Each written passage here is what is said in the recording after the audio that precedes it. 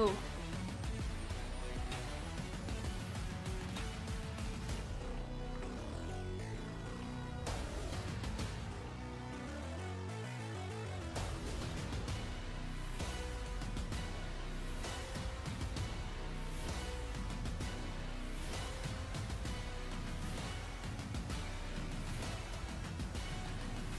Okay. Better.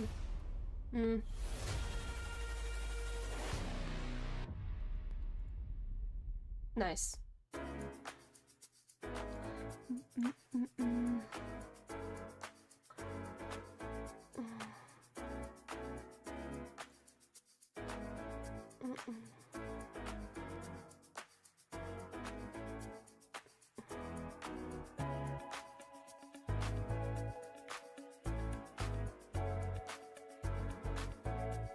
Bueno.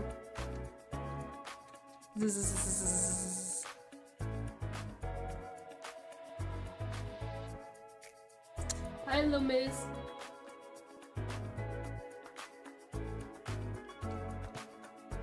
Loomis. Hi.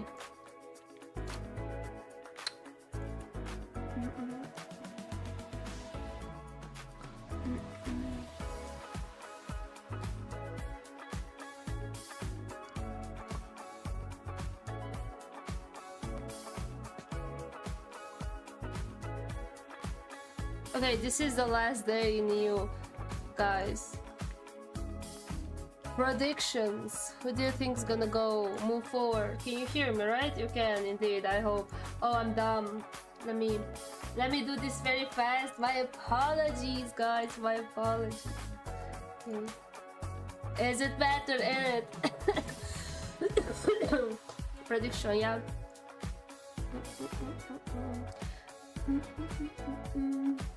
He's gonna win everything. You know, actually yesterday after I saw, you know, Kings playing, like I went in the VC and like I watched the tournament as well. Hi. And yeah, there is a chance that's gonna happen actually.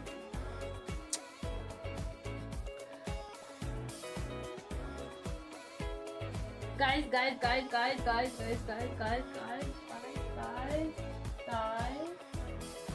My book arrived. Look at this. Ooh, I'm so happy. My book arrived. Ooh.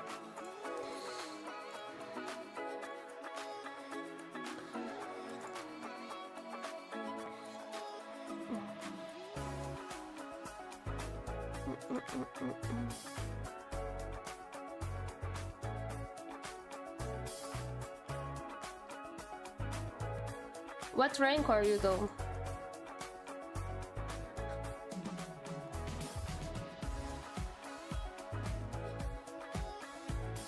Master. Oh, I'm legendary. I was very close to top 10 5k. However, I lost a lot of points while playing S&D. I lost like 6 games, one after each other, and now I am not anymore. I don't even play rank after it. It was just so annoying. Hi, Saints.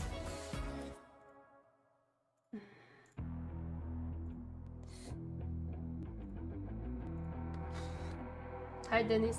Hi. On the miss a snap any minute casually when it stop tripping on me, stop dissing on me. I got a dream, can't take it from me. My fire's burning, now I'm always learning. Tell me where to go, man, I'm on a journey. Yeah, I can't explain it, I get excited. Keep it. Hello. Hi. Is this a new song? Working on me every single day and night. There comes a time when your worlds will collide. If it's holding you back, push it right to the side. Ain't got no time for no fear. I work too hard to get here. Ain't got no time for no fear. I work too hard to get here. I don't got the time, put me in, coach. I've been going hard, time to let it show. Everything raw, give it to me now. Let me have a spot, man, it's going down. Gotta get it here, I don't wanna wait. Take what I want, then I go train. Yeah. I won't lose the game. This is Yes. I ain't gonna break. Strap in, cause it's gonna be a long ride. For some reason, I cannot put multiple treasure boxes. I don't understand, but it doesn't matter.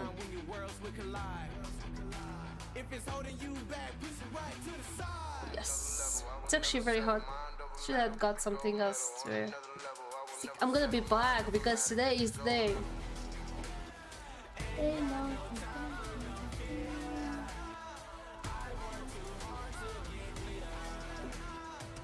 No, it's not. You have like $200 a week. You can put up to $200 a week. Oh my god, if there's nothing better than the smell of a new book, I'm gonna be sad when I'm gonna need to like cut it off. It's sad, but yeah. No.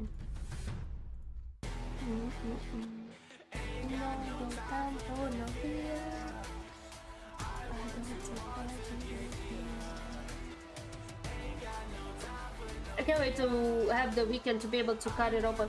So this. I'm sad because I need to cut out all the pages here. That's actually sad. It's gonna pain me when I'm gonna do that actually.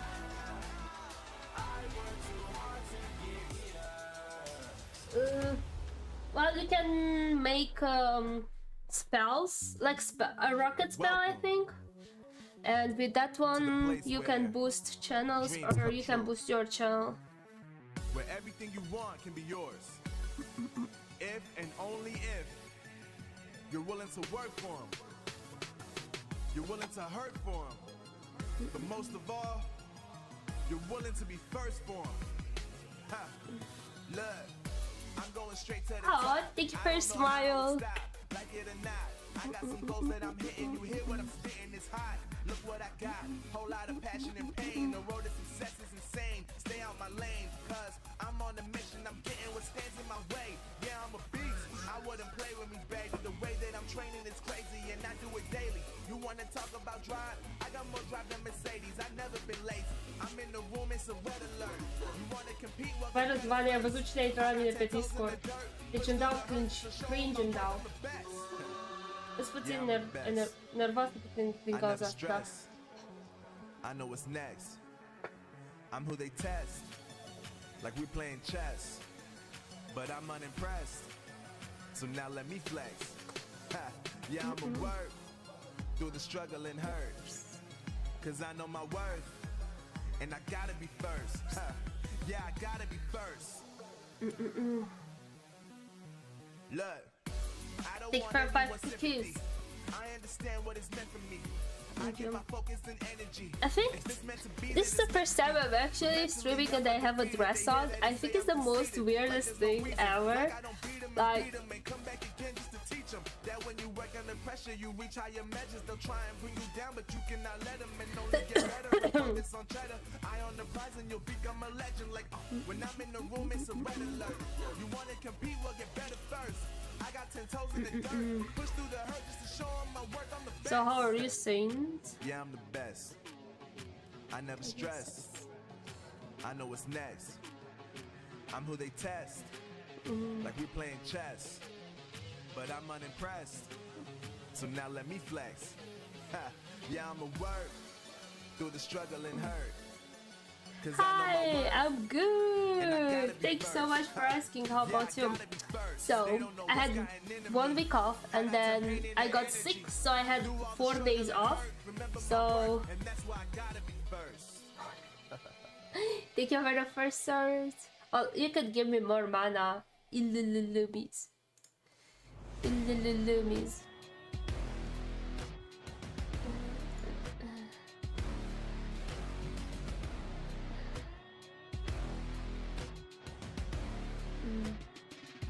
I'm just saying.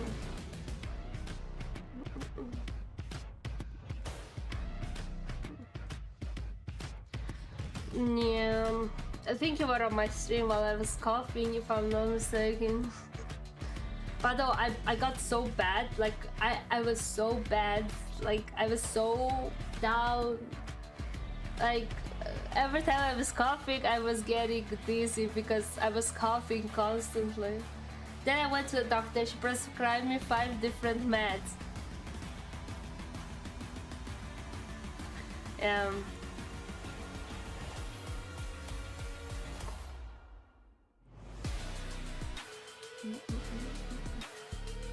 Thank you for the on fire.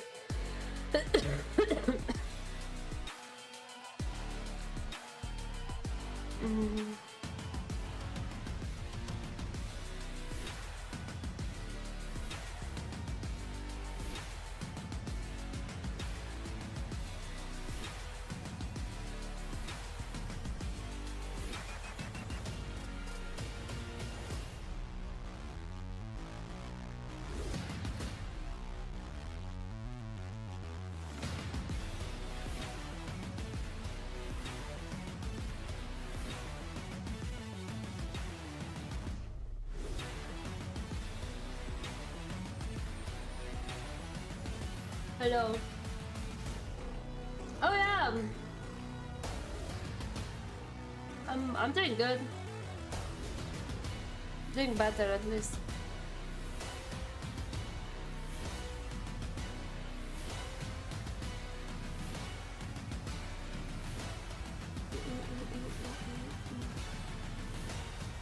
I think the first game is gonna be Mont versus Omni. I think, yeah. That's the first game. It should be, I think. Oh, we should start. This sounds like something that I hear every time when I go to the movies. I swear, before like the trailers and stuff, is this song. I swear. Is this one. And then now the trailers. Boom. When I'm gonna go next time, I'm gonna show you guys.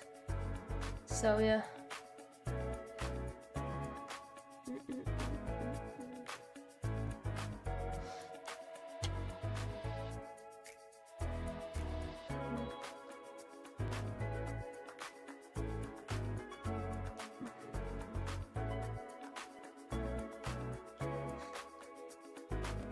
Yeah, exclusive won yesterday against Kings, but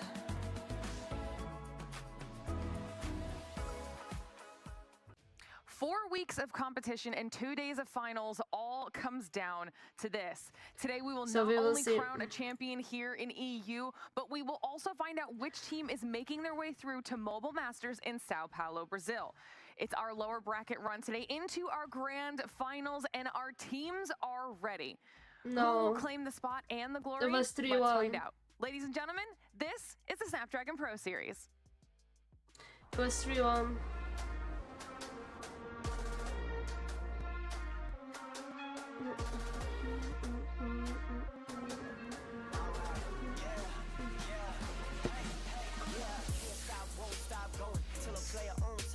Yeah. I don't know. It's a very weird 3-1, that's the thing.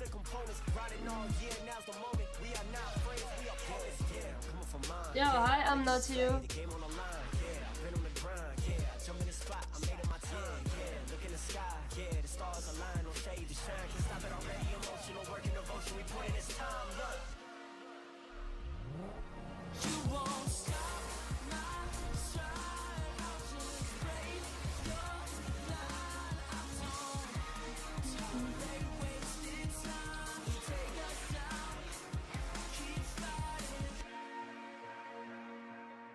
The Snapdragon Pro Series powered by Samsung Galaxy is brought to you by Snapdragon Elite Gaming, Samsung Galaxy S24 Ultra, Monster Energy, and DHL. Hello, everyone, and welcome to the Snapdragon Pro Series. For today's the final day of our Challenge Season Finals. We find out which team is the best in EU for Call of Duty Mobile, as well as which team will be punching their ticket through to Sao Paulo, Brazil for Mobile Masters. It's going to be a very exciting day, especially after what we saw on day number 1. I can't wait to get into all of it. My name is Glitter Explosion. I'm still your host. We've still got our boys here. We're kicking off the day with Bobby, Connie, Anton, and we've got Brody running around somewhere in the studio as well. Lots of action here in store. Are you prepared to see who the best in the region is? Absolutely. I mean, we've already had a huge surprise with Kings getting knocked down to the lower bracket. So the lower bracket's always fun to watch, but especially having your top dog down there, at this point, anything's possible. And especially with the way Omniscient played Kings earlier in the season, things could get spicy. Yeah, definitely. I think in terms of today, it's obviously unexpected, but we're also looking forward to a potential today for anything to happen. I mean, yes, they proved us for the first time with some intense matches, some map 5s going on with me and Chris yesterday, and realistically, overall, expect the unexpected. Yeah, I think any of these three teams could go on to go through. Obviously, things are looking very good for Exclusive right now, but with Kings dropping down, where are their heads at? How are Omniscient feeling about it? So many questions to be answered that we're going to get the answers to very quickly. I can't wait to see how all of this plays out.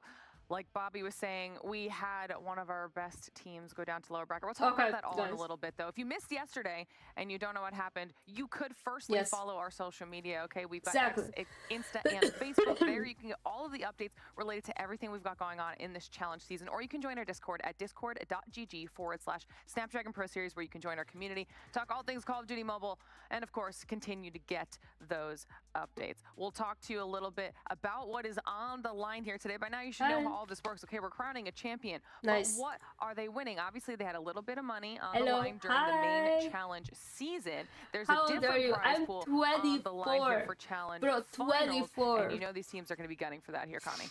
Absolutely. Again, first place will take home $7,000. And second, all right, again, 4,000, fantastic. And third and fourth, again, still 2,000, 1,000, respectively. I mean, it gives you more incentive to go on and try and do your best, because there's a lot of money on the line here today. I mean, when it comes to the winner, it's a big gap from second to a degree. Thank you for the 16. Stay safe. Everyone here deserves to be here today. And that in itself. You say you need to bring we'll keep talking about it, but it's not here. just that first place prize. First place also goes on to Mobile Masters in Brazil, which is $200,000 I'm not sure about that.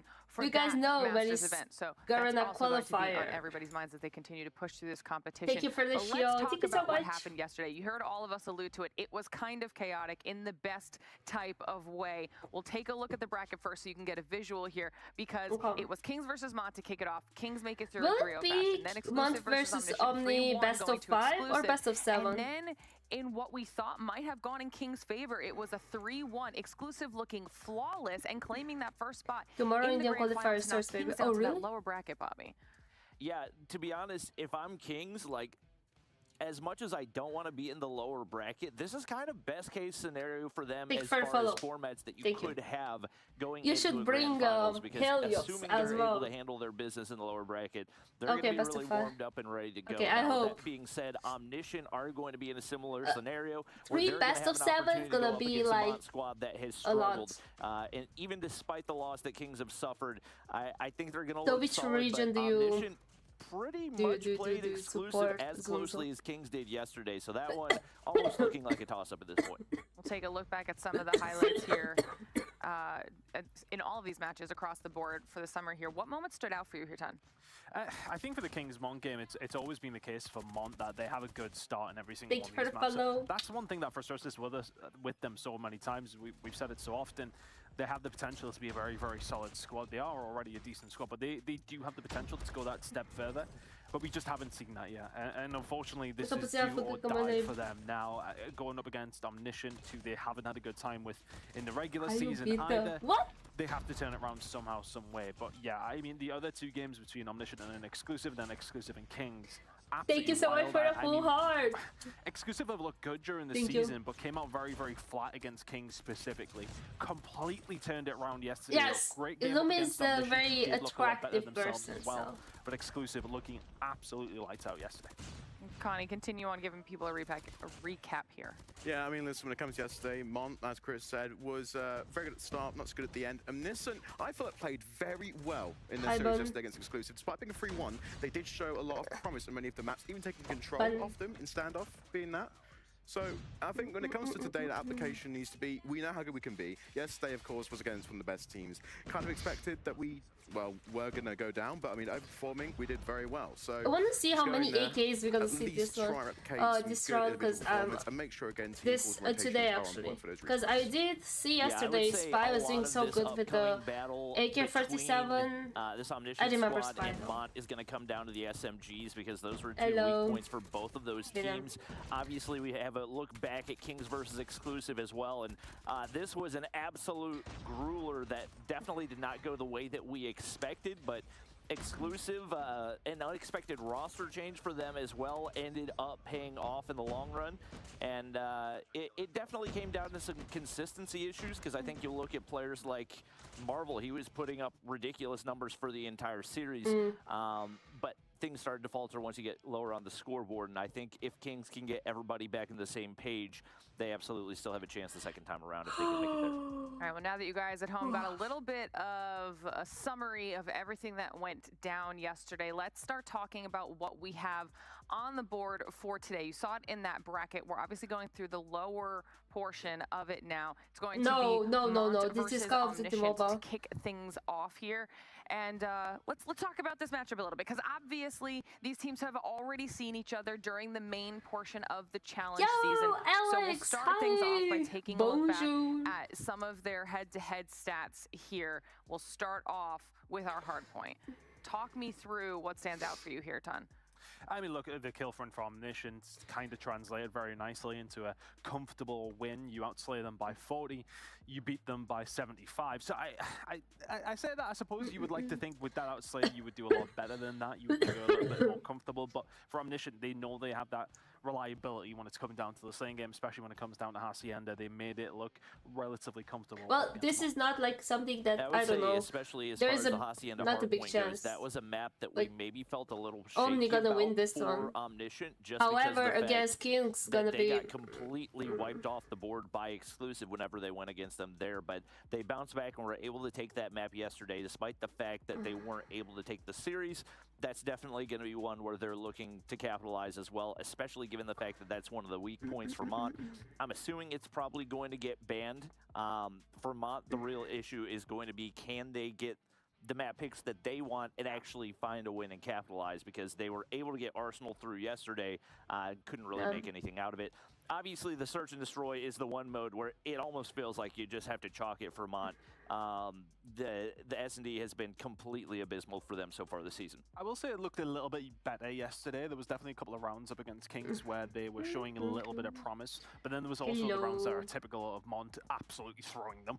I mean, that 2v5 that Kings managed to pull off, yes, credit to Kings, but that should never ever happen at this level. So there's still some work to do, but it feels like some work has been done potentially in the 2 weeks off. So can they bring something to Omniscient? The 7-4 scoreline isn't, you know, one of those where you think, okay, we're being blown away in this one. Can we turn it around? It's a couple of rounds. This is gonna be so long. I don't know. I feel like so let's see how they do. I feel like it's gonna be either. Yeah, I think that was one of the things that you guys had mentioned yesterday, right, Connie, was the inconsistency that we see in Mont, where they have these moments where they look super strong and then they just cannot follow up with that, whether that's round to round or even from the start to the finish of an individual round. So definitely something they're looking to improve on here today. Most certainly, and now is the time they have to do it based on where we're at. I mean, listen, teams will go home today. Only one's going to Brazil. But realistically, when it comes to Mont and their style, Etsy is a key player. Really, the initiator here has a wonderful habit of getting those first 2 free kills, even can entry at times and just blow teams out of the water. And realistically, they do have a lot of promise in most of the respawn modes. Again, here on the control and raid, it was a close 3-2, and the only real difference again in this was only the kills and deaths by a little bit, only 5 apiece, but still. I think, again, it comes down to teamwork in comparison to individual play. And I remember that being a very, very close map. I mean, you can see from the stats 3-2, the kills are there as well. So obviously, that's not necessarily the deepest part of analysis that I'll go into, because you can see it for yourself. But I remember it definitely being just a couple of moments here and there for Mont, which it always feels like it is. Like, they'll find a moment to win a round, or they'll find a moment to find 40 or 50 in a hardpoint. They'll find a moment to win a couple of rounds of search and destroy, but it's the consistency of being able to do that against the top teams, which they've really, really struggled with. And is that sort of a talent level? I'm not too sure if that's the problem. I don't know if it's been working today all day. Communication side of things that they need to improve on, which is something that's fixable, right? Yeah. That you can talk through these kind of things. So if they can hit their stride and get things going, keep that confidence rolling, they have a very, very good opportunity to do something here today. Like, and we're not just saying it for the sake of saying it. We know that they have the potential there, but it's just being able to show it more than 20% of the time.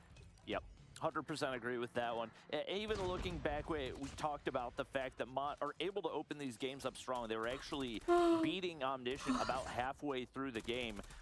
And it seems like there's a certain point where a switch just flips and either the communication disappears, somebody loses their confidence, whatever it would be, and they start to panic a little bit. They lose the edge on those rotations, and they continue to find themselves in a bigger and bigger gap. Fortunately, that was not the case for them. Yes, Loomis, where are you from? Once again, Control, a mode that they have kind of been my hit or dear miss on throughout friend, the season. That is a girl. But being able to take Omniscient all the way down to round 5, obviously credit to them, and definitely going to be one of the modes where they're looking to take a map, especially given the struggles that they've had with Search and Destroy so far this season. Wrap up these highlights here now that we've got kind of a lay of the land of this matchup. Depending on how quickly I these want to teams see can the adapt from day to day, rotations. there is potential for this first match of the day to be very, very close. So we'll start talking about the teams on the whole, the rosters, and kind of take a look back at those, because obviously we saw them yesterday, but a little bit of a refresher before we dive into it. Obviously, Mont has the potential to have these pop-off players, Bobby. Yeah, and I think one thing that we've talked about is potentially a consideration for, do you make a substitution for Kirby? Is one of the players that obviously we haven't seen in the Snapdragon Pro Series, but there were pretty substantial struggles for the SMGs on the side of Mont yesterday. Both Daytel and Liddy, I think, below a 0.7 KD for the entirety of the series, which is not something that you want to see. They're definitely going to be the game changers, and especially if they're both in the starting lineup, they're going to have to pick things up if they want to have a chance here against Omniscient. I mean, they are the catalyst for anything that Mont do well on there. Every single time that the SMGs play well, Mont play well. So every time they struggle on the other foot, they really do struggle as a whole as a team. So if you can get Lydia and Co getting up and running up here against Omniscient, who have a very good SMGs themselves, then all of a sudden you're looking at a very tight game. But if that doesn't happen, Omniscient really could run away with this one. And in terms of Omniscient, I mean, you're talking about players that have impact. I think Aphelios, they had a wonderful, wonderful day in general. Yeah. In terms of dealing against exclusive and single-handedly taking down 3-4 players at a time, clutching up in the Search and Destroy, I think the real rhythm of this team is quite a high tempo. You don't really see it so often being executed to the level they can do it at and how consistent they can do it at. But overall, I have to say, regardless of this, Omniscient do have potential to go really far today, and I think that is a good point to make. Yeah, I know that Brody has gassed up Balance a lot, but I would say he's been pretty hit or miss as of recently, and especially yesterday, definitely looked to be the weak link. I think especially in the last hard point that they ended up losing, he went something like 19 and 41, which is definitely uncharacteristic for him, and not picking up a whole lot of hard point time in that loss as well. So it is definitely a bit of a consistency issue for Omniscient. But like you said, Gathil has been super solid. Lucky had one of his better tournament performances, and Saturn's been a beast for the entire season of EU. So I would say Omniscient not in quite as difficult a position given the way those 3 players have been playing. Well, I just got a little bit of a note from production. Balance is not playing in this match. Wow. Well, that's strange, but at the same time, maybe yesterday's performance might be reflection. That's bold, though, because, I mean, does one series make a player? No. I mean, realistically, he has been lights out for the team throughout the majority of the season whenever he has played. But to have one bad series, I suppose they're probably going into it in the thought of that, okay, it's Mont and we should be able to win this game. They will be feeling supremely confident. But that's risky for me. That is risky. On the flip side, it's going to be Daytel who's going to be sitting out for this round for Mont. Wow. Okay. So both teams making substitutions. That one, honestly, that one's a little bit more surprising to me, because at least looking at Narcs, obviously hasn't had the best performances when we've seen him this season, but he's also been at the top level for the entire last 4 years of COD Mobile Esports. So he's been somebody that's been playing in EU finals ever since 2020. He at bare minimum is going to bring some leadership to that position and may potentially elevate them. Daytel, I would say, is the more surprising one of those two. I am excited to see what Kirby brings to the table, but the fact that we haven't seen him for the entirety of the season is what makes that as surprising as it is. Yeah, welcome back. Here's the only game of the season you can actually be playing. If we lose, we're out. Listen, we said today was going to be chaotic, and we're starting off with 2 subs, one for each team. So that seems about par for the course of what we saw. I just hope they will not keep ready as well, if I'm not mistaken. Restart so like yesterday. About them starting with the Hacienda hardpoint 10. One thing I want to say is a surprise though. No takeoff in there for Mont. The opportunity was there, right?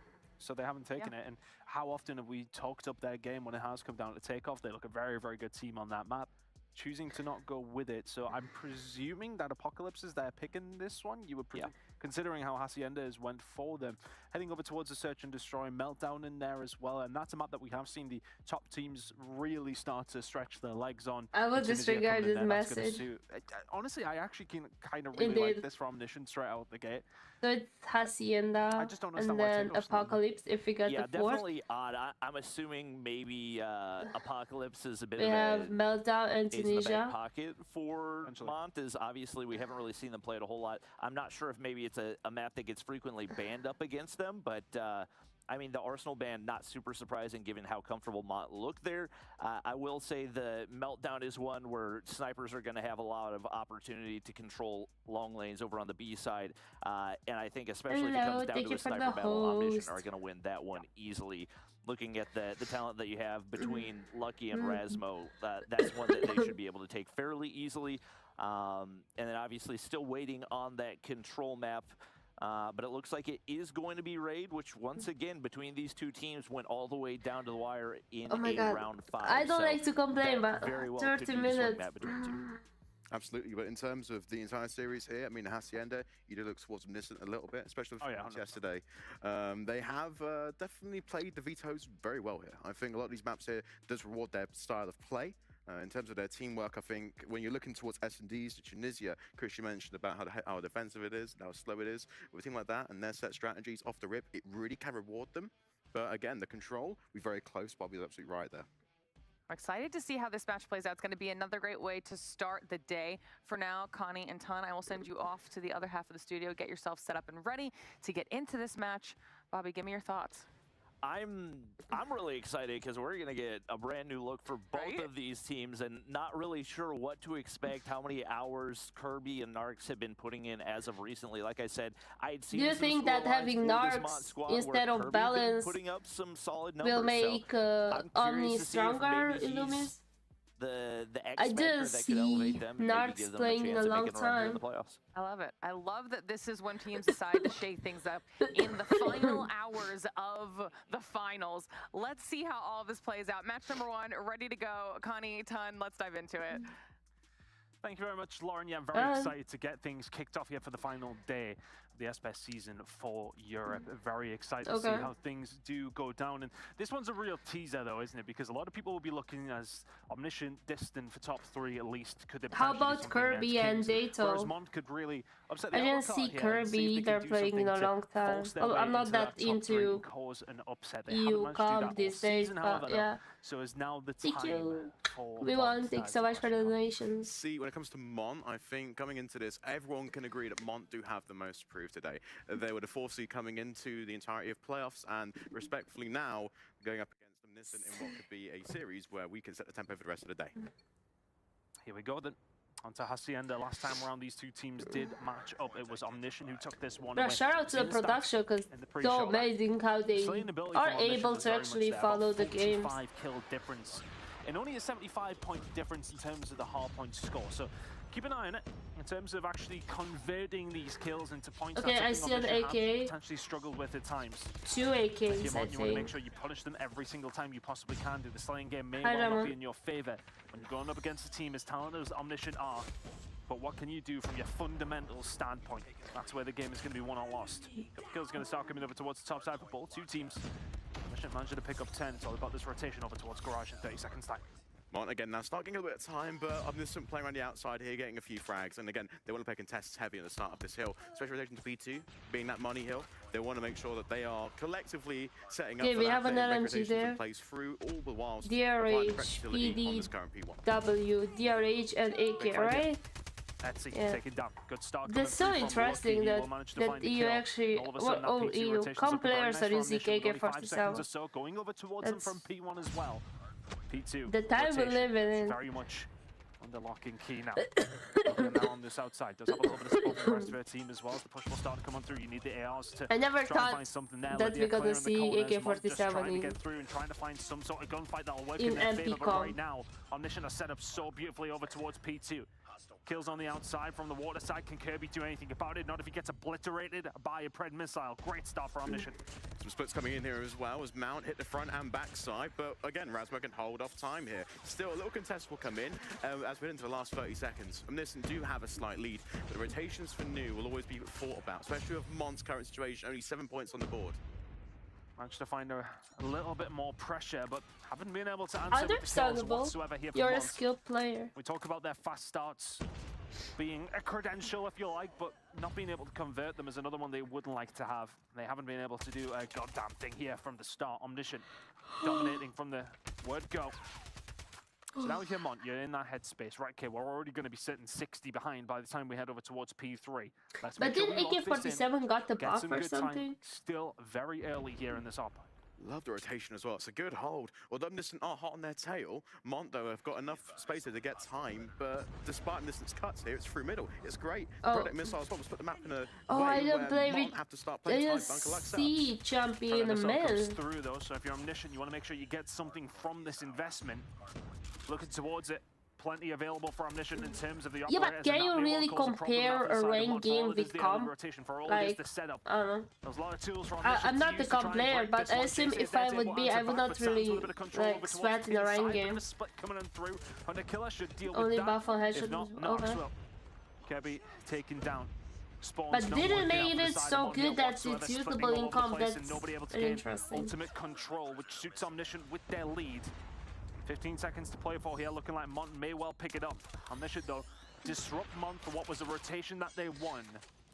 Omniscient stop Mont, getting a lot of time as we start heading over towards P4. This time, Omniscient first one's there. I know, only a few 15 seconds here from this last hill, but this brand new hill is going to cause a bit of problems from Omniscient, only in the sense that Mont's push is directly for a choke point. A couple slides, but the War Machine deals with any sort of pressure to be met, as now with the new spawns do come in, it's directly in front. Mont have got a real push here. Yeah, that kind of makes sense. With all the respect towards all EU players. Under control. If the left follows up with 2 of his own after 3 kills come through, the Annihilator, fantastic play coming out from Lucky.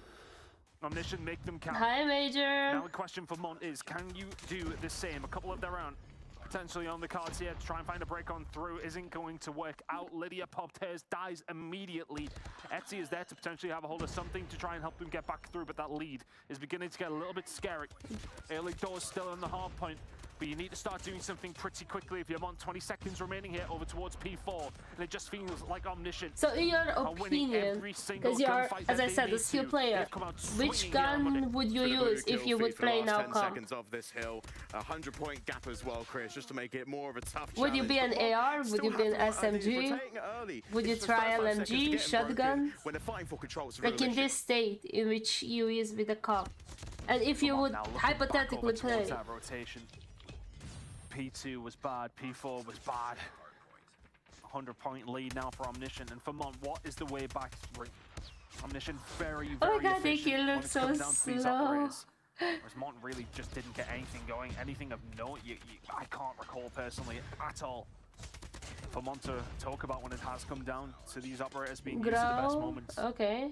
SMG Fennec or Switchblade. Yeah, it's weird. Actually, I was keep thinking about what you said there yesterday. Like, nobody actually uses Fennec. In a good hold there, you're right back in the game. Absolutely, and last rotations, they did have it, but Omniscient read this now. Or in the game that I was watching, everyone is Switchblade. Nice wrap through the back. If he wins crucial 1v1s, despite the impending doom of Mont closing him down, again, you're still fighting here for 15 seconds of scrap time on P1. Omniscient can just run through that, but still fight for that P2 if they need to. 56 seconds now on the board for Mont. They pick up a little bit of scrap. They do have the numbers over towards P2, and that rotation will be won. Spawns over towards the car park side. There will be a hippie coming from fences as well. Githiller and Co just going to try and take their time here. Over towards the water side. Utility starting to fly in. Here come the rest of the team.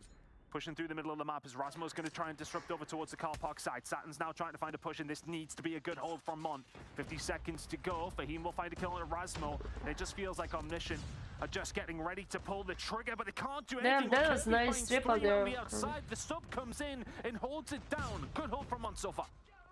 Spawns to have been kept thanks to Fahim playing deep anchor, but Omniscient just can't break through the front. They're just running into impending doom. And still on the respawns, they do get a break, 30 seconds left. If they do manage to hold this one though, the gap is still there. It may just be a fight for control. Realistically speaking, there's a big amount of death happening on the map. Rasmo, damn, Rasmo lines it up there with the Sparrow. And for damn, did some fantastic work to P2. Once again, the operators for Omniscient, as efficient as you could possibly want. Mont are able that to was close that gap, though. so It's good though. 80 or so by the time we head over towards P3, so it's not as bad as it once was. Look, Narcs is doing actually good. He's like top fragging. Well, he has 21 kills, so the top frag is lucky. Now Mont have this rotation. Oh my god, rank is full of equalizer in response. I can't anymore. I need to start using it too. Like, equalizer is so OP. It's been the opposite of a quick start and a slow mid. It's been a slow start and a quick mid. Look at the kill feed. Completely dominant from Omniscient. 40 seconds to go. Hi, Tony. Rasmo Predator missile that comes on through that may well just slow them down. I watched that. I'm pretty sure I watched that. Careful plays, 1v1s now, just but he is a good player, he's a good sniper. Him and Lucky are very good snipers. From the front and maintaining a bit of pressure and a bit of a stack, but they just can't hold on to it. Omniscient looking to cross 200 points, it won't happen just yet, but still they maintain a lot of the pressure they've been looking for. That start, you said again, was a bit slow. Now they're in the rhythm. The players are getting online, operators too. And now for Mont looking over towards the scrap time, it will be crucial because it doesn't look like you're going to win this rotation. There's going to be plenty of members of Omniscient here. If anything, it is going to be a 50-50, but this feels like a make or break moment in this game. If Mont can lock this down, they're Omniscient are going to be caught up, and where are their heads going to be at, but it's a big investment coming in from Omniscient. It was already the Annihilator out from Lucky. Saturn's now dropping the equalizer on their head as well, still surviving inside the point, just sliding through JC and obliterating him at the same time. And Saturn's now starting to hit I think this equalizer was gonna win or lose here. Maybe on kill. Very, very dead. JC is there, able to answer things back, and Mont are trying to find a way through. But once again, the operator is just so good from Omniscient. Only one kill can be answered, though. Gatilla is there to find it. Lucky trying to lock down spawns, but Mont found a way through, but only with 20 seconds to go. Saturn's again from the front side. Only one player left from Mont on this hill. Okay, Mont is doing actually decent. Like, it's doing better than I was expecting. Especially getting those 40 seconds on the board. But Omniscient are in the end game stages now. One more perfect hold, and they got this map under lock. Now the rotation comes in fully for the rest of the hills. Oh, I like this cinematic. Oh my god, so nice. Towards Omniscient. Mont were the first ones there. But again, for Mont, you think about it, every cloud in this one, a lot of investment coming through from Omniscient to stop Mont get some good time. But for Mont, we haven't really seen these operators be used to the best of their ability. They're going to have to be pretty perfect from here on out. 45 seconds or so remaining over towards the P1 side. Omniscient can win it over towards P1 here. I doubt they will. It's a scrappy one. Lydia surviving, staying alive over towards the middle side, but Omniscient once again kill feed, all in their favor. And if you're Omniscient here, all you need to do is lock down that P2 rotation. The game should be yours. Yeah, again, though, it's going to be heavily contested. Good kills. Last few seconds. Nah, no chance. I mean, this still want to play for the time here, but realistically, again, 20 seconds is huge because again, you're only really gapping the end of the game. How legit. Mont is still playing for that scrap time. They do win it, and Omniscient now rotate. And now the problem was there that Mont invested a lot of their operators. So locking down some time over towards P1 for keeping Omniscient off it. And now all of a sudden, do you have many weapons to deal with? Do you have anything in the back pocket to try and help you find a break over towards P2 side? Sponsors car park will be there for now for Mont. 3 operators to your name, one of them being the War Machine. Nox has already found 2 with his, make it 3, and they just answer back in turn every single time. You've got the boomstick out, so do we, and it's just working out every single time for Omniscient. 20 seconds away from closing this one out. Monto's still fighting from the back, getting players in. Really? Reinforcements despite Omniscient spawning only the parallel side. It's a real push. You could play on my account. And still, in this time, Mont are still fighting for anything they can get. 15 seconds or so here for Mont, closer to the 20. They can still win here at P2. The flood's coming in from Mont. They need to find these gunfights if you can, but Saturn says shut it down again. It's going to be one final push to try and stay in this game. It's a two-legged one, if anything, as well as Kirby will find a couple of kills. Yes, they will find the break. They will lock it down, but they need to hold on to this scrap. They need to rotate perfectly. Githella may well want to kill the game. I did Dutch rank from yesterday, I think. Mont have once again kept that gap to around 70 or 80. But is it too little? Too late. 6 seconds away. We didn't finish on P2, okay. Every single second. Saturn's trying to lock this one down. Kills just being traded across the board. Lydia's there to answer. How do you even jump up there? Is there once again, but the break is in from Mont. 55 seconds remaining. How you jump? Can they lock it down? Those spawns do in fact reward them, but Mont have got numbers. They're stacking themselves inside of these close areas, but realistically, how much time do you have left? Omniscient are closing the gap. One last contest, one last second. Omniscient, they close it out 250 to 179. Very, very close game in the end. I think Omniscient really started stretching away towards the beginning of the game and just kept that gap the same. I think if Mont hadn't had such a bad first rotation, it's such a close game after that. But that's easier to manage for Omniscient. You're in that scenario, you're so many points up, you know exactly what you need to do and just lock it down where you can. 20 points here and there work out beautifully when the lead is that big. And they find map number 1. Kind of a typical Omniscient performance in terms of, well, I mean, look, let's have a look at it. In terms of the kills department, yeah, I mean, what is there? 1 player positive on the side of Mont, and still was only about a 70-point difference. So the outslay working in the favor of Omniscient again. But I think they will definitely have to look in terms of how they're making it count with these kills that do come on through. Talk about those kills. I mean, Chris, it's such a high kill game. Minimum 30 for the side of Omniscient. And bear in mind, both teams are running substitutes. This isn't their starting rosters. So realistically, again, this could have gone any way, either way, because you're giving Mont a chance based on the decision for Omniscient to leave Balanced out of the lineup. And yeah, I think for Omniscient, that is... it's hard to say at this moment in time because you're going up against Mont. Balanced didn't perform so well yesterday. Up against somebody like the top teams in the region and exclusive, it's very, very difficult. So when you're going up against Mont, you still expect Omniscient to be able to deal with them. And it was a good job from Nox, put up some decent numbers. And honestly, I think his usage in terms of the operators was very, very solid every single time we've seen them. I think we've seen multiple kills coming through.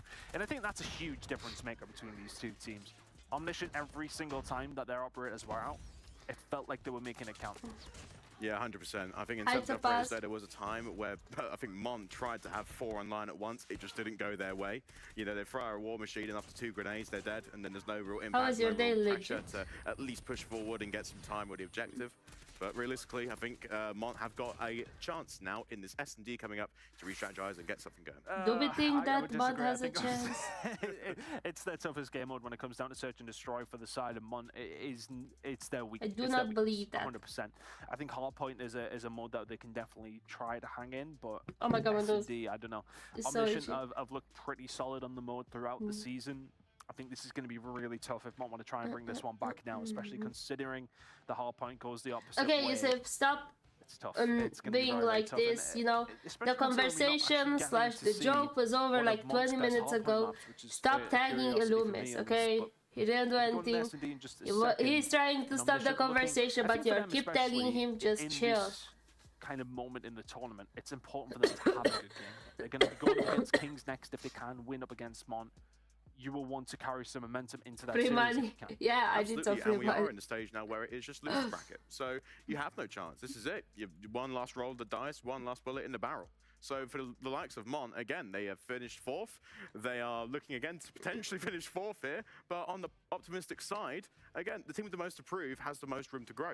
And there's a short period now, the last couple of days, last couple of weeks for them to really get in the VOD room and look at what's been going wrong, what's been going right. Again, we talked about, you know, how good it was over like 20 minutes ago. How bad their finishes are. In that last point there, their middle ground, especially getting full 60s on Money Hills against Omniscient, was so impressive. Yeah, it was good, but I think, yeah, as you say, that was the start. That was the problem this time around, which is usually the opposite end of things for them. Yeah, curious to see how this one goes, but the S&D is going to be a very, very different game, of course, as we load in. Meltdown. Towards Meltdown. And really, this is going to be a map that I want to say Mont have struggled on. It has been not necessarily their best. Hi, Omniscient can punish them in the way that Mont maybe offer up. I don't know. This stuff is not my favorite. They kick going to come on over towards the A side for Mont, who are on the attacking side Hi, MZ. to kick things off. Omniscient committed towards the middle of the map, have probably kept their grenades, and that's what about to fly on through over towards the A side. Watch for the bomb carrier. Trying to survive. Manages to do so. Bomb goes down. Again, still 5v5 thank you for retake the here for Omniscient, and once the re comes in, the How smokes get are put you? down, she plays to Whoa, long aggressive, time no look for the see. angles and find the kills. How have you been? First kill's going to be massive. Been Satins and Razmo, though, finding every single one they potentially want to. Gathilla finds 2 of his own, and they just run through them. Bonjour, Omniscient, comment ça va? superb retake comes through. Mont far too weak in that position. I think when it comes to the entirety of Mont, their idea was wonderful. They threw loads of set names off the rip, they cleared site, even though it was completely free. You go to the conversation of, can you hold utility? I mean, listen, just throw 2 nades instead of 4, because then when it comes to potential retake, you're closing off those choke points, making it hard for the anyone to come on in. It's one of those, though, that where Omniscient are quite happy to give up that position, and that shows the strength. Oh, the 7-0, yeah, that was amazing. Get aggressive towards the site, but not expand that control quite often. They like to turtle up inside of sites, and they can get caught out from it. Satins is going to be the first one in here, though, for the side of Omniscient. Finds 2 before he goes down, and once again, the SMGs, the up-close and personal players, are the ones doing the damage time and time again. It's 5 kills in 2 rounds from Gathilla. And these retakes of the site, Omniscient are just walking through Mont every single time. I mean, Mont yesterday won the first 2 rounds in their original series, but then lost 7 in the bounce. I think now, you mentioned again, their strategies and their plays, again, Omniscient are definitely in the the more World favourite team coming into this Champion, one. Realistically, again, a new strategy off the rip here. This time, in December, trophies go down, nades will fly high into the when sky, they but it's the eliminated first blood's being LG. drawn. That's when I think that was what made them been found onto Lydia. 3rd place, and then one night was 2nd place. But yeah, it was 7-0. She is aggressive with it, gets punished quite a lot. Caught out in positions in mid-map, and well, now here we go. Mont trying to find the push on through. Fahim can find the shots onto Gathilla, but Lucky is just as good. The Deagle is out. Satins now starting to get aggressive. This is maybe a little bit bold and is very much punished. Jace is there to answer the question. Now 3 versus 2 in favor of Omniscient. They have site control. It was impressive as well. So Mont with a lot to do here around number 3. 1 minute, 5 It seconds was left. impressive Bomb because LG, found other than on that everyone thought LG is gonna win, a real tough spot here for Mont, and losing, it was and just 2 a very interesting, it's a very tough challenge. Still though, slow outcome. play. Just need information for any sort of moves. Mont have got nothing right now. It's a very daunting prospect. And look at the stagness from this, and it's great plays. Any sort When of you're not watching with us, Razmo finds it on the Lucky, and Jace is left all on his own. Shots go in though, takes down Razmo. Lucky doesn't hit it, and all of a sudden a 1 versus 1 on the cards. 30 seconds to play with for both players. JSA could do with this for Mont. 1 versus 3. Exactly, but it was well deserved. It was about time, to be honest. It was very much needed for one of the most satisfying matches I watched all. Very close to each other. JSA goes for the pre here, but the SMG up and close. Lucky ain't missing from there. It's another round over to Omniscient, making 3 off the bounce. Gorgeous. I mean, when it comes to the plays, they already have man advantage secured in most of the rounds, and that 2v3 there, 2 players playing static, 1 lurking, just for information, a good post plant, or even a post, we found the bomb setup, whatever you want to call it. Right then, round number 4 online. Set nades go off. I know, Mama. More A this time from Omniscient. Mont though commit heavy towards B. And again, it's because Omniscient are just so confident to be able to retake these sites with their utility.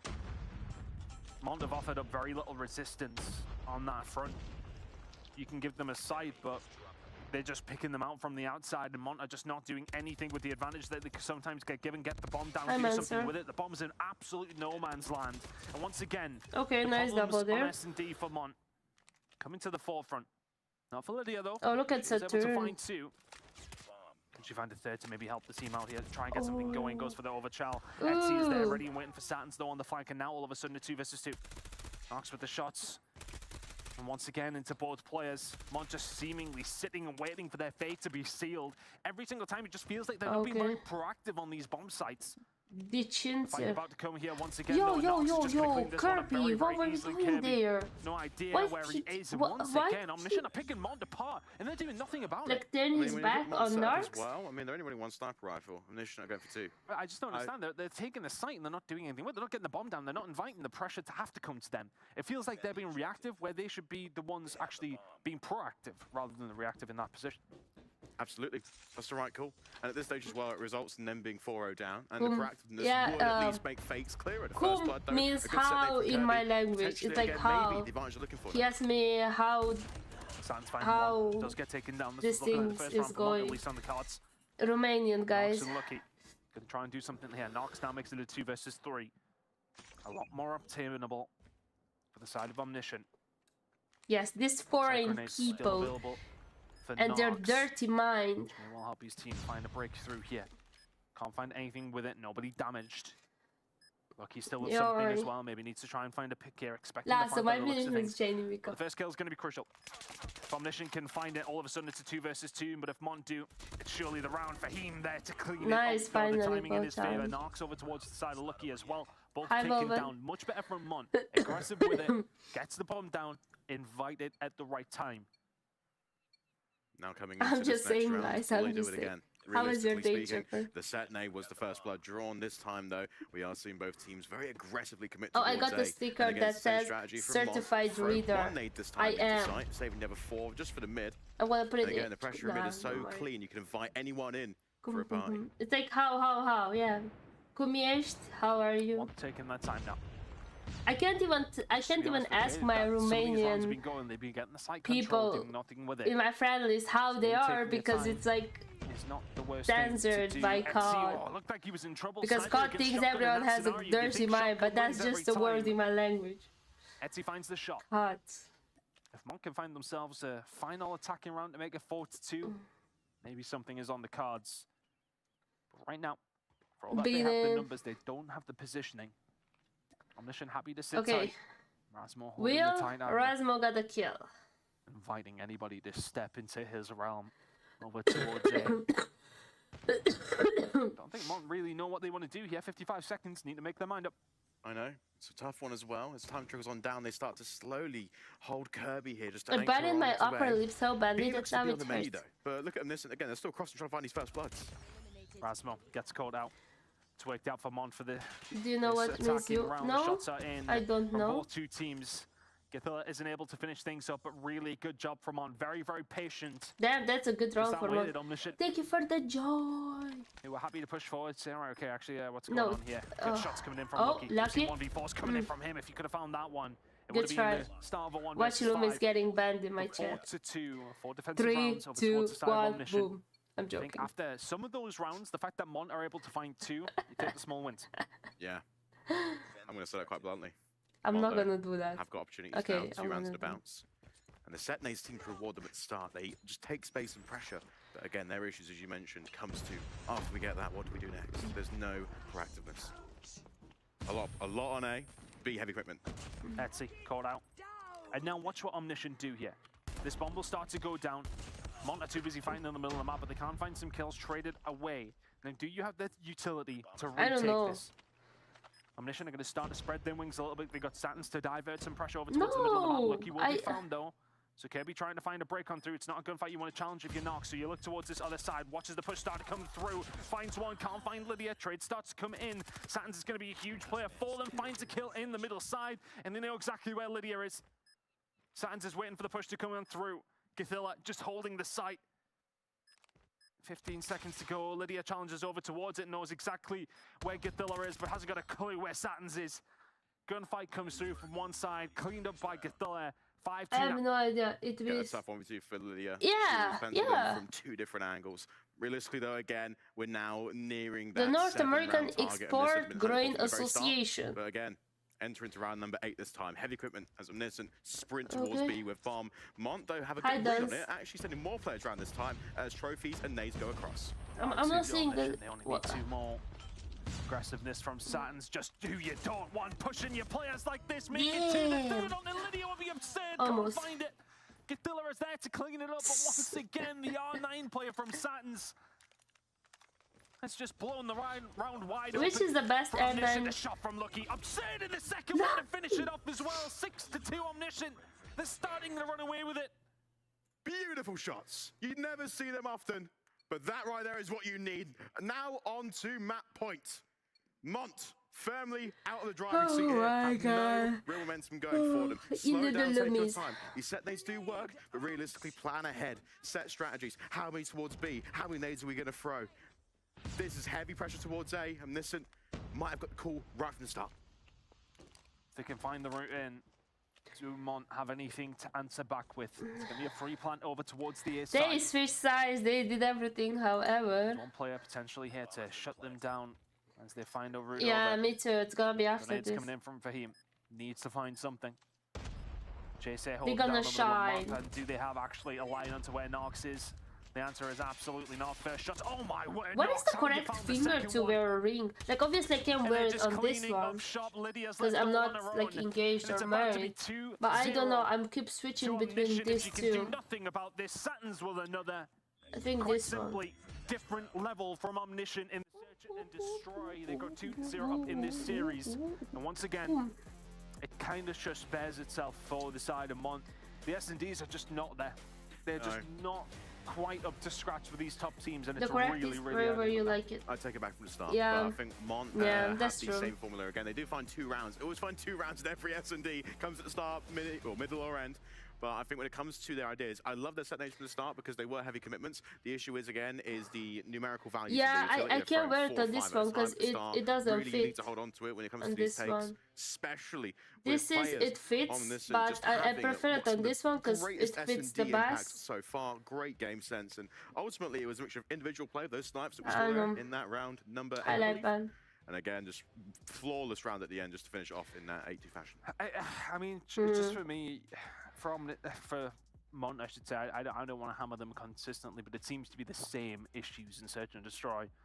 It just feels as if it's just hit a site and hope for the best at times. And I want the coffee. When it's gonna be a break, I'm gonna go make a coffee. Very good teams, it ain't gonna work.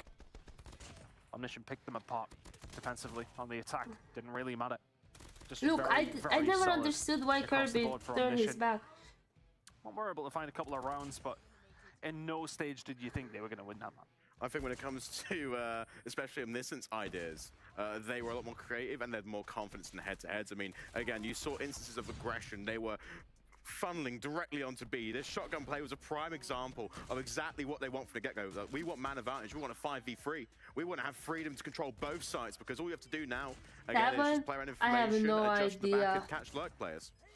To be honest, what size I bought. Second kill from Nox there, just to pretty much let me see. Put a nail in the coffin of the Search and Destroy. It will go over towards Omniscient. A very, very convincing scoreline. Get it. They should have really it. good about this series now. I wanted to return it and get a smaller size, to be honest. 3-2 but victory for I was Omniscient. like, so Mont do have a potential horse in this race still. I was like, what if it's gonna be like too small and then it's will not be good right stuff. now they're getting blown out of the water. Here we go over towards Raid. May well be the last map of the season here for Mont. They've done so well to find themselves in the top 4, but is that as far as they go? Omniscient looking to set up another date with Kings. Previous series against those two have been hellishly entertaining. As we head over towards the defensive side for Omniscient. And for Mont on this map, it's always been about for them making sure you are finding the right breaks where you want, making sure you are pushing over towards both sides, and if you get wiped off B like that, don't just hit it again, hit over towards A if you possibly can. But a really good start for Omniscient. They wipe the board as quickly as they can. Again, the spawns do come in on the second wave. It's going to be towards A. Sam's got great pressure in mid here just to cut players off or distract them, invite them onto stairs, because it just takes them away from any pressure towards Tiki, making it impossible to hit. Here we go, Gathilla gets taken down though, so Mont make sure they use the pressure in the right moments. If you lose that gunfire B, head over towards A, you're going to get the spawns to benefit that. You can see already Omniscient are setting up for a spawn trap, but for a spawn trap to work, you need to find the kills on the other side of things. Lydia is there to find her second kill of the life, but Sands will start to set something up potentially there as Lydia will go down. Now momentarily, Mont will only have 4 players, and the point is Nox will find 1. JC is there to answer back, but 2 ticks already in over towards the A side. Push starting to come through now. Is actually going to get it's a size 7. Just in the end from Lucky. Actually, it's a size. Hi, Elizabeth. Hi, Dexter. How did you know? Starting to work on that. Because eventually they will clear them out. Omniscient with an ever so slight lead advantage. Nox does have so if you guys want to buy me a ring, it's a size 7. That spawn trap. Still, a few players are at least squeaking through onto B. It just comes down to the mid cuts and the pressure applied. Rasmo, it's not quite where you want the deagle. JC Kirby starting to combine well, so some good momentum. However, I don't... Wait, did I not told you that? Starting to find this Actually, A push as well, as as Omniscient will clean out B. Hi, I don't Dexter. think we're going to have time to get over towards A, unless Lucky can do something all on his own. Hasn't got everybody off it. A will be gone. Good play coming in from Mont. They give themselves a minute and a half to do something over towards the B side, for but future need to make sure they have the references. lives to do so. I know. If you ever want to get mirroring, it's a side He's only 7. left alive, and we're already seeing some great plays coming in from Fahim. Wrapping back through spawn, trying to get the trap onto Garage. Oh, it's realistically, when it comes to Mont, fighting from this side all Thank the way you up to the B for point is 8 inches. hellish almost. If to clear the backside, limit players off of the B point, all while getting the audio cues right. 5v7. Damn. It's a big kill. Satins finds JC with no respawns remaining. Okay, it's a 3-0. Players from Mont to try and find this push. The push towards the back is potentially going to be the route that they maybe can find through. Gathil finds one, backs on down. It's now a 2 versus 6. It's not a bad attacking round from Mont, but I can't ban him. On the least He's very nice, side, actually. looking like they're going to find something. Etsy was there to answer back. If Kirby could have survived, then maybe it's on the cards. But He's going to Nether, guys. Omniscient really committed towards that spawn trap there, and it almost hurt them. We see Mont get a lot of progress over towards the A side because you can see 2 players from Omniscient He's actually setting up in very the funny, garage. guys. They wanted to lock things down and He's a keep nice them person. in that spawn. Even if he was very scared at the beginning.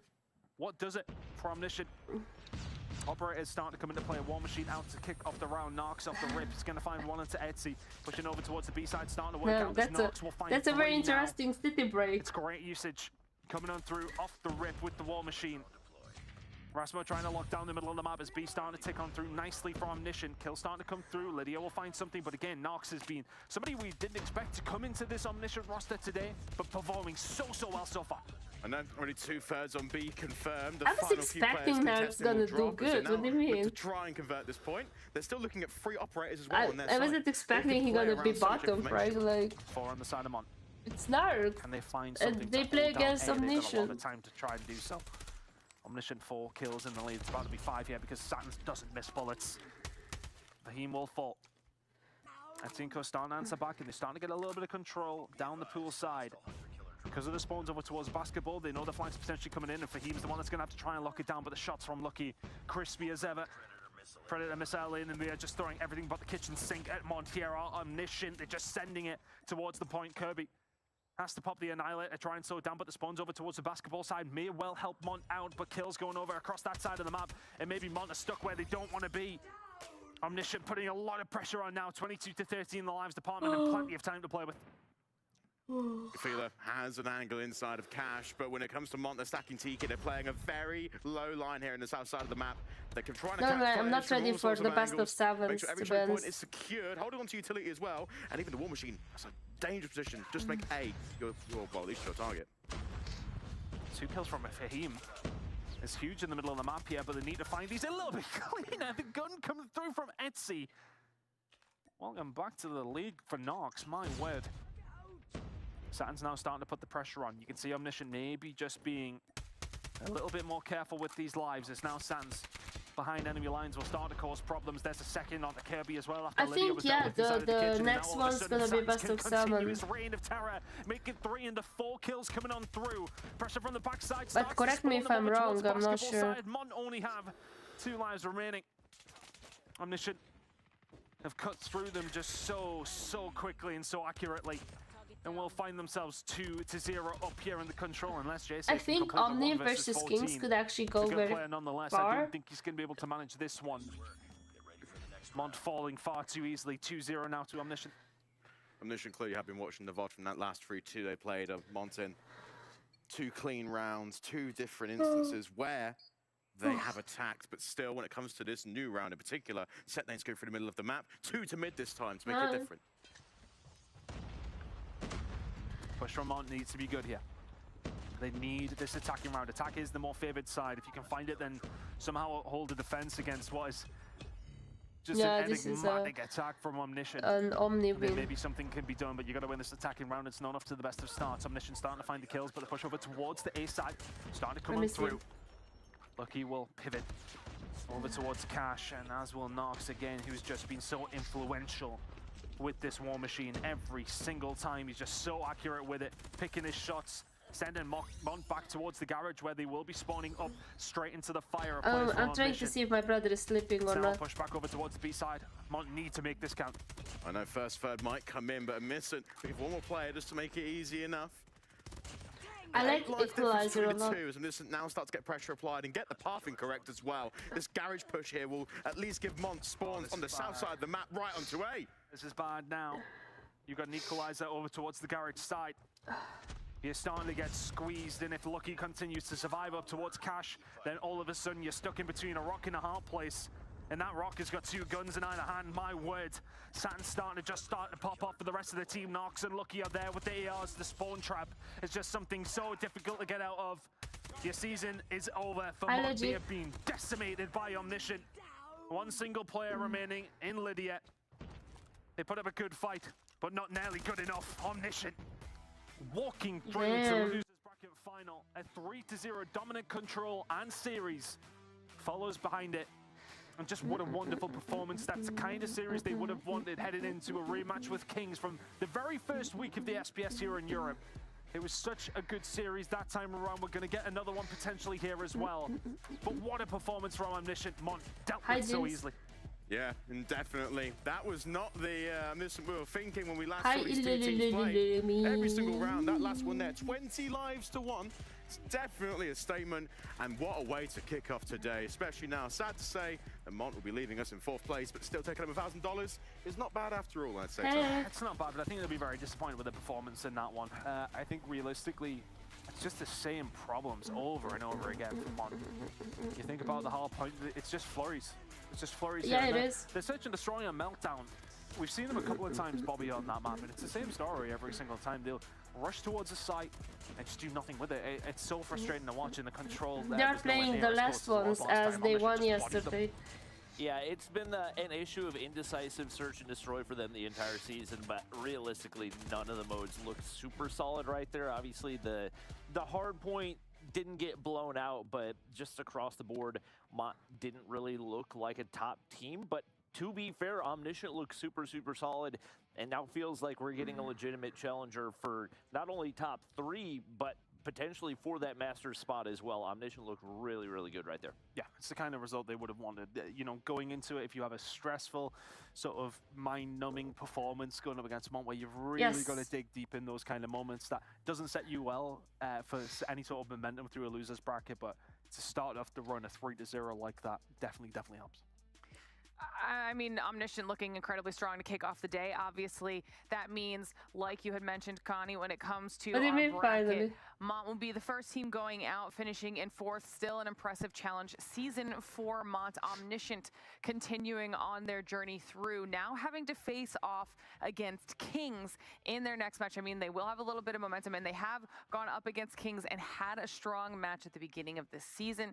So this should be a spicy one. And of course, it will determine who will move on and face off against Exclusive. But it's Kings versus Omniscient for the slippers. You need to wait a little bit. But Exclusive does have a 1 marked on next to their score on the bracket already, and that's because when you make your way through the upper bracket, you get a 1 map advantage heading into our best of 7 grand final. So that'll be something for whichever team that comes out of the lower bracket, something that they have to contend with here, Bobby. Yeah, obviously that'll set them up well as far as the score goes, but another thing we had talked about, because we ran all of our upper bracket matches yesterday, they're probably going to be coming in cold to a certain degree. Yeah, you can play scrims, but it doesn't give you that same level of urgency that playing in something like this does. So they're definitely going to have to be mentally sharp going into that one, but based on the way they played Kings yesterday, I don't think that's going to be but what team would you scream like for the warm-up? It's going to be fantastic. Before we get into match number 2 on the day, though, we're going to send it to a short break, give our teams a little bit of time to reset and prepare for the second match on the day, so don't go anywhere. When we return, it will be Kings versus Omniscient. You're watching the Snapdragon Pro Series. I look majestic, please. I look very good as girl. Dreams come true. Okay, I'm gonna go you want can be yours. Get the coffee. Thank you. I need to say that to myself. You're willing to work for him. Okay, be right back. You're willing to hurt for him. But most of all, you're willing to be first for him. Ha! Look. I'm going straight to the top. I don't know how I would stop, like it or not. I got some goals that I'm hitting. You hear what I'm spitting? It's hot. Look what I got. Whole lot of passion and pain. The road to success is insane. Stay out my lane, cause I'm on a mission. I'm getting what stands in my way. Yeah, I'm a beast. I wouldn't play with me, baby. The way that I'm training is crazy, and I do it daily. You wanna talk about drive? I got more drive than Mercedes. I've never been lazy. I'm in the room, it's a red alert. You wanna compete? Well, get better first. I got 10 toes in the dirt. Push through the hurt just to show them my worth. I'm the best. Yeah, I'm the best. I never stress. I know what's next. I'm who they test, like we playing chess. But I'm unimpressed, so now let me flex. Yeah, I'm a work through the struggle and hurt, cause I know my worth, and I gotta be first. Yeah, I gotta be first. Look, I don't want anyone's sympathy. I understand what it's meant for me. I'm gonna make my brother. Where's my brother too? But mentally I'm undefeated. They hear that and say I'm conceited. Like there's no reason. Like I don't beat them and come back again just to teach them that when you work under pressure you reach higher measures. They'll try and bring you down, but you cannot let them, and only get better and focus on cheddar. Eye on the prize and you'll become a legend. Like when I'm in the room it's a red alert. You wanna compete, well, get better first. I got 10 toes in the dirt. Push through the hurt just to show them my worth. I'm the best. Yeah, I'm the best. I never stress. I know what's next. I'm who they test, like we playing chess. But I'm unimpressed. By the way, guys, so now let me I just told you, but my brother's going in the army. I'm gonna miss his ass. I'm gonna miss him. He's my favorite brother, so. Yeah, I gotta be first. They don't know what's gotten into me. How'd I turn pain into energy? Through all the struggle and hurt, remember my work, and that's why I gotta be first.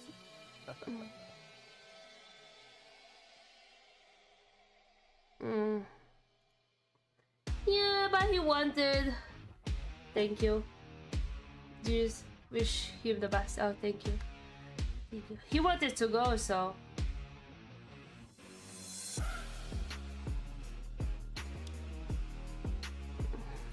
So he needs to do his paperwork and his like exams, like medical exams and psychological exams, and then like all the sport things, right? And then yeah, he's going. My little brother, oh bless his heart.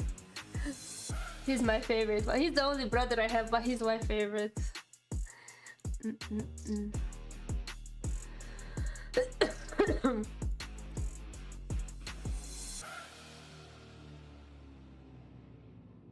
People who have multiple siblings, do you guys have a favorite? Like, I would definitely have him as my favorite if I would have other siblings. I always wanted like at least one more sister or like a brother, you know, would be so cute. Imagine he wasn't here. Imagine, bro. Hi, No Camping, how are you? Imagine though. But I'm his favorite sister.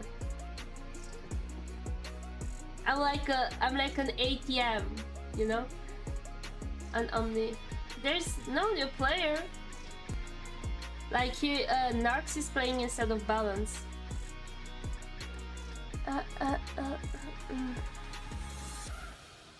Yeah, there's no play.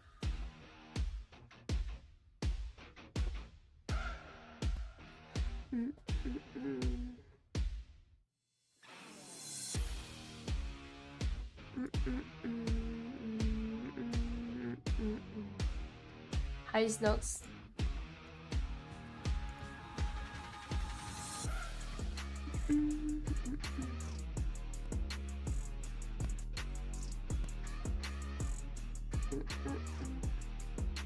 Well, we will see. The Snapdragon Pro Series powered by Samsung Galaxy is brought to you by Snapdragon Elite Gaming, Samsung Galaxy S24 Ultra, Monster Energy, and DHL. All right, everybody, welcome back to the Snapdragon Pro Series, where today is the finale, the final day of our Challenge Season Finals for EU and Call of Duty Mobile. Lots of finals getting thrown into there. We have to get there, though. Before we get there, we have our lower bracket final. So we're continuing on with the theme. And this is going to be a banger of a match. I'm so excited to get into this one. It was Kings waiting in the wings to see who was going to come out on top in the matchup between Omniscient and Mont. Omniscient have a swift 3-0 that go their way. Now we are looking at a Kings and Omniscient rematch. They had a phenomenal performance last time they saw each other. Ton. What do you expect out of this one? I mean, I hope we get the kind of series that we got in the first week of the entire thing, right? I think it was one of the first series I casted on COD Mobile in like 4 years, and we're straight back into it. Bang, we got an overtime map number 5. It was a phenomenal series, especially considering we weren't 100% sure on what we were going to get from Omniscient. We knew they would be challenging for that top 4, but they asserted themselves as a team who could go on and do things this season. And it was as close as Kings got pushed to actually losing whatsoever up until obviously we got to this playoff side of things. It's so cold, hot. What am I talking about being cold? The team who really did push them the furthest. And, you know, we mentioned this before the break. Now you've got Kings who have not played today, waiting to see who they're going up against, and they did just lose to Exclusive yesterday. Omni now win. Have to go up against Omniscient, who had a very strong-looking performance up against Mont to start off the day. So we'll talk about Kings and their roster a little bit, but what do you think they have to worry about, if anything, Brody? It's difficult for me because I think Omniscient, they are starting to figure it out somewhat. I was a little bit worried about Omniscient. I think they've kind of had a rollercoaster ride of a season so far. They started off the season so well, as you said, Ton, but I think towards the end, they kind of became a little bit lackadaisical. I think towards the end, they just couldn't quite figure things out versus teams. They even had a struggle versus Mont, which obviously they seem to have fixed from the first game today. But yesterday, they looked so good versus Exclusive. Yes, they didn't win, but they seemed like they're back in that form like they played up against Kings. So I think as we get into this one, I think Kings just need to shut down some of those key crucial players. No balance to worry about today, at least. I don't have the answer to this, so I'm just playing devil's advocate here. But what if he was only out for the first match? What if he comes in for this one? Don't even. Well, I think Nox played well, though. He did, yeah. So I think it will be hard to sort of say, right, oh yeah, nice one, mate, but out you go, right? Because like he came in, played very, very well. I think especially his usage of his operators every single time was very, very solid. So I don't think you can drop him. I'd be surprised. Yeah, definitely. And you know what's funny about that as well? We mentioned it in the green room, but Nox actually being back on the team is funny because he was on the roster for that very first matchup. He was there just before they dropped him for balance in the middle of the season, right? So having him back, maybe that's going to be a successful thing against Kings. I'm loving the theory crafting. I'm loving. What did you recognize, Connie, out of Omniscient's gameplay that we just saw that could really help them in this matchup against Kings? So Tom raised a great point on the desk with me when we were over there watching the last game, and that was proactivity. Oh, sweetie. Yeah, no, they were very proactive, actually. So in terms of their play, yesterday we saw them on a little bit more of a reactive trend. They were really good in the heat of the spur, heads-up play moments, but now they're starting to coordinate lots of great team plays. And these set nades, again, were an issue against them. I think Mont had a great strategy in S&D just to bombard the sites with nades off the rip just to get a first blood, and then play static and play, you know, the long-range sniper battles. But realistically, again, Omniscient are here for a reason. And Brady mentioned as well to me earlier in terms of how good they are. Maybe they might take Kings all the way, or maybe might take them really far into this match. It is a possibility based on their form right now. It'll be interesting to see what happens once we start getting our map veto process up here so we can see what picks and bans are made on behalf of both of these squads, because that might play in the favor of some of the teams, as I say, that we get them pulled up here, starting off with the Hacienda. Okay, it's not best of 7, this one either, I think. It's one that they have played up against no, each other. you need to have the very first map. 2 hard points. No. Omniscient win? No, for a best of 7, you need to have look, what? There's been a lot of Hacienda. 3 hard points, 2 S&Ds, and look, I think it's one of those they've just played that as well. They won it relatively comfortably, but I think they will still. You need 3 hard points, right? Against Mont. 2 S&Ds, yeah, okay, they went and 2 at the beginning of the game, which is great. But from then it was pretty much 50-50. Okay, it's not the best of 7. In there after they didn't. Then maybe the last one's gonna be a best of 7. Yesterday when they did play that map, so maybe there's some potential there. Tunisia and Express coming on through. Works out for both teams. Both teams have very good snipers when it comes down to both these two maps, and Raiders tip it. I mean, there's nothing to really write home about for me on this one in particular, Brody. I'm not sure about you. Yeah, the Hacienda is a weird one because it can be really 50-50 from Okay, so the last one's gotta be best of 7. That's 70% of their picks on the whole, but they are just like, they can either completely melt down on it, I think, as we saw versus Exclusive, or it can go really well for them as we just saw versus Mont. So I think that's a 50-50 toss-up, and it is also King's probably strongest hardpoint map they have here, so that should be favoring Kings. I think the Tunisia Search and Destroy, though, that's a really interesting one, because if we do go to map number 5, that is a very, very strong Search and Destroy for Omniscient. That said, we should say here that they did lose it yesterday to Exclusive. The very first loss that they took yesterday to Exclusive, so Kings could probably win it as well. There is a lot to be had here in this series. It's going to be an interesting one. I think double everything as well. When it comes to the bans, we're seeing their Takeoff and Arsenal being drawn out. Sarah. I mean, I expected from Kings after yesterday. I mean, it was a 252-20 and then a 250-198. It was close losses to a degree, but the mistakes they're making at the end of those maps were just unacceptable to a degree. They have to be a lot more cleaner now we're into the final 3 teams of the tournament, really raising the stakes now to a point where we're picking the maps where there's sort of comfort involved, but there's also we have to gamble now on this. This is our one shot really to get us back in that form we've shown the entire season.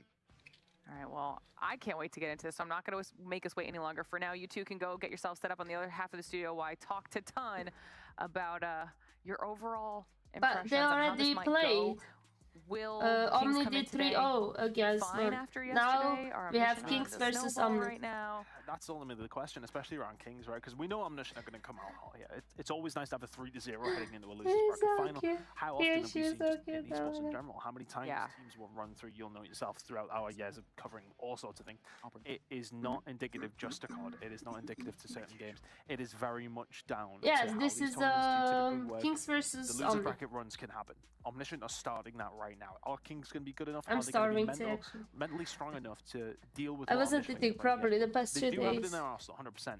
But Omniscient, the momentum is with them, and I'm still very curious which way this one goes. It's going to be a great match. I can't wait to get into it. Let's just keep it going. Match number 2 getting underway. Kings versus Omniscient. Brody, Connie, let's do it. Alrighty, well, thanks, Laura, mate. We're looking forward to this matchup. As we said, Omniscient, they've been on a bit of a weird season so far. They started out pretty well versus Kings, and that was honestly probably one of my favorite matches to cast the entirety of the Snapdragon Pro Series. So I'm excited to see what the rematch looks like, and we've got some similar maps to talk about as well. Starting off with Hacienda Hardpoint, where we go back towards that very first matchup, and it was a victory to the likes of Kings. Omniscient, generally speaking, have not been that great of a hardpoint team. I think even you saw that in the last matchup, right, versus Mont. Yeah, I think when it comes to their mid rounds, guys, I lost one of my sleeper. Oh my shoe. In terms of the spacing, because they like to play a bit more defensive and then play takes. I think Sky took it. The rotations. I have no idea where it is. I lost it 2 days ago. So realistically, now heading into this one, it's about can they shut out Kings early and keep them under the thumb. Yeah, well, they did start very strong earlier on versus Mont, as you said. I have no idea where is it. I think Sky just picked it up and took it somewhere in one of the gardens. That maybe, looking at the bracket, that they might be able to take Kings down at the start of the day, but the roster change has kind of thrown a bit of a spanner in the works for me. I didn't know kind of what to expect, but Narks has been performing up to scratch. He is here once again for this matchup, so no balance being brought back in. No, Lauren's not going to get that one for us, but regardless, Omniscient can start things off with the first couple of points here. Kings not on the better side of the map for that inevitable rotation towards P2. Yeah, well, I know, 8 seconds so far, and not really a lot of time. Very good P1s. Lots of slaying around the outside there. P1 start. Try to lock off the extremities and make sure they're holding spawns for that P2. Omniscient are still fighting from the backside a little bit here. Yeah, I shall enjoy this gameplay and my coffee. Set of time. Raven Marvel going to come out with a couple of kills though, so that should give that scrap time to Kings. Look out for those spawns though. Omniscient now spawning out towards offensive side. This should isolate Gafilla and Razmo towards the new hardpoint. I think Gafilla actually has just passed Grizz towards the next hardpoint, so Razmo might be in a bit of a dangerous position in terms of making sure that they do get this spawn. I tried once, Grau, but finally Razmo going to reveal his position I here. don't play that much. Spawning away. Respawns. Now looking to get control of this rotation. Grizz has been a real problem with the R9 for a number of teams here in European Call of Duty Mobile. Going to get shut down there by Narks. Omniscient now starting to knock at the door for this rotation. Inferno, what can he do out the front? Nothing. Marvel going to have to produce a double. He's not going to be able to do any more than that. Grizz going to get another one as well. Back and forth we go here. Omniscient now spawning around. Oh, I believe you have one of the best loadouts for every gun. So I believe that actually. But I don't have the mythic route. Omniscient can flood through the smoke, but simply put, when the players creep on through, the lines of sight are already aimed. It's going to be difficult. 36-11 so far, and when it comes to the remainder of this, Omniscient needs to get out of this potential trap. One player you have? Player number 3, it's actually going to be a couple of players here in the kill I start. don't have, because I'm as well, poor. so they might well get this back 20 seconds. Not actually great spawn positioning at the moment for Kings here. They're going to have to make that rotation towards fences right about now. Still looking to take it the dent first into what the scrap while. time is. Grizz wants it. Nice couple of kills, and there it is for Grizz.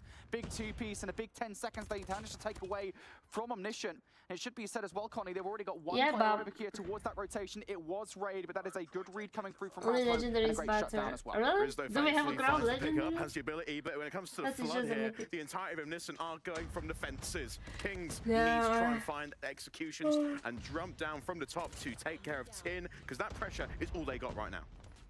Bro, guys. Here for Kings, and look at this investment. Omni, do something. You know the meme? They definitely want to get early I'm control from of this game. They Romania. know how important getting the momentum is against a roster like Omniscient. Hi, Karta. And now Raid here on our screens with the equalizers, one of the most potent operators we have here in COD Mobile. Can't really find much value with it as he does get shut down. Now another kill starting to come through from Omniscient as well. The word we're living it. And it's so annoying when you've got a player like Grizz to go up against, just laying down. He might as well be an operator himself with that R9. And Kings here, even if they don't get a wealth of time on this hill, which to be fair they are, Connie. The word we live in it. And then you have Chikum that doesn't have any. Kings get it though. 10 seconds going their way, and it will be hopefully an 85-29. Do we have a legend Chikum? We don't. When it comes to them, the amount of reps they have on this map, it really doesn't show through against Kings because of their simply I think we need a little bit of justice the ability here. to get the streaks online, wiping yellow across the feed. Rotation will come in though for Kings on the brand new hill with Kavila. Nearly. Bit of an early chow there from Kifilla. Ideally, you kind of want to wait for your team here. They can we not like come through from Omniscient, but no more than that. I really want a leggy FPG. No, I wouldn't. Make their way over there, and I don't even buy guns in the game. It's very rare. Double equalizer kills coming through from Sands. I need to be like in Omniscient, they're in a very impulsive state of mind. That's when I'm doing bad. But realistically, Satins needs to find a huge flank here. Like buying guns in the game. Like last time when I bought the HBK. He's also with a kill for himself. Kills going in favor of Kings for the back 15 seconds here, and they will garner that time away from Omniscient. And really on the whole here, I think when you compare what we just saw from the last hard point to this one, Kings, they seem to have got a lot more value with their operators. This is over. When it comes to the positioning and posturing, especially now from the P5 to the next set of rotations, they are getting more kills around the hill. They're keeping Omniscient away from any objective. They're bombarding. But then on the other hand, not many people use it as FAJ is banned, I think, in comp, if I'm not mistaken. Just playing around time here, we'll touch. Well, last time around, Kings did actually get a fair amount of time off P1 away from Omniscient. They've already garnered a hell of a lead here in this game. Omniscient really need to start digging their heels in right about now. If not, they'll find themselves drowning underwater. Big 40 seconds if they can get it. I don't want to say it like a bit of a bold one coming out from Grizz. Rarely do you see these kind of investments in a bad way. However, until like this maybe just thinking if they can get away with gunfights, they can flip the map early on. They are season of Masters, I really thought like there's not a big gap of like talent or like skill gap between Omni, Kings, and Exclusive. However, seeing Omni, I think the skill gap is a little bit bigger than I was thinking. Yeah, that's true. I use FAJ rank when I play high major. So I feel like the gap is just like increasing between these three teams, and I don't know, it's just like feels like there's no more, competition as is used to be. Like before we saw like very strong competition, high to hood between Omni, Kings, Exclusive. Now it's just like Exclusive and Kings, I don't know. It's just like you can see the skill gap. This feels like Omni versus Mont. But sometimes that isn't the best position to be in.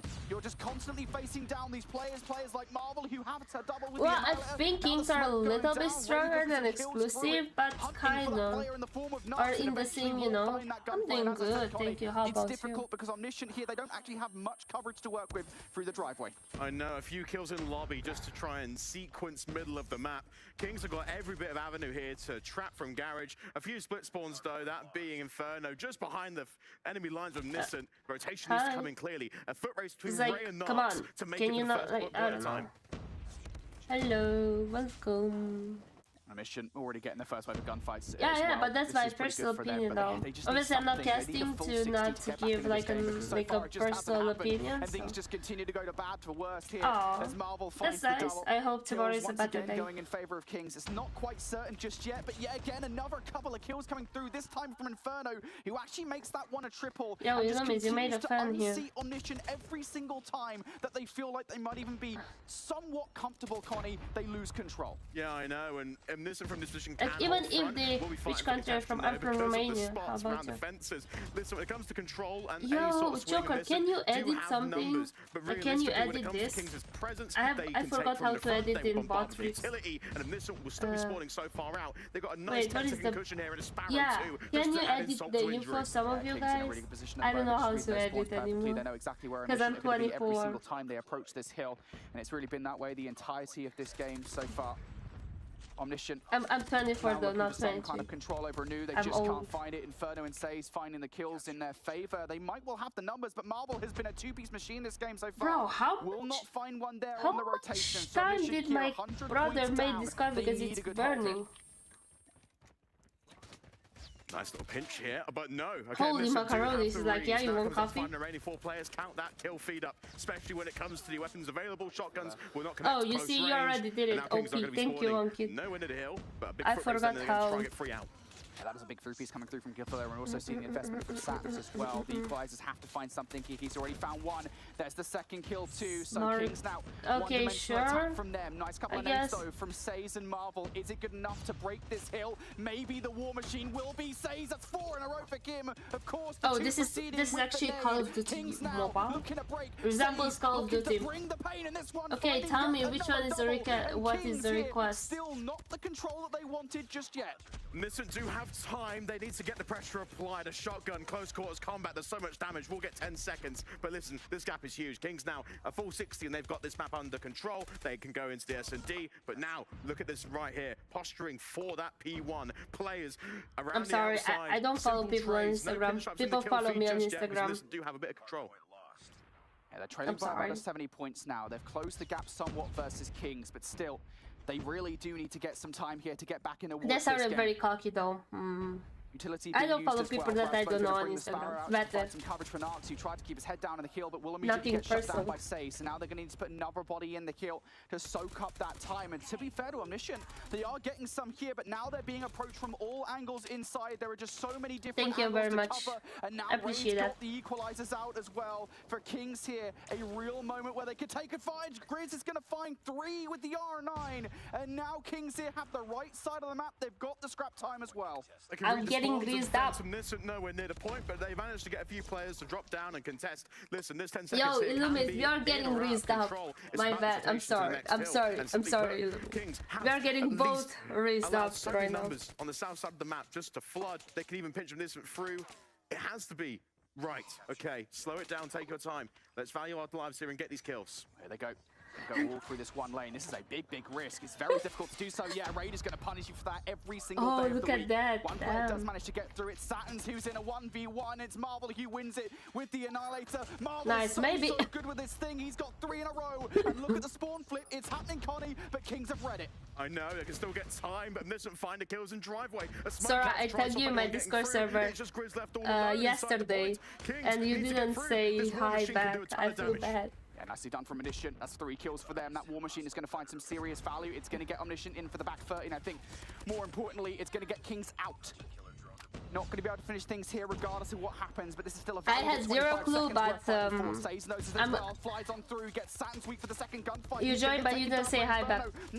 I had 0 clue, but I'm glad that I found this piece of information today. For Kings, it's going to get them inches closer towards finishing this game in their favor. Satins ready first to Nu. Ray has the read, has the audio cues, but when it comes to playing lives and getting the block employed, and doesn't have numbers there to simply gain spawn control of this brand new time. Kings, though, only 18 points away from winning it.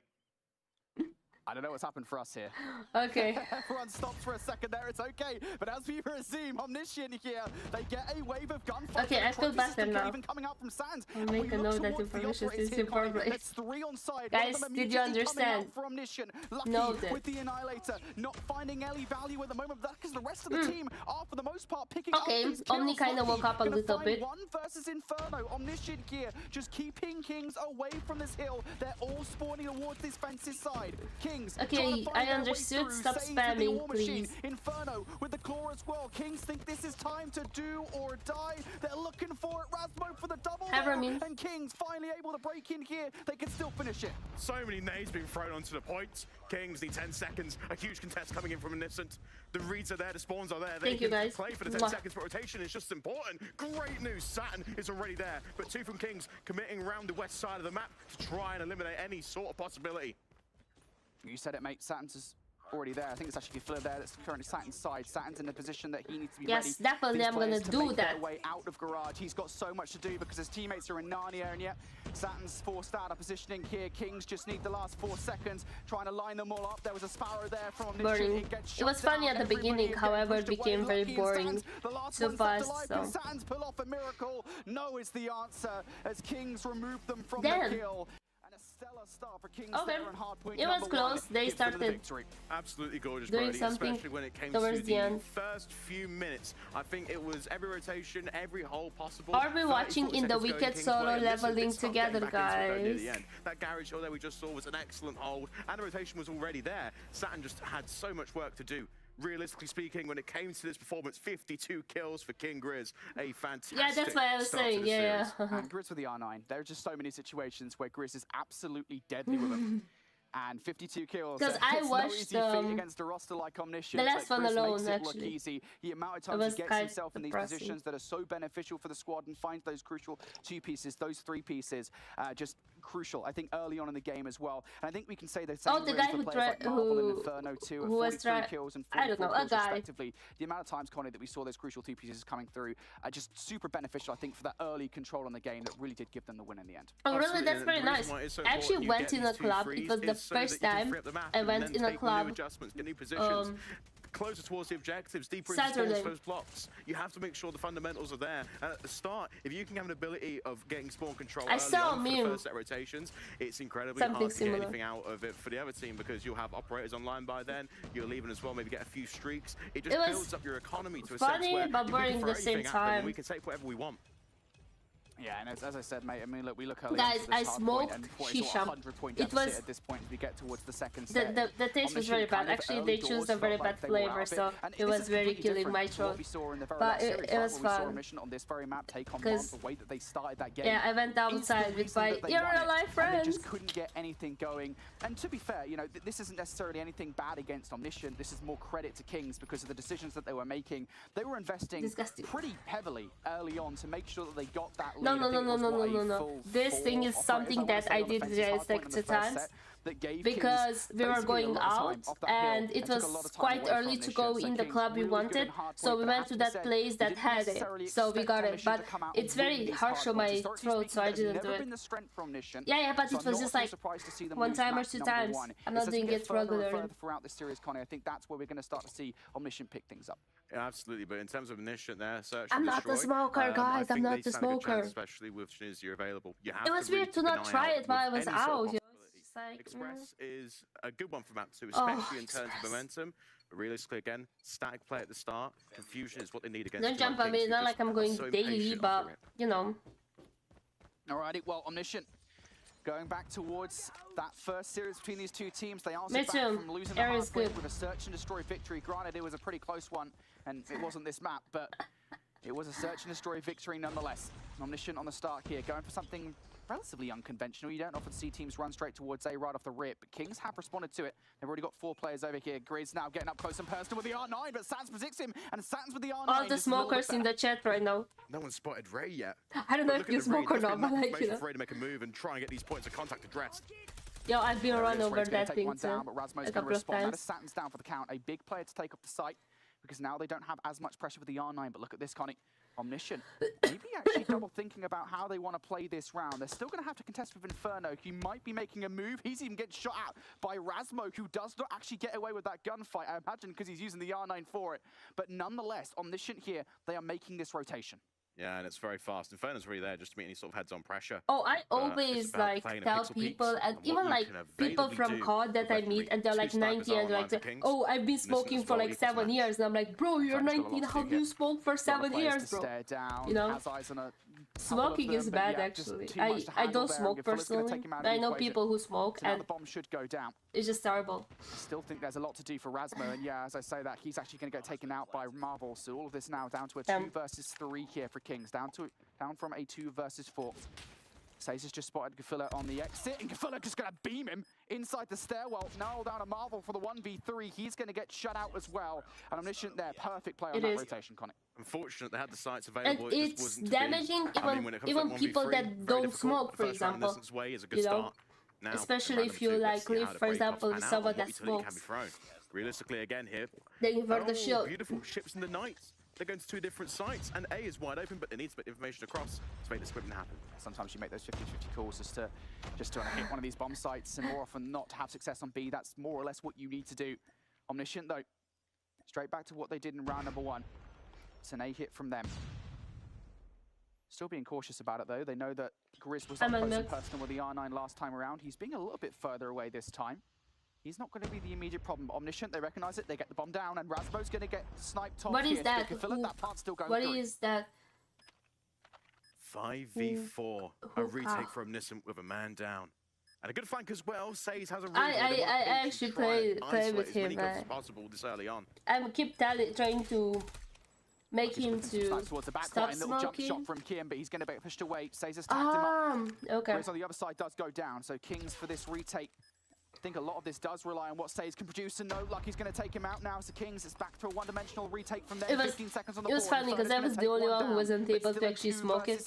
I was like, no time to jump on the bomb just yet. Inferno does get a miraculous snipe off, but he's just got too many angles to look at. Lucky from Lockers will take him out. And Omniscient once again towards A. It's been a successful bomb site for them so far. A great first 2 rounds. A wonderful start. Ew. Kings haven't really had a single good look. They've been blooded every single round and had no real opportunity to make a move. But now it's about the attacking side here. Snipers out early on, and B is going to be flooded by Kings. I wouldn't necessarily say flooded. They've put 3 players over there, a couple of players over towards A. They're actually hedging their bets, if anything, here on the defense as to where Omniscient are going. And I think that's more of a cautious tale, if anything, given what happened in the first couple of rounds. And they're expensive, and they're, in my opinion, useless. Kind of throw off the timing of Kings, waiting patiently for Kings to revert their initial course. What's and it's given them full control over a B. Grizz, though, is going to find one. Marvel's going to follow up with another one. And all of a sudden here, Connie, Kings have the numbers. They do, and positioning. They can close, they can clear anything they need. Utility, they have nades available as well. They can throw it onto site. I have no idea which is the difference, to be honest. At least 4 players. I saw so many type of like and again, things that like plant, that defuse is gorgeous. Now just around on the board for Kings now. I think those ones are smelling so bad. I think when Kings have the ability there to execute a retake like that, it's gorgeous. The nades were thrown at the right time, isolated positions, and they can flood with shotguns. It's just dangerous at close quarters. I will never understand the desire. Adaptations, but it doesn't actually throw Kings off as much as they would like. Or the desire of smoking, like I tried. I'm loving it. They're digging deep in the I don't know, during my lifetime. Not going to fall for it as much this time around, despite the fact that we're seeing relatively 10 times. Play from Nah, that's too much. Inferno into the play. 5 times to smoke. So now numbers 7 with Shisha. Full control over A. They've actually it's just like I never seen like something that could say, oh yeah, I'm addicted to it. I don't know. Avoid all the nades so that no tags come. Has to get the pressure read as well, all whilst maintaining life. When this playbook comes in, you will see a sea of blue swarm over to the opposite side. I think, yeah, it comes now. Yeah, you got to help me out here, guys. Needs to be done. Ray just sitting in the corner, though. He's being all sneaky like. Do they check it? Do they check it? No, they don't. Phyllis hasn't been taken down though.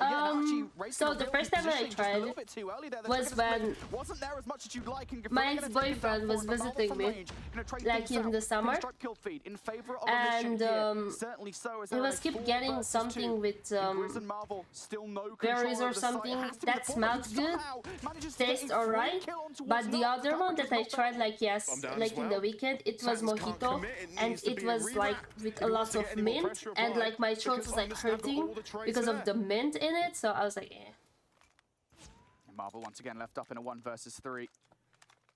Players just toying with him at this point as well. They're pushing Marvel so far back that he has no coverage over sight anymore. That bomb is going to go down whether Marvel likes it or not. Up close and personal with the Tundra. He did disgusting things with this thing yesterday, and now he's pinned in by the train as well. Going to spot Razmo up top. And does he just find the perfect route here? No, imagine someone dies by Razmo. Initial snipe doesn't work out, and Razmo's going to take him down with a pistol. Kings are not cooking. Here.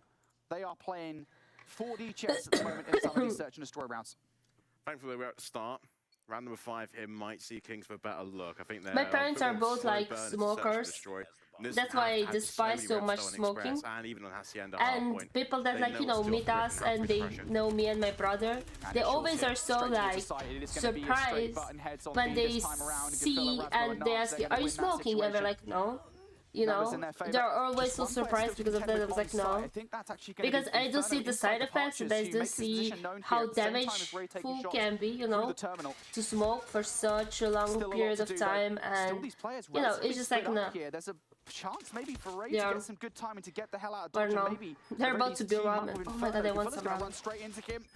I'm only a black coffee addict. I'm addicted to coffee too. Beautiful crossfire there from Narcs. But not the black coffee though. 15 seconds left. Lucky might have a read in the second on Inferno. Has only got a pistol and a sniper rifle to get any sort of coverage. Can't hit the first shot down. With 5 seconds left, at least be 1 and maybe the second 2.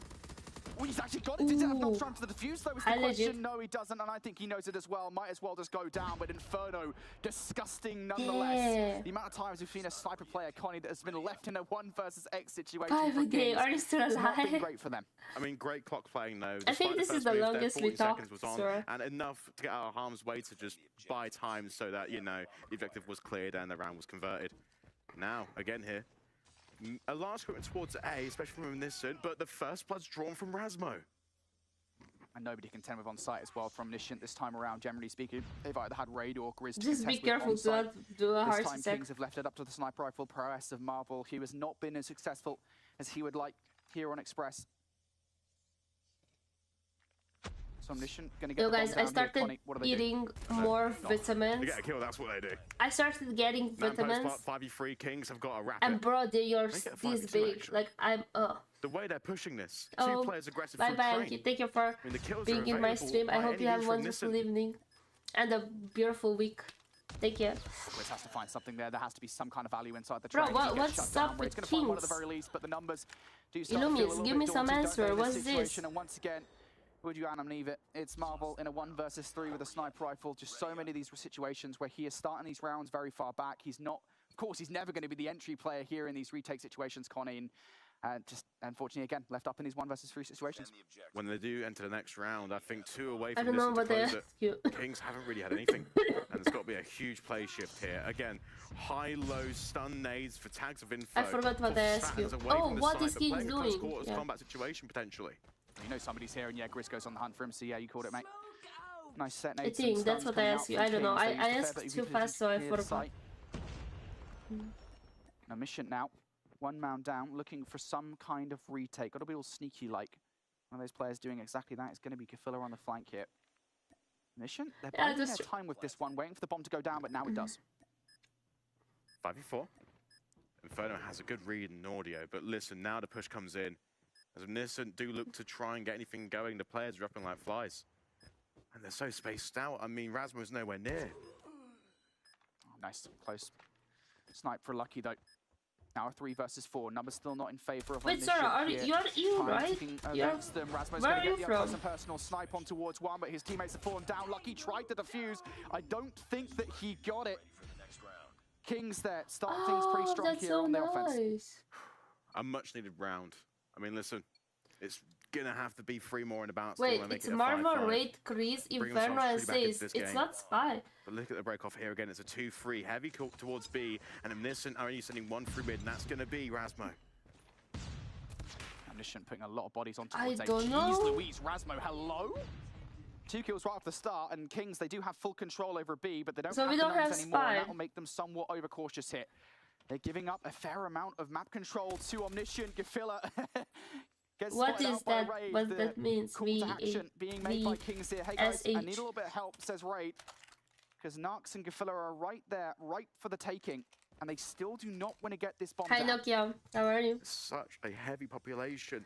I mean, these players are literally just wall to wall each other. No audio's been given. Raid's waiting for a push. They send a few nades just to clear out the choke points. This bomb will get planted. Now, Omniscient forced to make the first move on this point of information. Raid has to avoid sniper. I always forget. And Shark too. Seeing a situation there. Raid and Marvel now left up in the 2 versus 3 I never say. Said anything. Please forgive me. Marvel away. He's already I'm doing got the first great. Thank you for now. asking. He's left alive. They know exactly where he is. Lucky with the pre-aim is going to take him down. Just saying the dumb stuff. They got the numbers and they make it work. Gorgeous. I mean, listen. This now is going to be a crunch time moment from Omniscient. Exactly. Thank you. Be careful now. So, break-offs here again. Very different. Lots of 3-2s. The heavies towards B tend to favor Omniscient, especially with their prowess with the sniper rifle. But look at this right here. Loads of blue, loads of Kings, straight towards A. The way Omniscient have it, a read and a pick, potentially. Oh, nice first snipe, though, from Lucky. Marvel. Positioning he hasn't been taken in the last few rounds, and he gets shut down here. Great read from Lucky. And another one as well. Inferno's going to get taken down.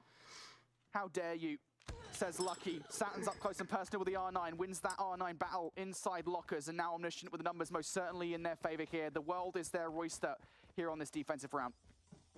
4 players in segments of 2, but look how close Ray is.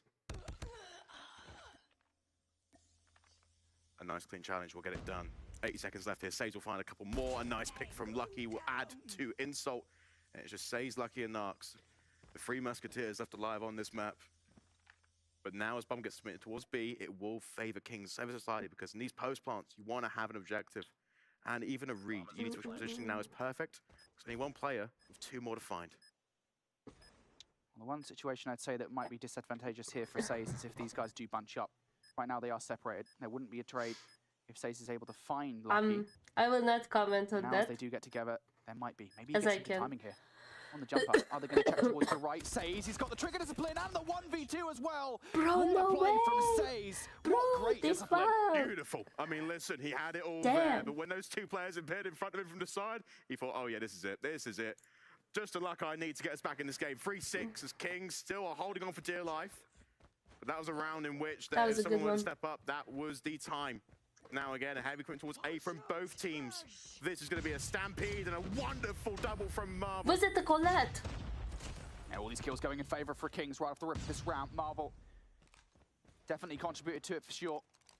Saturn's curious if that was a Colette, he actually. really wants to be. Might just have to get up close and personal, super duper aggressive, and yeah, absolutely is the case, but the trade is good for Says, and that's why you don't generally do that.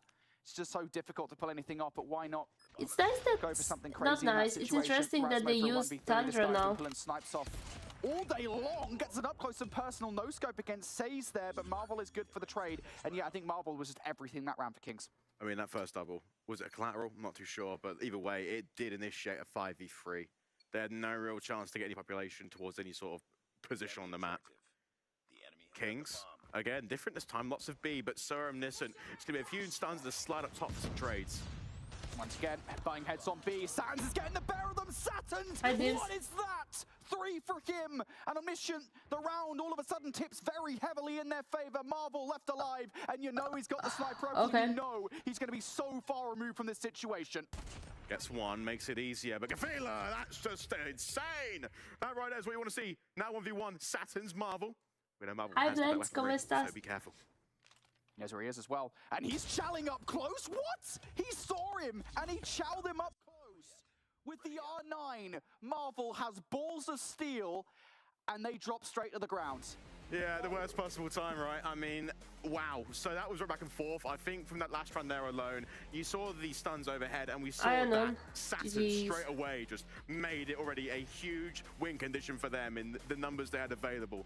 But simply put, it was down to 1v1, and like you said, he saw him just wrong weapon, wrong place, wrong time.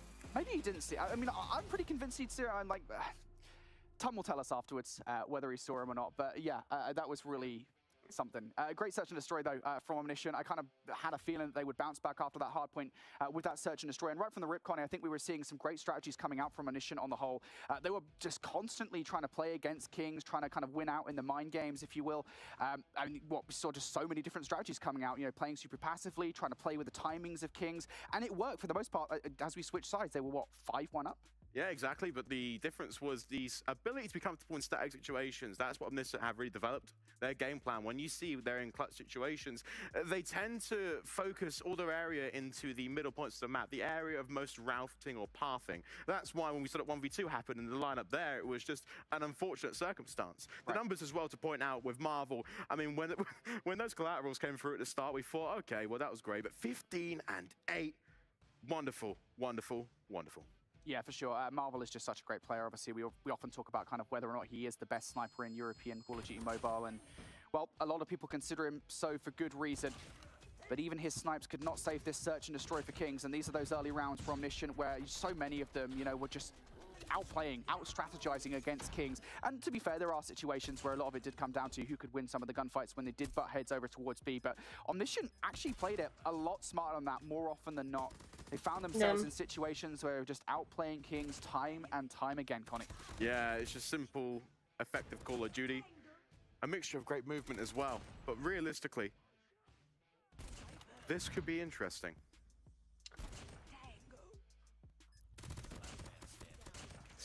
I'm missing though, again, when it comes to this series, I think target 1-1, again, their S&D is much better than Kings. Right, that's going to be a condition later on when we look into, say, a map 5. If it were ever to go there, you'd be talking about the instances of, right, how on earth are we going to take care of the Control against Kings, who we know have got incredible, incredible players for that mode? Well, I think this is the thing. Control, I did feel like going into the series would probably be everything. I feel like Omniscient are probably the stronger search and destroy team on the whole, especially now that we've got a Tunisia for a map number 5, which is Omniscient's best search and destroy map by far. So I feel like, you know, again, we look at this, I feel like it's going to be Omniscient winning the search and destroys. If we kind of presume, therefore, that Kings are going to win the hard points, then it kind of does feel like Control is going to be everything. And it gets even better as well, because we're looking at two of the best Control teams that we have here in European Call of Duty Mobile. Certainly for Omniscient, it has been a boon of success for them time and time again. Even in the series they lost versus Exclusive yesterday, the one game in which they won was a Control. Granted, it was a round 5 Control, and it was a phenomenal round 5 from them, but it was still a Control nonetheless. And their clutch ability, I don't know if that's a word, but we're going to make it a word anyway. The clutch ability factor in Control is insane. There's a reason that we, for a very long time, considered them the best Control team in Europe here, but Kings also pretty good at Control. We'll see whether or not they can take it away from them. Again, pressure through mid and B for both teams. Heavy set nades as well. You want to make sure you're avoiding the van if you're on the side of Kings, because bloods can be drawn early on. But when it comes to pathing, Saturns is so far pushed up. Already, it's great aggression coming in from Omniscient as they need to get as many players populated on B as fast as possible to get time on the board. This has been a stellar start from Omniscient. Kills going in their favor here. They've pushed Kings successfully towards that laundry side. One player has managed to get behind enemy lines, and that'll be Raid, who might cause some carnage throughout. But Kings nonetheless now getting up close and personal on point. Marvel able to take down one. Raid as well, and yeah, you go. Raid is going to activate throughout. He was a big player there to remove Omniscient from point, and now I'm curious about where Omniscient go from here. Kings haven't technically prepped themselves for a push towards A just yet. Yeah, and it's going to be a real sort of contention here for lives too. Only even at 22 apiece, but looking at the pathing right now, Brasmo's being a lot more isolated, almost an island player in instances where you need to get grouped together to take these points. Because now Kings are starting to push through garage and in through driveway. I think I'm so confused right now. Trying to set up the spawn trap here in this situation. He definitely tried it. Grizz is going to go down, so it's going to be more difficult to pull off here. But Kings have to be concerned. I was going to say they have to be concerned about A, but Ray now no longer concerned. He's going to find the double. Another kill now starting to come through. Close spawn still here for Omniscient. They haven't quite set up the spawn trap in the way that they wanted to just yet. And now Omniscient on this A point, Connie, they'll be feeling pretty good. Yeah, if they can get this as well, it's so much easier to get B. Listen, they've got a third on B, but they've got the heavy stack for A ready. Positions in cash as well, just isolate any sort of control. Kings can only funnel in through basketball court and through stairs. There's limited time, but the numbers and players are there. Satins is able to find more. No way! Damn, that's a nice one. Versus Inferno. The hopes and dreams of getting A early on in this one still alive. They've got a 2-life advantage as well. Grizz and Saze offer some resistance for Kings. Smoke going to be down. Is it enough for Saze to take down Lucky? No is the answer from Money Window. Perhaps Inferno can stop it. And no, Inferno even gets turned and burned on 2 from Lucky. And Omniscient now in a stellar spot. 3 lives to the good here. And they're not quite spawn trapped just yet. 3 players from Omniscient now starting to aggress onto B. Marvel just left all alone. Set nades have been thrown in all the way from Laundry just to try and get them damaged for a cleaner take. But Omniscient have got a 10v4 to get B confirmed. Last set of respawns here for Kings. Lucky in from behind. Oh, to the drop shot. Finds the kill against Raid. Marvel down for the count as well. Grizz and Saze still on the point. And Grizz is going to find a crucial double. But you're still up against it here. Thank you. 2 versus 6. Grizz thank you for the still makes it somewhat plausible. But for Saze to pull off a 1 versus 5, this would be quite something. And I don't think that's going to happen. Omniscient come out with the offensive victory here to kick this one off. And as I said, mate, I mean, look, we often talk about the fundamentals of raid control. Omniscient, they had it in spades. They recognized as soon as they lost control of B, I'm gonna make another one, don't worry. They made it work. Yeah, gorgeous as well. Had complete spawn control. Push through Garage was simply an initiator in that round. But again, it's heavy towards A. Damn, Lucky open straight away. up with very fast annihilated. That's interesting. But I hope you guys win, to be honest. I hope. Pushing though, Kings have got a rewrap. Yo, thank you for staying I like this reaction coming out from Kings, just as Omniscient did in the last round. Kings have moved straight towards the point. They didn't quite prepare for the war machine of Narcs to do some damage. I'm not sure. That's who uses R9 once again. Really he was at some point using Fennec. Serious pressure on towards Kings. Look at the life disparity between these 2 teams already. Grizz has absolutely not a clue that Narcs is inside the gym, and you need to go back for him. This is the problem for a lot of teams here on raid control. You cannot allow players through towards the garage side, because if they set up that spawn trap, Connie, it could be all over pretty quickly. Yeah, Kings spawning in bedroom. Omniscient have got crossfire set up through Tiki. They can't hit A head on. It needs to be a direct assault or nades and utility being abused. Because right now, that's a great cut through Cash. It might need to be quicker, because now lives are getting closely drawn together at 14-19 and a few more swings. Fella's going to pull out the claw kit. What damage can he do? Only 1 player to contend with, and it's going to be Raid towards that money window. He trusts his teammates to get it done. He is much more preoccupied with what damage he can do through the bedroom side, and now this positioning is going to force Kings to spawn further and further back, but they've changed their attention here back towards B. Marvel up top, trying to cause some problems. He's only going to get 1. Lucky now firing back for 2 pieces of his own. Satins for number 3. It's time for the equalizers to come out to play. And you know what? Maybe not the best investment at this point in the round, but he wants to hammer this point home that this is Omniscient's round. And it might well be at this point, at this stage. Kings down to the last set of lives, now down to just the final one. It is Marvel versus the world. And Omniscient, well, they crush him. Damn. What was a 15 versus 1. That is a stellar round from Omniscient. Gorgeous trapping, incredible pathing. They had crossfires available. They had every single spawn identified. Beautiful. Now, Omniscient needs to try and keep it confirmed and contain themselves heading into this new one. 3 players heavy towards A. A much nicer split for Kings. Much better, because B now will be fenced off and they can aggress forward and start pitches through art. Omniscient here. Unconventional for sure, going head-to-head with Marvel inside the money window, though Marvel's actually going to find 2 of those players. It is now just going to be 1 left alive on the point. It's Narcs, who is going to do a fair bit of damage and keeps the hopes and dreams of getting control of A alive. Yo, Illumi, shut up. Pretty quickly. Now more investment coming out from Kings. Inferno transferring across here with the claw, about half left on it. Needs to start to get some kind of utilization out of it pretty quickly here from our window. If you want, I can teach you Romanian, don't worry. Not much resistance left to deal with on the B point. Raid. Player in from behind, perhaps he can be an annoyance. Satins tries to push up towards the jungle side. He's going to get shut down, but Marks is actually going to find a couple of kills here. And now Raid decides it's time to bring the equalizers out. What damage can he do? Still play patient. Going to be a few extra kills added through bedroom, because when you're trying to apply pressure, the accuracy needs to be there, but the numbers of Omniscient are just keeping it nice and tight. Still even life count, and at least A needs to be a concern, am fost în weekend la Urban și a fost prima dată că m-am dus. Atât de plictisitor a fost, deci am zis cum mor. Deci măream de somn. Look at the utility on side for Omniscient at the moment. Satins a couple of streaks, the Predator missile and a particular drone ready to go. That's going to bring the war machine out as well, so you can definitely feel like at the moment, it feels like it's time to bring the hammer down. Around the flanks, Narcs is going to find 1, but Kings, I think, are more preoccupied with perhaps setting up the spawn trap, perhaps getting control of C and that garage side. not too phased just yet with what Omniscient are putting down, and because of how slow Omniscient are being at getting across to the other side of the map, they aren't quite as effective at actually translating that War Machine into much control whatsoever. Narx is going to go down before he can actually do any more damage with it, and towards the backline, those players are being shut down as well. Big double coming out from Marvel, and Omniscient there put a lot into making sure that flank worked, and it didn't. God, I paid my unit today. Oh, I'm broke again. Kitchen in Saturn's fashion. This is the only way really you can start to aggress on A. Lots of heavy population in mid. Yeah, that's me after I paid my every single long range angle locked in, and Raid just adds more to the tally. Omniscient in a 9 versus 15. I do have to wonder here whether or not you do decide to bring out maybe one of your operators, maybe a streak to try and win this round out. I think as those kills start to come through, the answer should be no. I would be concerned if in a 5 versus 12, you bring something out to play. Backs against the wall, not much map control, and Raid has been a big reason for that. At 20 kills here, Grizz also with the R9. He's been such a massive problem in this round. Gonna find yet another kill. 3 kills do start to come through though from Omniscient, but they are down in a 2 versus 9 here, and don't think there's much that Lucky and Narx could do. Yep. Difficult round for Omniscient this one.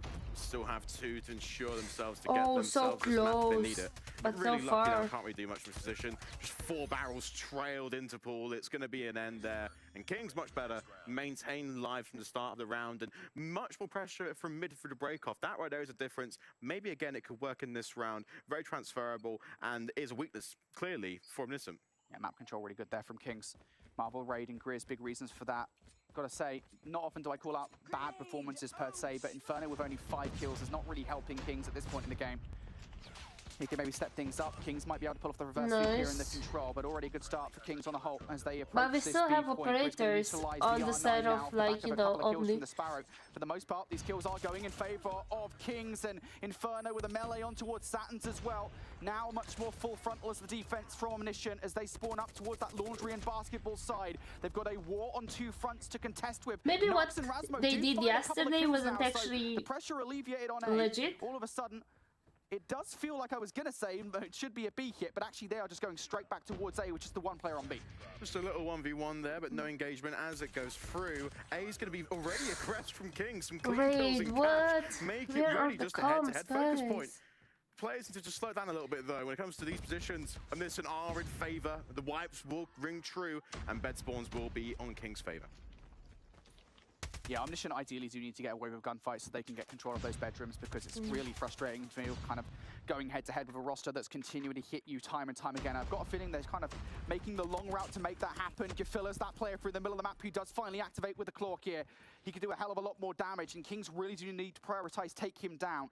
On the other side, Raid's going to bring out the equalizers as well, but the kill's not going in their favor here, and they are going to have to contest with Gefilla sooner rather than later. Saturn's tagged up on the point, still has that Predator missile to go if he wants to use it. But here comes the move from Kings. Raid already a couple of kills, now the rest coming through from Grizz and Inferno. Saturn's, what can he do here in this situation? Absolutely nothing as Grizz eviscerates him. And on the other side, Gefilla's gone down. So now Kings, they've only got to contend with the players coming off spawn. There's so many blue dots on the A side, and this needs to call for support, and now it's going to be a nice little split here. Basketball court is flooded. Hello. The crossfire set up 2 from up top. Okay, they're still close. Kings could, Omni could still finish it with this one. They just need to play it a little bit more close. But I think now the numbers are starting to just slowly get to King. Another player going down in the middle of the map as well for Razmo. Continually, Omniscient are sending these players on the flank, and it's just not working every single time. They're not winning gunfights inside basketball as well. Inferno's going to bring out the claw round to make sure that they win this round. Another kill for Raid towards elbow side. Now a 9 versus 6, making a 9v5 in favor of Kings. Just a moment away. Can Lucky perhaps stop this one? No, nobody can get towards the point. It just now needs Marvel to close it out, and Kings force a round number 5. So a stellar start from Omniscient in this control, but Kings seem to have found the momentum. Absolutely, different situations too. That was a clutch round almost. Much more to the wire, a closer margin of error, but look at the operators available now for Kings. They've got a lot going into this one. And they're going to be they have just 2 operators, on the other side we have just 1. Well, just to counter any sort of damage. Yeah, you called it. The operators are there, and Kings are going to go out. 2 of them right for Rick, Marvel and Says. The Annihilator and the I had high hopes, you know, they're gonna make it a little bit more interesting.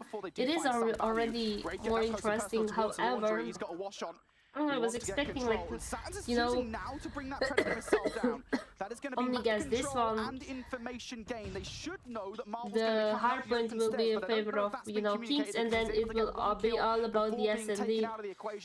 And for that, it might well be part of the reason that Kings are able to open the door on B, and now things not they so need this win. win. They lose control, and it's a blue kill feed. As they did very good on the S&D. Talking about Omni. Even lock off Laundry. Despite the likes of Omniscient trying to fly out and just say, no, you can't take the point, there's only really a few isolated duels. And yes, it goes through. A now is next up. 2016.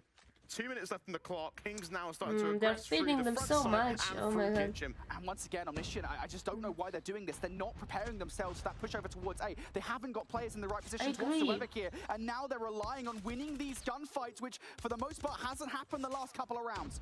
Kings will continue to spawn up towards that bedroom side.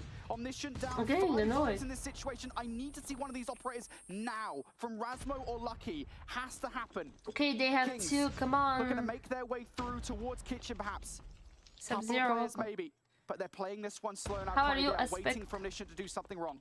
Just playing heads up with the grenades over in basketball. Kings though have got a nice little setup too. Pressure in mid. Even able to cut off players that maybe, I mean, yeah, they want the flood. They want to actually try and pinch off any players. Get the operators available too. Okay. Using them straight away.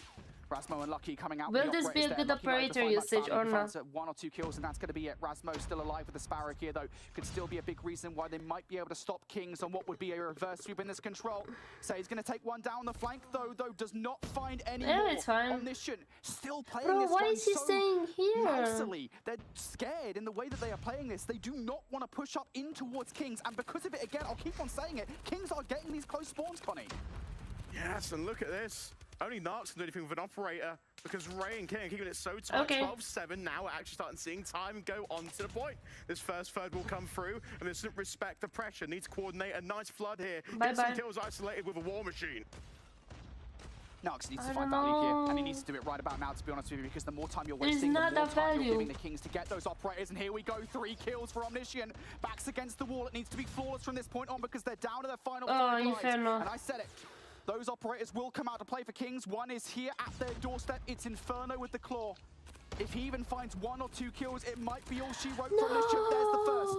Saturn's down for the count. Now the war machine from Bro, I'm so annoyed, bro. Leave me alone. I don't want to talk about this. What is this? To their final life in this situation. It is not. And Kings reverse sweep the control. Omniscient in shambles. Insanity. That was beautiful. I mean, listen, bro, there's no way. Right at the end. It was 2-0. Were not the right ones from this, and they couldn't get ultimates or any sort of operator online. I mean, they had them, they didn't use them. They wanted to opt fishing instead and playing for cuts. It just is too fast. It's too risky. You have to play around the static positions that you already have and making sure that the operator usage is at the right time. I'll call it for what it was. I think that was a bit of a chuckle, to be honest, from Omniscient. It started so strong. The way they played in the first couple of rounds was phenomenal. The map control, the spawn control was great from them. And then in the last 3 rounds, certainly on the defense, I do not understand why they were totally incapable of controlling the spawns. I keep on saying this about raid control, and I don't understand why it's something that teams haven't quite grasped yet. Yeah, that was something that I didn't understand. That's why I'm upset a little bit, because I don't understand why, what went wrong. Actually, I know what went wrong, but why?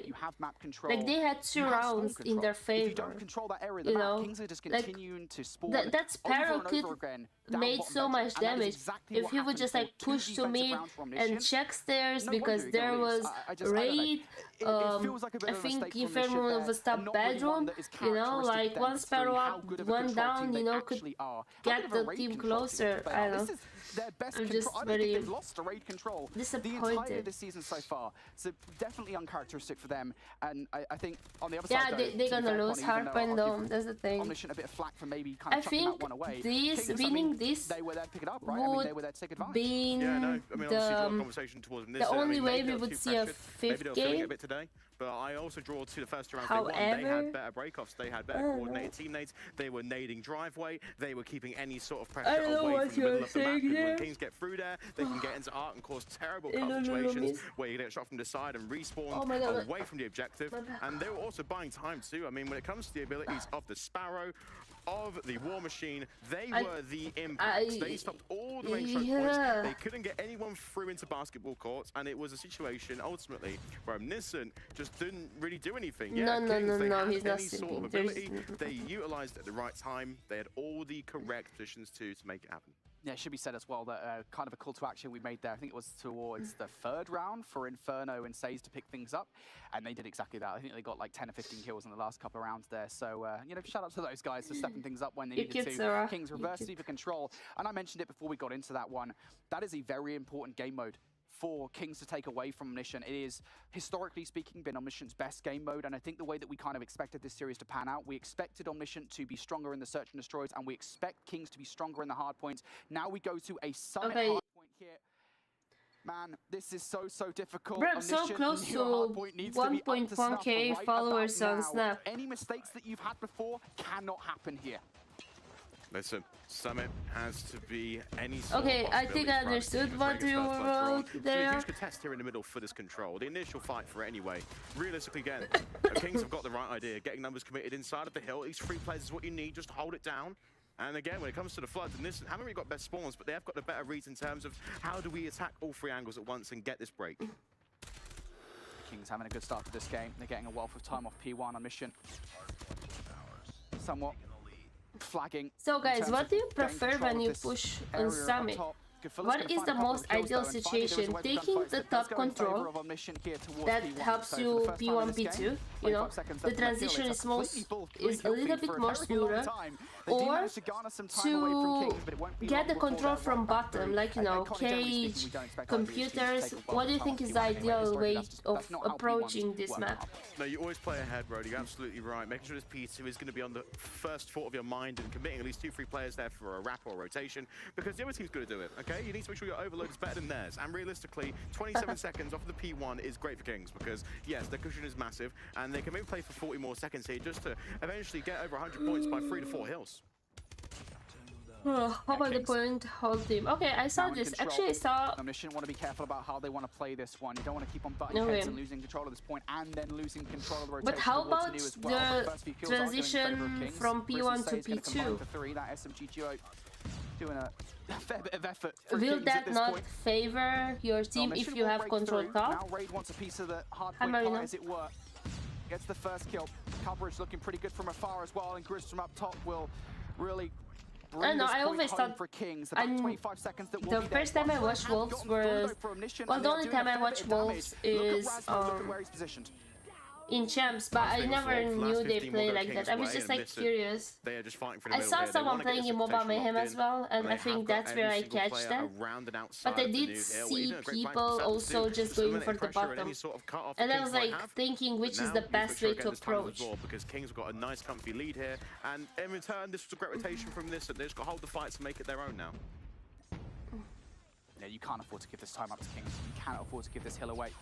Omniscient got those back spawns through, and there we go, nicely done. 4 between Sand's going to fill it, but Marvel's going to answer back with 2 of his own, and unfortunately Raid sends a stun out at the complete wrong time, not able to get a player that was actually weak for that gunfight. So Omniscient holding on to this time. An opportunity now maybe going awry for Kings to take an early lead, an early advantage in this game, and put Omniscient out of it before the game has even begun. Now towards the front, Raid. Says, what can they do? Kills for them. Gafilla unlucky firing back. They're looking pretty good here. Kings unable to get any players through the front of this hill. They are trying. Try as they might, though. Omniscient in a much better position here, Connie. Kings can't get in. They can't get in, but they have got operators to do so. And I respected their call not to use it. Okay, Mont disbanded, by the way. They can go for 60 here. Realistically, they can. They're going nice and spread at the back. 2 playing in a bunker setup. Mont disbanded in, it should be a hole, but Razmo is going to try and do the opposite. This is very quick for Omniscient. They've got to this hard point super duper quickly here. Razmo's still got the Sparrow as well. Yep, going to take Grizz down, but Grizz is going to take Razmo down as well, excuse me. Marvel towards the backline, needs to find some value with the Annihilator and does find the double. Is that enough for Kings to maintain control? Because Omniscient, they are knocking at the door, and I think they're about to kick it down. Omniscient still in control here. Inferno trying to play his life with the claw towards the backline, and that is a big investment for Kings. Early on in this hard point, Connie, they've lost control.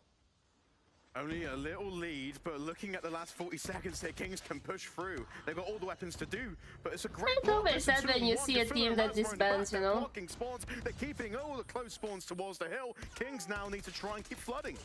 That's true, like this is a recurring thing that I saw You know, that's why I really enjoy watching these three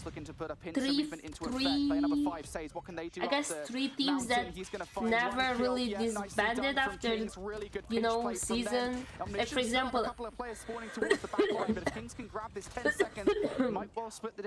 for example, Omni, former Animus, you know, that even if like they lost some players, they were always like the core players were always there.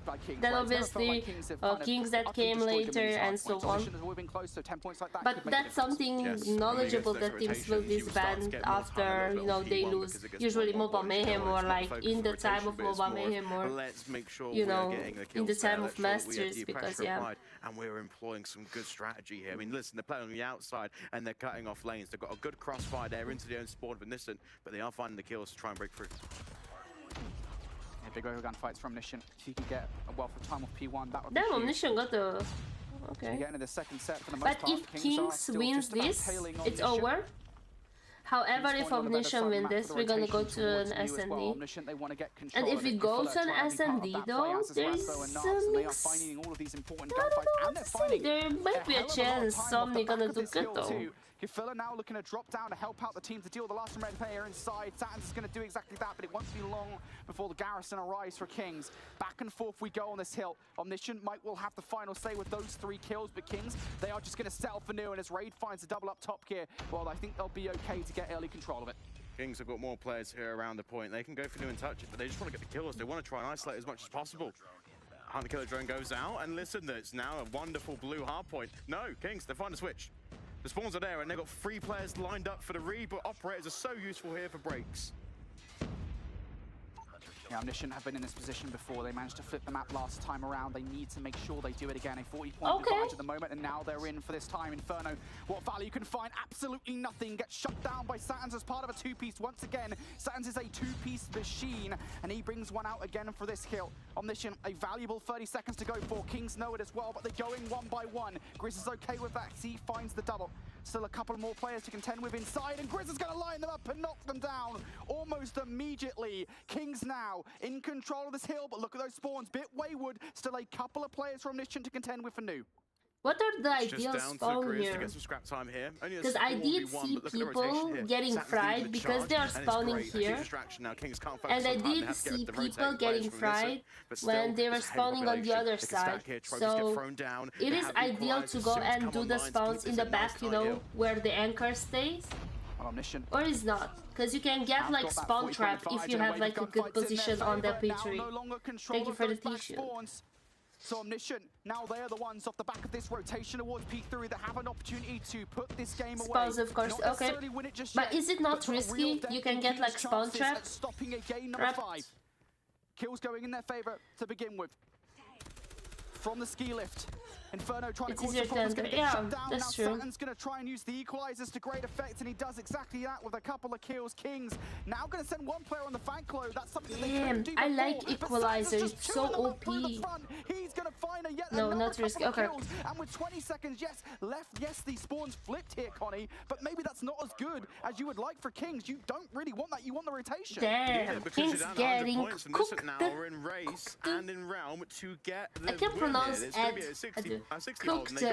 Cooked. Kings. Now again, I've got rotation 2. My Romanian tongue will not allow to actually say that. But that's for Kings.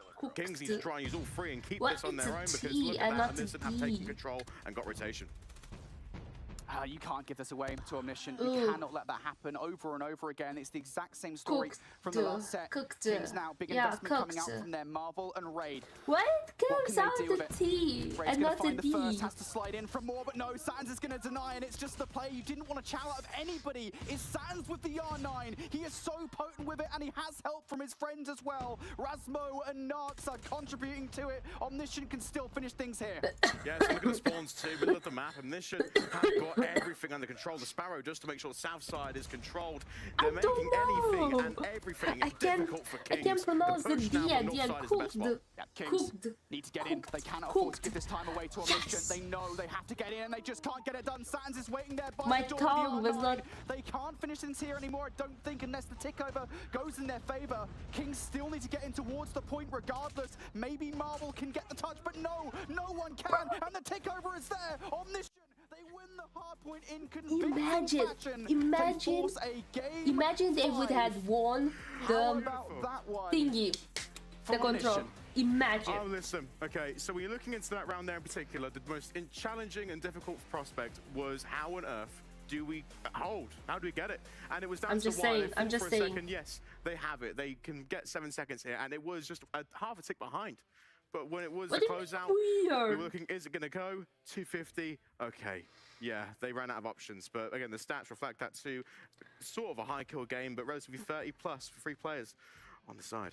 Omniscient are just so good in that hard point, and it's something we don't often see from them. And again, I'm not trying to be too disparaging, right, because I think we should be encouraging, if anything, here that Omniscient did as well as they did in that hard point. But you know, yeah, I can't speak English. Okay, we're what was yeah, that? I feel you. Manipulation is what I was trying to say. I'll never hear the end That's of that. why. The manipulation of the spawns for Omniscient was perfect from them. I think just on so many crucial rotations, specifically looking from the P3 to P4 rotation. Baked potatoes. Both times around, Omniscient broke Kings early, hot and then potatoes. They got a full 60 off the back of it. And we kind of saw it in the stats there, Connie, but they got I think it was smoked. 36, I want to say, or something like that from Satins. When you get Satins inside this hill, this one right here, for whatever reason, it's the R9. That Satins plus R9 combination is just so devastating. Kings just could not find a way in every single time. Honestly, I could, if I had to pinpoint one kill. Oh my god, I want some brie. Was that one on both like a very nicely made brie like you in said, the oven. 2 wins on the 2 oh hills. my god. I think it was with just some, usage. I mean, realistically, the like, Sparrow on the south side made it difficult toast. to sort of funnel a flank. And when you go through middle again, thank you for the joy to deal with. So it really guys, is sort if of you a have any, stay safe on fire, would be very appreciated. We really know that. And they were also only really going for 40 seconds per hill. Realistically, not a full 60. They were actually respecting time and playing contests for the other 20 seconds. So it made it mixier, made it more difficult to actually get any sort of objective through on either side. Yeah, for sure. Well, look, Omniscient, I don't think we quite expected that one. I felt like their chances might be dampened at winning this series after that one. Game number 5 now, though, and we go back to what was a game number 2. Oh my god, it's so game number 2 for Omniscient. Their search and destroy is guys. And it gets eyes on the chat, eyes on their me. Strongest search and destroy the entire season. I like it but it so is worth much. saying, I mentioned it before we got into this series, Connie, they did lose this yesterday versus exclusive, so certainly not infallible. I know, it was only a 7-4 to be fair. A few rounds. Oh, I want might this, be a like, difference. you know, with the cheese and everything. Heavy towards A, the first blood is drawn. Grizz can find a good route, and really you want to make sure Omniscient can try and get players towards A just to alleviate the pressure. Well, look at this aggression coming out from Well, this is how you pronounce it here, okay? In from behind, maybe Gafella can do something. No, Raid's going to make sure that he can't get any kills there. And all of a sudden, Lucky left up in the 1 versus 2. Now, if you've done your homework, if you're Kings, you should know where Lucky is positioned. And I think, given what happened last time on this very map combination... But you say Brie in Romanian. I don't know how you pronounce it in English. Brie, whatever. But in my language, it's Brie. Taking close quarters combat gunfights. And look at this up as well. Just 2 players adjacent to the bomb. They're going to watch the crossfire here and get it done. Brie. Maybe. Lucky can throw a nade. How do you pronounce Brie? Let me go. Google Translate. Should connect with Raid. Yeah, it does, but not enough for the kill. I did have a feeling that would happen towards the site. Lucky goes and can't get it done. Yeah, I could see it in the way that he was cooking up that nade. It's like, I think that's going to connect. I don't think that's actually going to take Raid down, and indeed it does not. So nicely done from Kings to kick things off. We know how difficult offenses can be here on Tunisia, Connie. Yeah, heavy defensive map.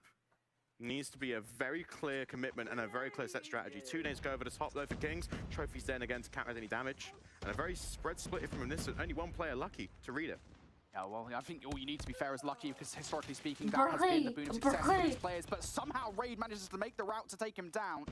Does get traded out in the end from Satins, but that is the entry that Kings need on towards this site. Still though, numbers not being in their favor, Omniscient reacting means that Kings don't really have full control. I did not. Certainly not enough to make this one work. They need to fight for it. Marble's already done the one kill. Now looking up close and personal for the second. Surely not. This Tundra is disgusting. And all of those events now come down to 1v1. Nox versus Saze. Sorry, what in the world? Saze, well, why not? Just get the hell out of Dodge. And at this point in the 1v1, it's just down to who can read the play. So you pronounce it brie. It's gonna be a lot of clears though, and brie. especially if you're on the attacking side. Fromage, brie, fromage. That's why you're opting now for Nox not to get out of ADS, because anything could happen. A bomb is getting committed though. Saze though. I want to try that big one that you like melted and then you just like put it on top of food. Yes, I would just like. Yeah, there's just so many different angles and corners you've got to check here. I think as soon as Nox sees where the bomb is planted for, they have some idea as to where I needed to watch a French but again, you're right. That person is probably the biggest problem here for Nox. Going to go for the audio cue to bait Saze out. Nox knows exactly where he is here. There's the first 2 shots. Saze has got to just hold on here. Wait for Nox to challenge. He's seen him with a jump up. He got the audio cue. Nox now looking for the gunfight, the slide out, and Nox has time for the defuse as well. Big 1v1 from Nox. And back to the roster, and he's already providing value. Hi, Saints. Just in time. There we go. I mean, listen, Nox, that was a great push. I really love cheese. As the window was closing there with the last 10 seconds to push for the kill. I got the type of cheese, but it was so sweet. Side of Kings. I think it looks like coming cheese, but it's like sweet. Done a wonderful job so far. Many crucial moments so far from Nissan. And in this new round, again, heavy towards A. Kings are not taking any chances here from these setnates. Yeah, back towards that round number 1 strategy here. Straight towards the point they go. Stuns and utility over the top. Enough here to get the first blood, but trade out coming from Razmo, who is once again in that position being so annoying. He's going to go something down. With E, but for whatever. Kings, I think you take those trades, right? You're in a 3 versus 3 now, and you have site control. You've pushed all the way back towards their spawn. Oh, I don't like common birds as much, to be honest. I would say do it I like Gorgonzola, but it smells so bad. Very fast. Yeah, these adaptions need to be ones of which that the post plant, it rewards it in that regard. Inferno already just playing for clears, but look at this again. They're so spur on the map. A pinch play might be in order. Lucky there over Tundra might get a good read.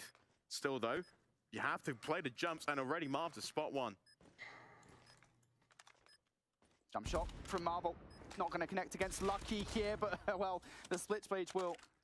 Now looking for the second as well. Marvel surely not. And now it's just down to the last remaining player. Saturn's going to get shut down. Yeah, Marvel going to contribute to it, but Inferno will be the one to hit the nail on the coffin there for that last remaining player. Sir, I agree. These offenses here have been so successful at getting onto these sites. I don't know what's the name of that cheese. It's been one of which that, you know, Omniscient just I might go in the break and get something to eat, and I'm going to tell you. It's been such a crucial factor for these sites to be taken. But Gorgonzola smells so bad. Now they're operating on a much slower base here. Heavy coming through mid though. A bit unconventional here, but great read coming out from Omni. Nox for the double here. Raid stunned up. Shots, excuse me, aren't quite as perfect as he would like. And all of that results in a 2 versus 4 now. Marvel and Inferno left up. Bit of an awkward spot. I said at the beginning of this round that Kings had been successful on these offensive efforts. Well, now, what do they do when they're not? I don't know. I tried to now a couple of weeks ago by mistake. I went to a wedding, and on the first plate there was it's usually a lot of like weirdish type of like food, you know, like all this fancy, you know, foods wherever. And oh, nice purple. And I think I tried tuna, but it tasted so bad. Kifilla for the chow as well. Now has a little bit of help from Lucky. Just don't pick that angle, guys. 1 versus 1 between sniper players. Good job, don't go down. To worry about here, to be fair. He's got the bomb. He still has his heart set on this A approach. Oh, I would eat foie gras now. I actually like it. I think at this point now is to watch the flank. I would actually eat foie gras. Has no information I didn't eat such a long time. Why would he need it when the site is so open on A? Oh, he's just seen Kifilla. Lucky surely now going to be called here for a little bit of backup. 25 seconds remaining. Again, Marvel has been so staunch in wanting control of A. Lucky gives him a look, and Marvel gets a free kill, and he knows where Kifilla is as well. The 1 versus 1! A 1v4 from Marvel! How do you let that happen? Insane, beautiful. I mean, listen, it was patience as well, because that was such those 2 kills were segmented at 30 seconds apart. One of the hardest we'll be forced to get because of adjustments and repositions. I never tried that beef though. I never. But I want to try it. I didn't eat beef until like 3 years ago or 4 years ago.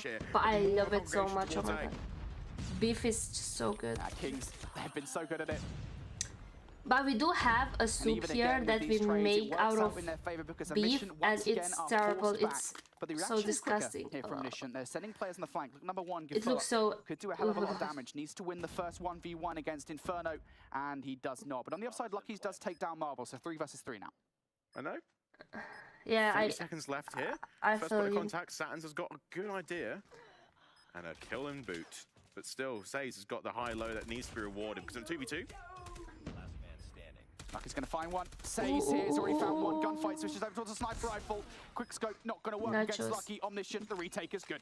Beautiful. I mean, I had nachos last time when I went to a movie. That round was a bit more interesting. I think the close to I feel like I'm getting sick after nachos. Yes, they were playing. But do you like both sauce, like the salsa and the cheese one? Or you guys are just the cheese or the salsa one? I like the spicy one. I like them. Plays like that to happen. Now, new round though, number 6. Slowest start though for Kings as Omniscient look already to populate B. But again, the mid presence was one of which in round 3 they wanted to get out the gates early and find kills. But again, the set they threw there and a good read to get the first blood. Second as well, nice. From I like cheese too. I usually get both. Omniscient here on the defense feel like their defense has been punctured, doesn't it? Lucky's not even really in a position to defend B because of the amount of action that was taking place in the middle of the map. He's come to help out the team. Nox is going to get Grizz. Stay glitching. We don't technically have that here in Call of Duty Mobile, but, you know, it's still going to take Grizz down. Now, this is easier for Omniscient, but still... Do you think we're going to have OT, by the way? Biggest adversary here. Stun check against Inferno. Oh, I love doesn't actually win that fight against Nox. Nox converts for a second as well. He's been paramount in this round. He flips the situation on its head. Marvel and Raid now for a 2 versus 2. Now making a 2v1 here, Connie. Just left up to Nox. Nah. And if anybody can do it in this situation, it's him. He's got the clear read as well. Gets one. Now it's all down to Marvel. No. Nox wins it. What is that? That is insanity from Nox. What is that, an ace in that round? Was yep, flawless. I think Kings are letting them too lose. I don't know. And it's just the rounds this early on, they're the difference. They will continue momentum and make it even more spicy. Again, the break off Brody. Let's look towards the map and see what happens in this round in response to what just happened in the last round. Dude, I want everybody to glaze Nox like a donut. Just insane. This guy, what a You know what would be insane? Like if yesterday Kings played like that, you know, not really put much effort against exclusive, you know, thinking that they're gonna come today and they're gonna take Omni out, right? And Omni actually winning. Like imagine. Like I would like. Oh my God! I would be so. That was on defense. The situation does feel different, but still, one man I would be like so mad at myself. Now I don't know if they played. Like I don't know if they put a lot of effort yesterday in exclusive. You know, well they played against exclusive, but imagine. Again, because like I would cry, bro. Now play time. Yeah, I think at 40 seconds you might start to see the bomb commit towards the side. Yeah, it is. But for now, it really is just down to Nox and Satins getting information here. The audio cues are going to be really important. Ramzodo hears someone down low. That's why the play call now is, let's send everyone over to B from the side of Omniscient. Okay, so Lucky is down. Kings have not moved whatsoever. They are staying ice cool here in this 5 versus 4. Okay, so check coming out from Grizz. It's information. He knows where Satins is now. And Satins okay, Raid might get the kill here. In this situation, not going to work though. Raid going to take him down.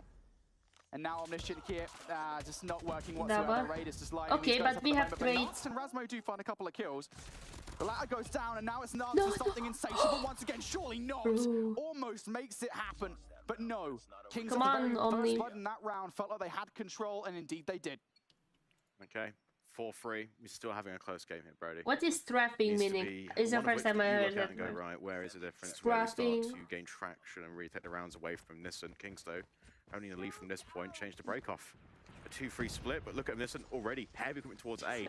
4 nades being thrown through up 2. This is a very brave effort. Omniscient getting aggressive here. He's one shot. Past the sniper rifle. He's one shot. Good fill. Nice. Not able to win the gunfight, but Nox is all is good. 4v4 now. They still haven't dealt with Inferno towards the backline, and he's a constant problem. He finds 2, and now Omniscient here stuck in the mud. Grizz gonna make the situation guys, even worse. guys, come on. Omniscient did Don't not let deal with that the sniper rifle player on the backline, and that really does need to be step 1 in getting control of B. Oh, that is going to be more than step one, my friend. Let's continue on this round. Breakoffs. Kings going to go for more passive reads here, but pop both sides. Omniscient, commitment towards A. Snipers are out early too. They want to try and get these picks early because they know how Omniscient played around, even when Ray and Satins go for the first trade here, 4v4. Once again, Omniscient. Look, I mean, look, it's a 4 versus 4. It's not the end of the world at the moment, but it does still feel like losing one player at the start of the round, it stunts them in what they can actually do. Even if the defense are not even that well put together, they are very spread apart, covering all of the different angles. Omniscient still looking for some kind of first blood. I told you I'd give you my account, plan. On top of the bomb site, going to get shut down. Nice first blood here on this re-entry towards the site for Omniscient. Kings do not have the players in position to deal with it, and it's certainly not anymore as Raid goes down. So now a 2v3. I think a bomb as well. Okay, the bomb is down. Sort of flirt with the idea of Omniscient R, but really the biggest problem is going to be weaponry available. That's a wonderful frag, a 2v2. But Narks again, big an impact. Has to pick a play call here. Do you rotate? Sorry, it's like top 5k or something. Knox is feeling himself. Asta e ultima ștupă mai e unul. In a very dangerous spot. Lucky's going to get the big snipe against Inferno though, and I think that's going to Stace has R9 though. Stace has an R9. Back down Ar trebui să mai fie încă 5 după asta. Bomb planted. 2v1, bomb planted, you say, mate. Stays in this situation. Going to get first few shots off on towards Narks. That smoke now going to provide the coverage to Stays. Get back to the side, and Narks just shoots through the smoke. Blinded, doesn't even matter. He's going to get that kill. Okay, lovely. Do you guys smell it? It's OT. Such a close game. I mean, Tunisia does tend to reward the idea of, like, you know, the overtimes. We ain't going to call it here, but Kings have got every bit here to just start thinking, let's change the plan around now. Smokes go down through mid. Lucky can't get any information available, but again, heavy towards A. Bomb's committed through mid. Very strange, but Gafilla's onto something here. Again, I will say, this is kind of very similar to what happened with Narks in the last round in the 2 versus 1. Gafilla being both the bomb carrier and the entry fragger in this situation is a dangerous game to be playing for your mission. You don't want to be putting yourselves on. Oh my God, don't say that, I'm hungry. And that's exactly what happens. Inferno going to take advantage of the situation. Players going in one by one. Inferno's like, is it Christmas? Because I'm getting gifted at the moment. Rasmo through the middle of the map. You're going to find one, but not able to get the melee onto the second. And this round is completely fallen apart here for Omniscient. Satins for a 1v4, and while Satins normally is the player you rely on for these kind of clutch-ups with the R9, it's really, really difficult. We'll at least isolate one. 1v3. Satins needs to recover bomb, or it's so difficult as well. A shotgun can't really get you so far in an open sight. But playing it slow. And a few tagged up shots as Ray knows already what to do. And they force a shot. That's a wonderful kill from Marvel. I mean, a wallbang or even a pixel peek, still, that's very difficult to do. And again, Omniscient, so hot and cold, man. Just they can come out and do some silly things. And then there are also times where they can come out and just be the best team in the world. It's so difficult. But Omniscient here, straight towards A they go.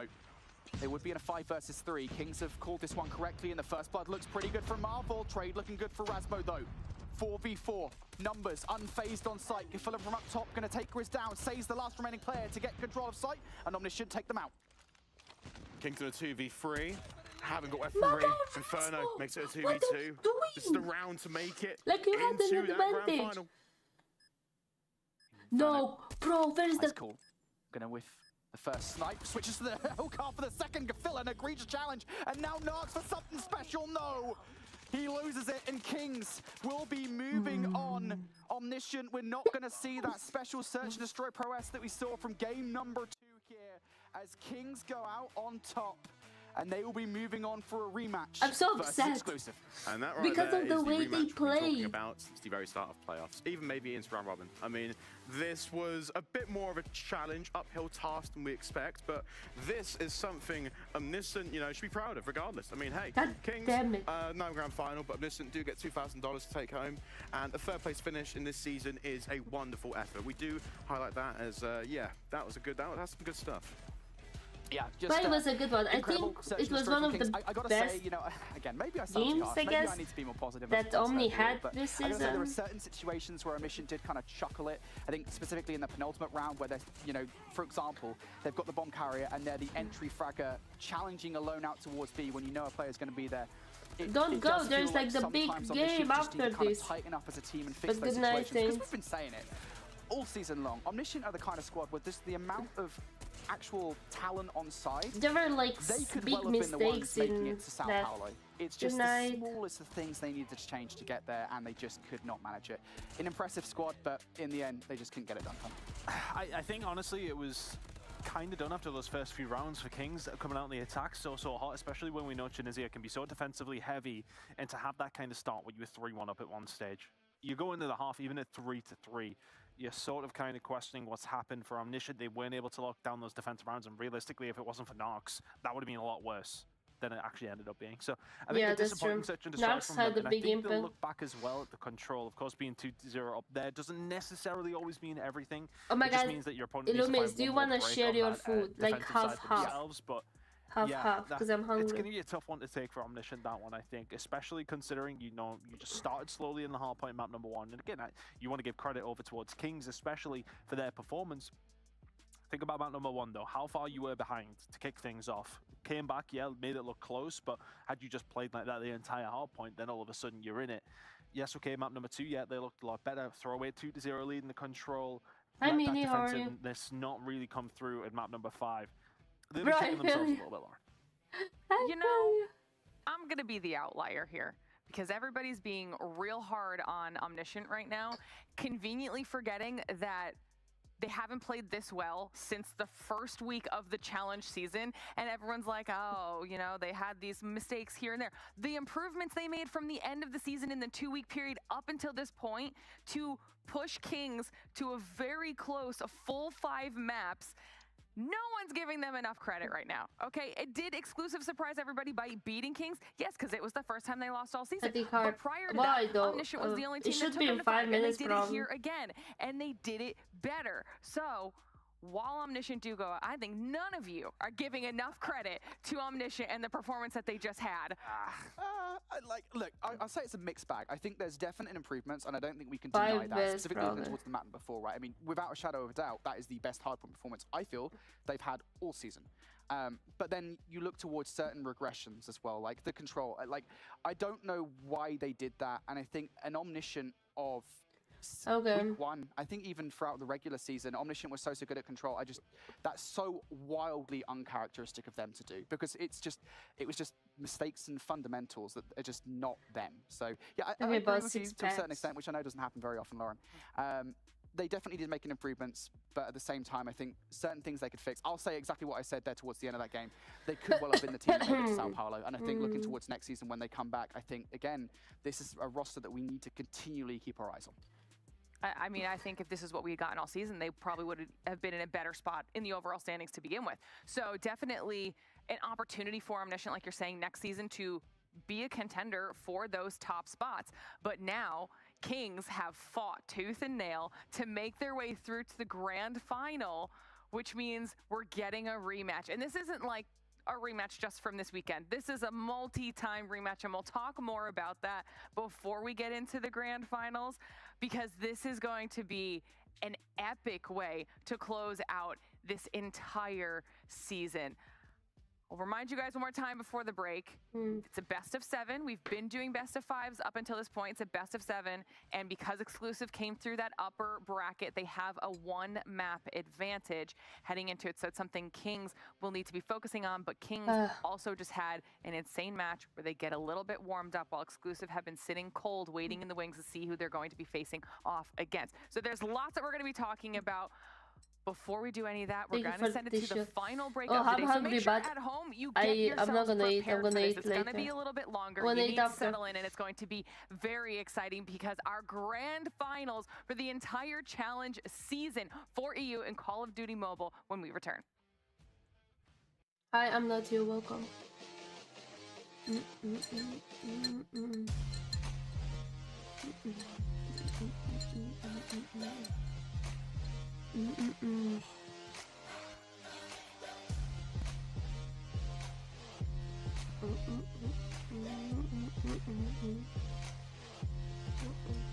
Oh my god, I played BR today. It was annoying. I played an open lobby on Alka. People are swearing there, not gonna lie.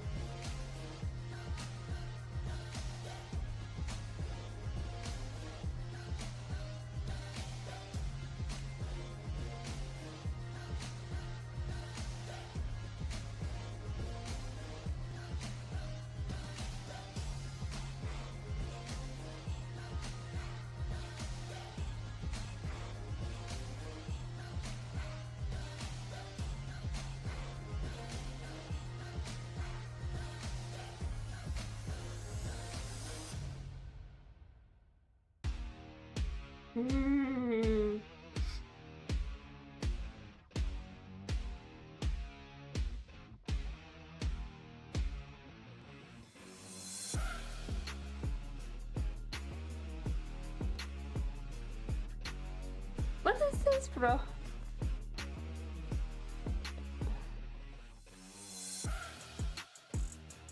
No.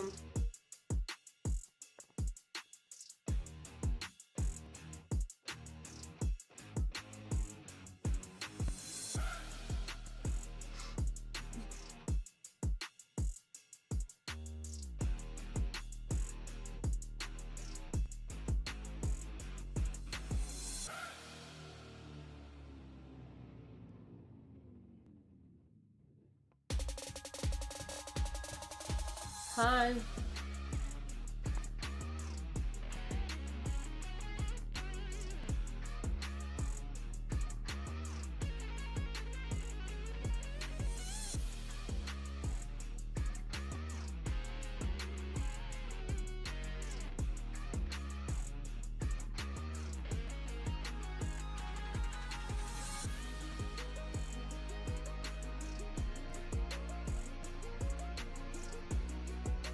I don't know. I don't know what I'm gonna do tonight. Either I'm gonna start cutting off the pages from here, either I'm just gonna, I don't know, watch something. How about you? Ce faci tu? Ce faci? Citesc prefața la cartea asta.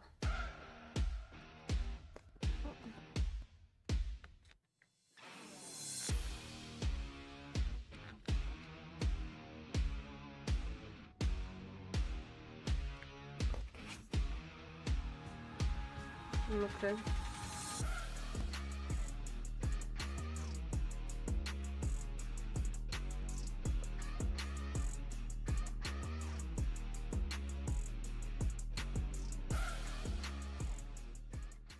The Snapdragon Pro Series, powered by Samsung Galaxy, is brought to you by Snapdragon Elite Gaming, Samsung Galaxy S24 Ultra, Monster Energy, and DHL. Hello everyone, welcome back to the Snapdragon Pro Series, where the moment we have been waiting for, everything we've been working towards is about to happen. It's time to start talking about our grand finals here for EU and Call of Duty Mobile. Our top two teams are the two teams that have made their way through our double elimination bracket and find themselves getting ready to face off for a fourth time. And we'll talk about this, okay? They've got a little bit of history prior to this matchup. It's going to be an epic battle, to say the least. One more reminder, Exclusive have a one map advantage because they came through the upper bracket heading into this, but let's start talking about it. It is Exclusive versus Kings. Kings just had phenomenal performance against Omniscient in our lower bracket to make it here, and now have to go again. Cu vanilie, învie să That's kind of a benefit though, Bobby. They're warm and Exclusive isn't. They're warm, but they might also be exhausted. Like, right? That was a crazy long match, and definitely is something that, like, yeah, your gunnies are going to be hot, but mentally, where are you going to be heading into this one? I think is going to be a big question. I think especially based on the fact that they are now going up against a team that they've already lost to once in the weekend. All right, so let's talk about this history a little bit. I keep mentioning it, but if you guys are just joining us, this is not the first time that these teams will have faced off, and this goes back all the way to champs last time. We probably talked about this during the regular season as well, so if you've been with us this whole time, you might have seen this.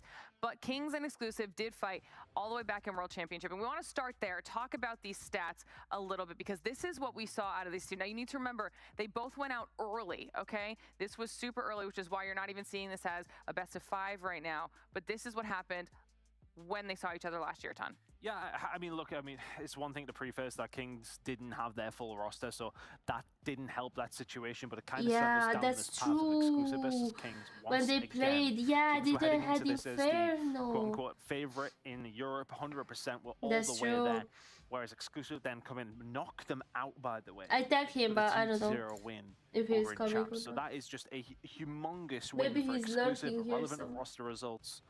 But then coming back into Europe, we didn't know where this rivalry was kind of going to go from this stage. All these players are really good friends. They enjoy playing against each other. They said it was hard to hang out with them when they were there over in Champs, but Exclusive dumped them out.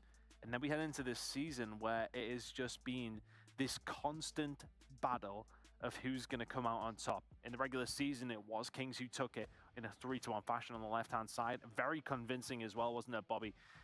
Very, very good game coming out from Kings, and that one Exclusive didn't seem to have anything. But now when we headed into the actual final side of things, Lauren, it just completely turned on its head. Yeah, and we saw just how strong Exclusive looked yesterday, and that was kind of one of the questions that we had because of just how dominant the 3-1 performance on behalf of Kings was during the regular season.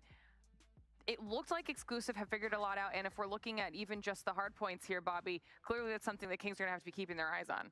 Yeah, for sure. Yeah, you can see the loss on Hacienda, the loss on Arsenal, the loss on Takeoff. Like, that's a lot of spread that opens up opportunity for Exclusive to at least get a strong start to the series.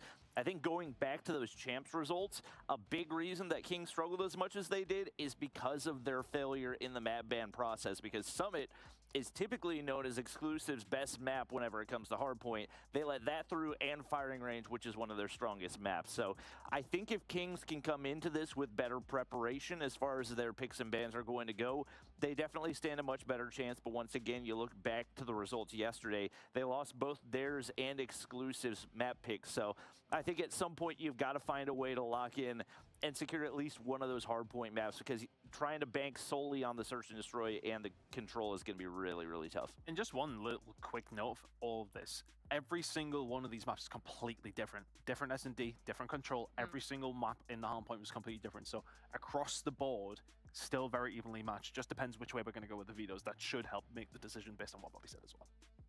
I think in terms of the entire series, though, I mean, this is a grand final, a best of 7.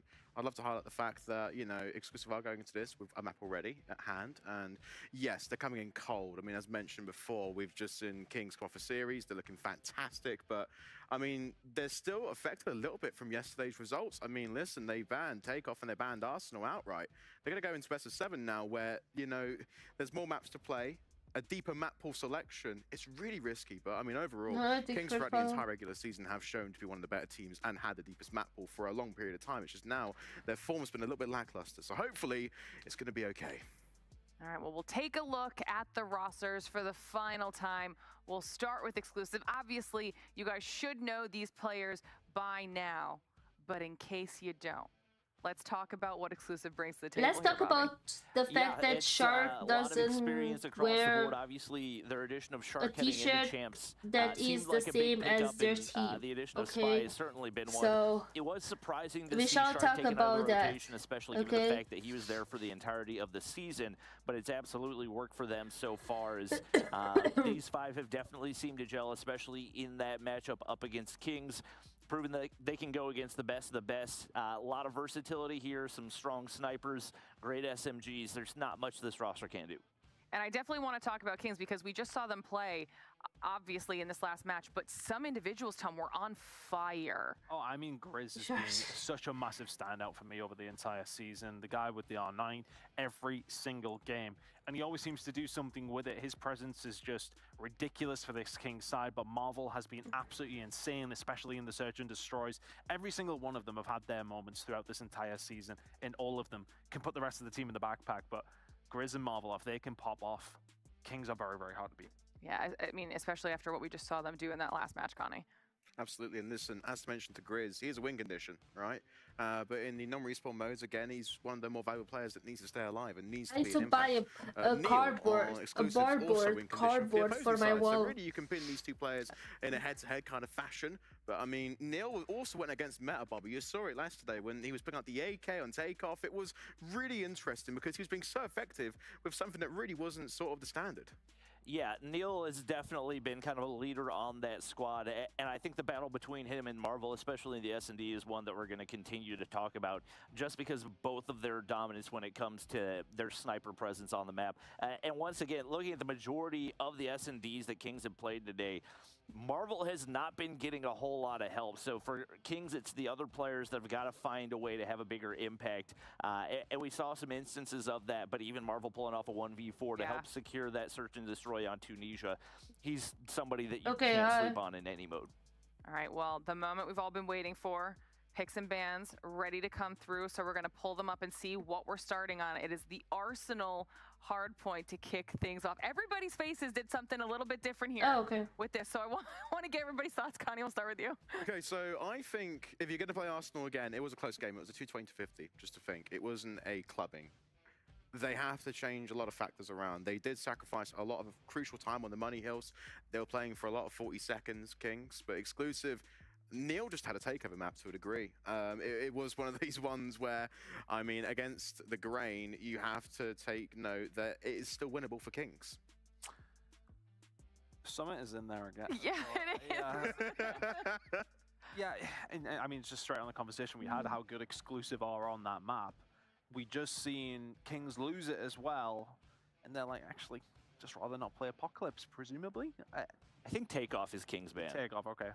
Because Apocalypse is the one map that Kings have actually beaten exclusive on in this season, as far as hardpoint goes.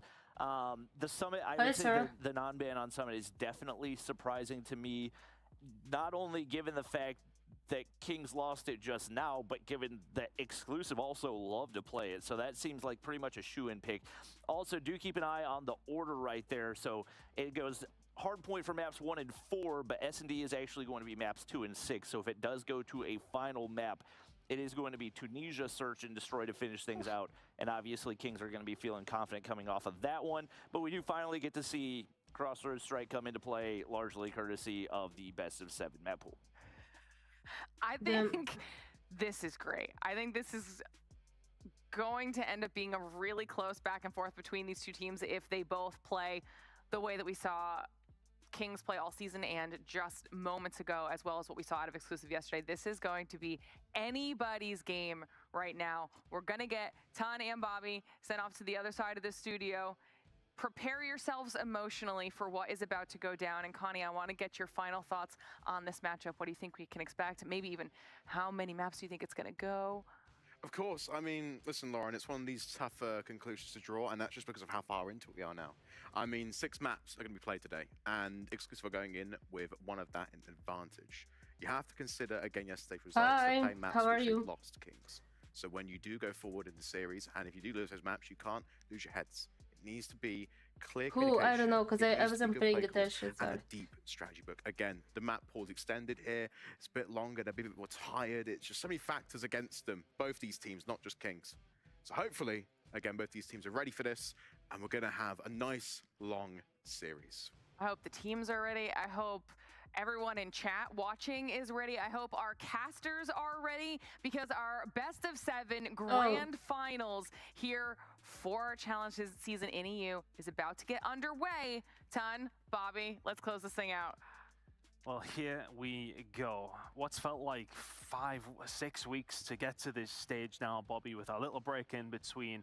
And here we are. Exclusive and Kings have made it to the final, something that a lot of people did expect to happen. This was the match that we kind of advertised in week number 1, and we have it here in the best out of 7. Exclusive are the ones coming in with disadvantage, a 1-0 lead. How important do you think that's actually going to be in the grand scheme?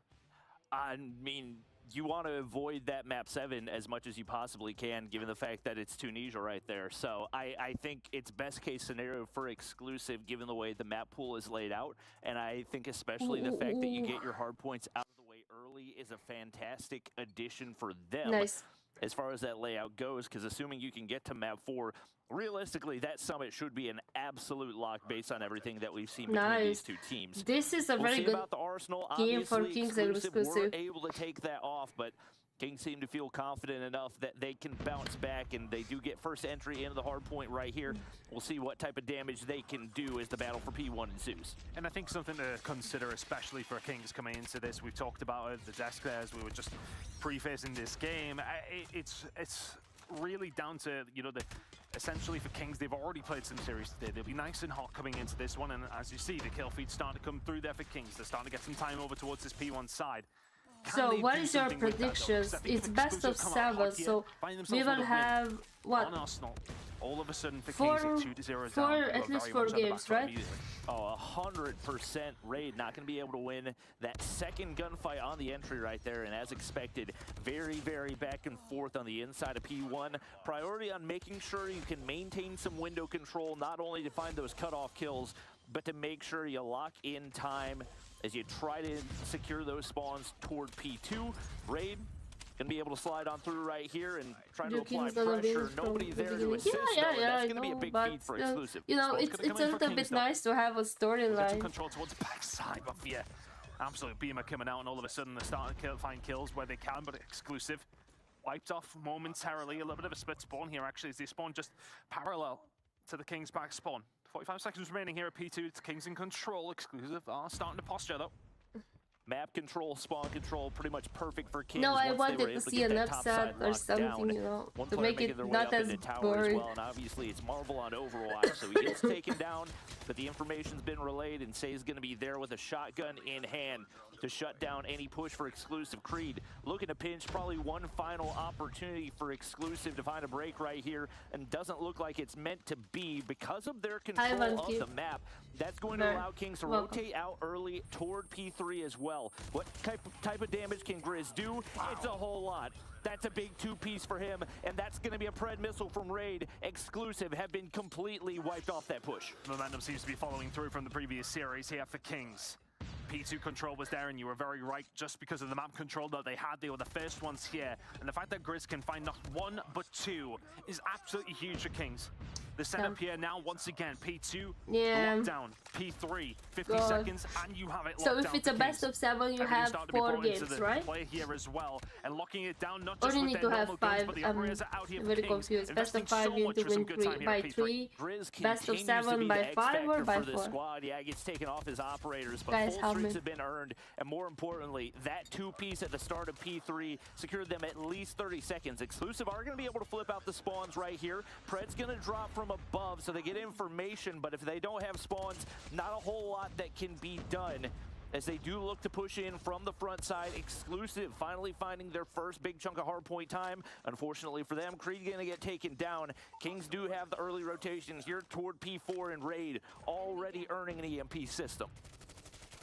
Exclusive on their way over, and it was so crucial that they managed to find that break there. There was a lot of investment coming through from Kings to make sure they found but look, that hold. Exclusive is keeping it close, so every cloud to the side of Exclusive. It's yeah, still okay, good, you may well have found yourselves behind, but the side of the operators is looking a lot better for you. 5 available now for Exclusive. They're going to have to use them wisely here, though. Kings with control. Once again, these rotations just seem to be going over towards the King side nearly every single time. Predator missile now coming in as well. The kill feed lighting up yellow for Kings, who are still locking it down over towards P4. Exclusive need to start doing something pretty soon. We said they have 5 operators a couple of seconds ago. Now they only have 3. They've been dealt with fairly easily for Kings and hasn't cost them a whole lot. Raid's gonna pull I out know, one for man, himself. Mr. No, That's man. gonna be for the king of the hard point right here, and only one player left to deal with. They continue to spawn on the ramp side, but nobody able to push through. Kings completely locking things down. Just like that, they win all their gunfights, and Exclusive are back into the hard point. It feels like Exclusive are waiting for the perfect time to pull the trigger, and they are still yet to shoot.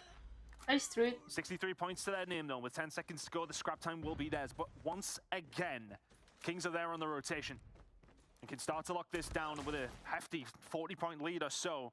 They'd be very happy with how this one has went so far. Exclusive do have quite a few tools to be able to use here to find a break. There's still 3 operators available, but the problem with what Kings have been doing is they've been finding streaks, they've been finding Pred missiles, and they are pushing Exclusive every single time. Every single time. There's still 3 operators charged for Exclusive. They haven't opted to use them as of yet. And I'm not really sure what they're waiting on. Sometimes you want for the opportune moment, but that could have happened a couple hard points ago, especially with the lead that Kings have been able to build. Huge to be able to take down the Sparrow. Marvel's going to find another 2. And Raid continues to lock in the hard point time. Hi, C-Pain. No way. They're kind of running circles. And Inferno's going to be there to continue applying pressure. Neil, a little bit too weak to be able to hold the line. And Kings once again break back in. It's looking like Kings lead as we head into a second rotation of Hills. Where is Sora? Sora, first nearly every single time.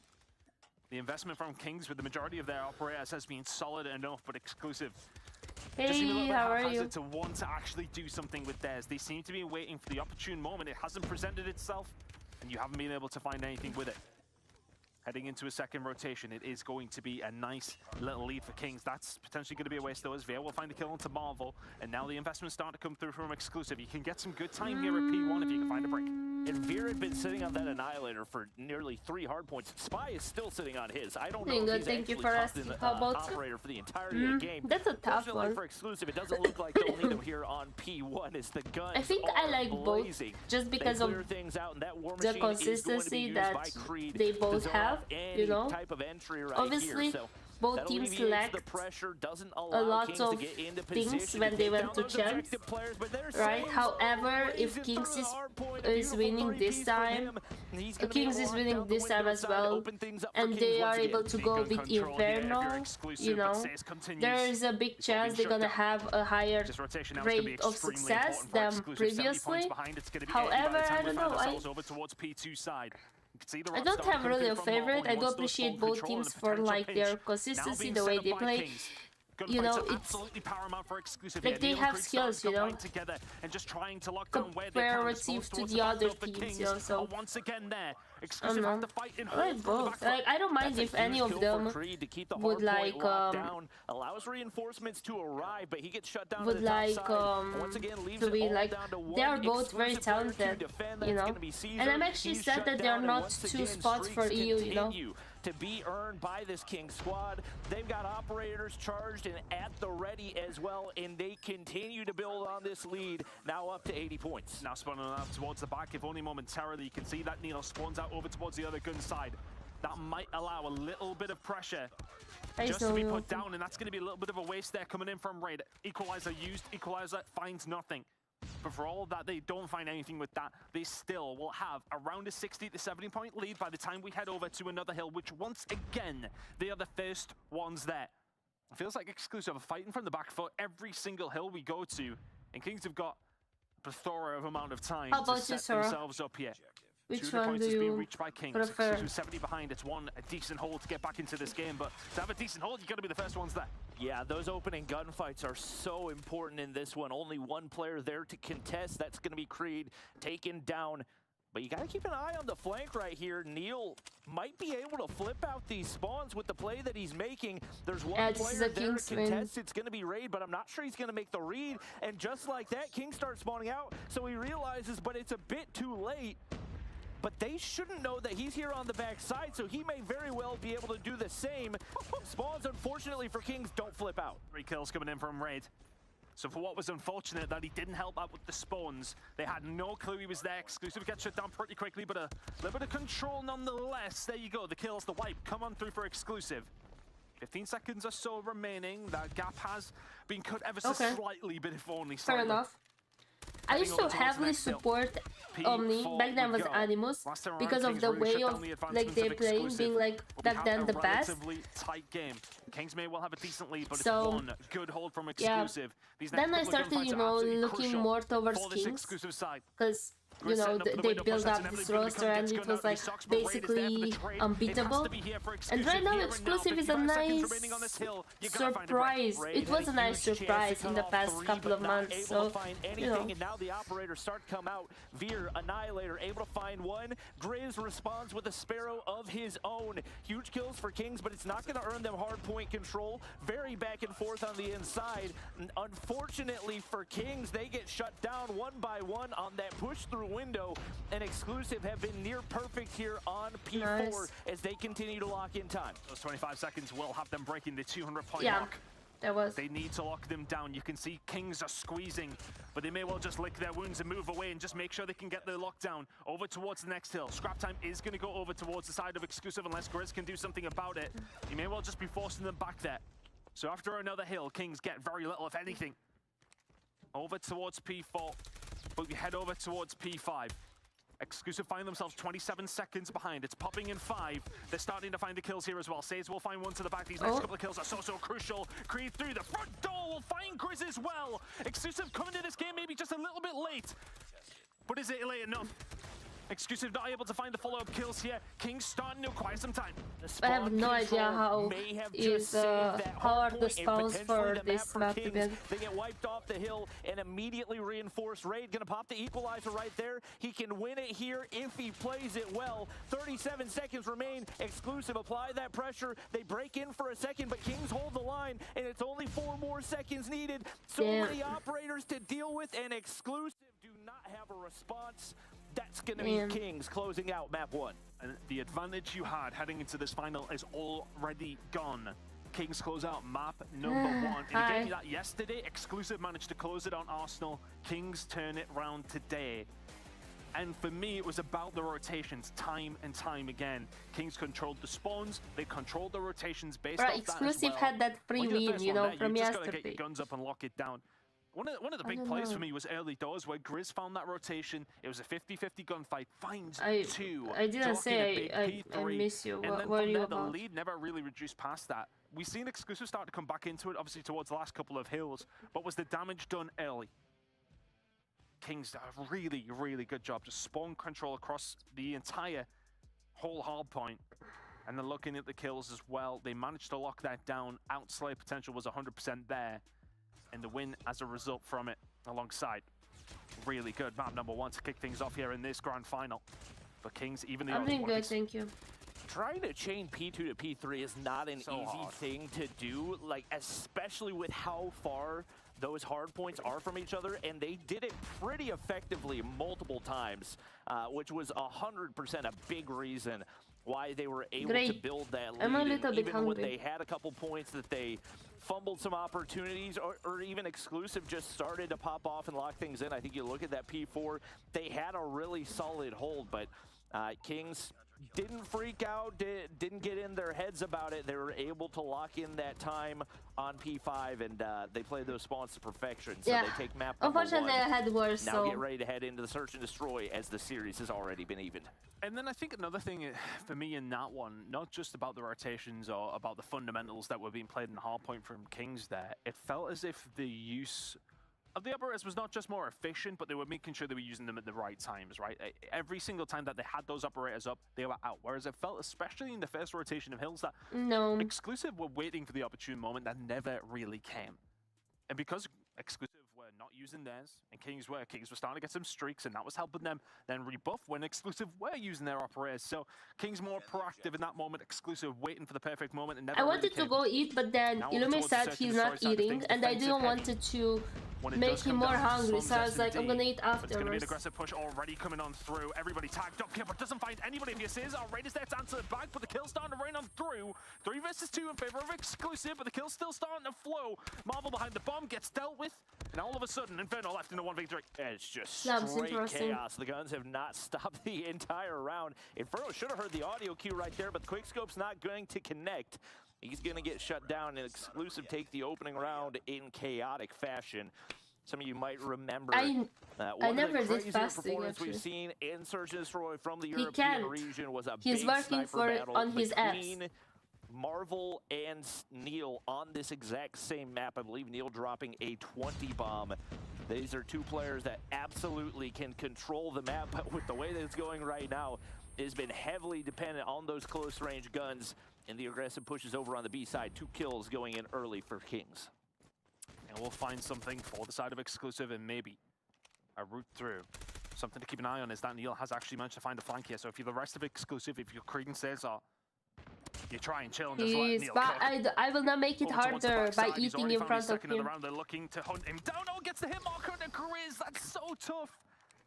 He finds that kill. Water and is all of a sudden, it's a 3 versus 2 in the favor of Exclusive. But because of all that attention that Neil drew out, Exclusive can find some map control. They can pick up the bomb. They can go towards B. Hit the Lulu. Cesar in a position to try and cut down here as that nade did find its way towards Cesar. Or to Creed, I should say. But the bomb goes down. I'm gonna eat after. Defensive situation for Exclusive to try and hold. Grizz I can't live without it. Gonna look for an opener like, right I'm thinking here. about Creed's food gonna that I back can't up, fall so asleep. no angles for him to work with. And Caesar catches one on the rotation through, make it 2 absolute laser beams. That's an SMG, by the way. Finds all 3 and shuts down the retake out of Kings. Clean as can be. And full props to Neil as well. He was the one that made the play that opened the map up for Exclusive. How old are you, sir? I never asked Finds a you, snipe, actually. pushes into the back lines, finds another. Should have by rights probably found Grizz as well. I think it would have stung Grizz had he lost that gunfight to a sniper at that close range when the he had the doof in hand, and Grizz is being dealt with in the next round as well. Cesar really on a bit of a tear here for the side of Exclusive, who are just finding attacking round after attacking round. It's looking like it may well be another one. Inferno left all on his own. He should be dead to rights. Exclusive.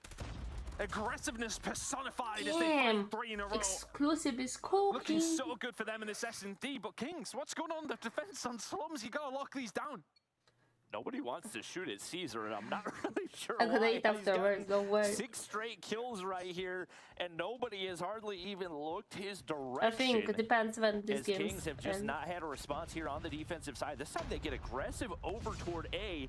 Definitely an unusual He's push 22, right here. I Caesar's bet. made the read, but finally going to get shut down, and it pays off big time for Kings.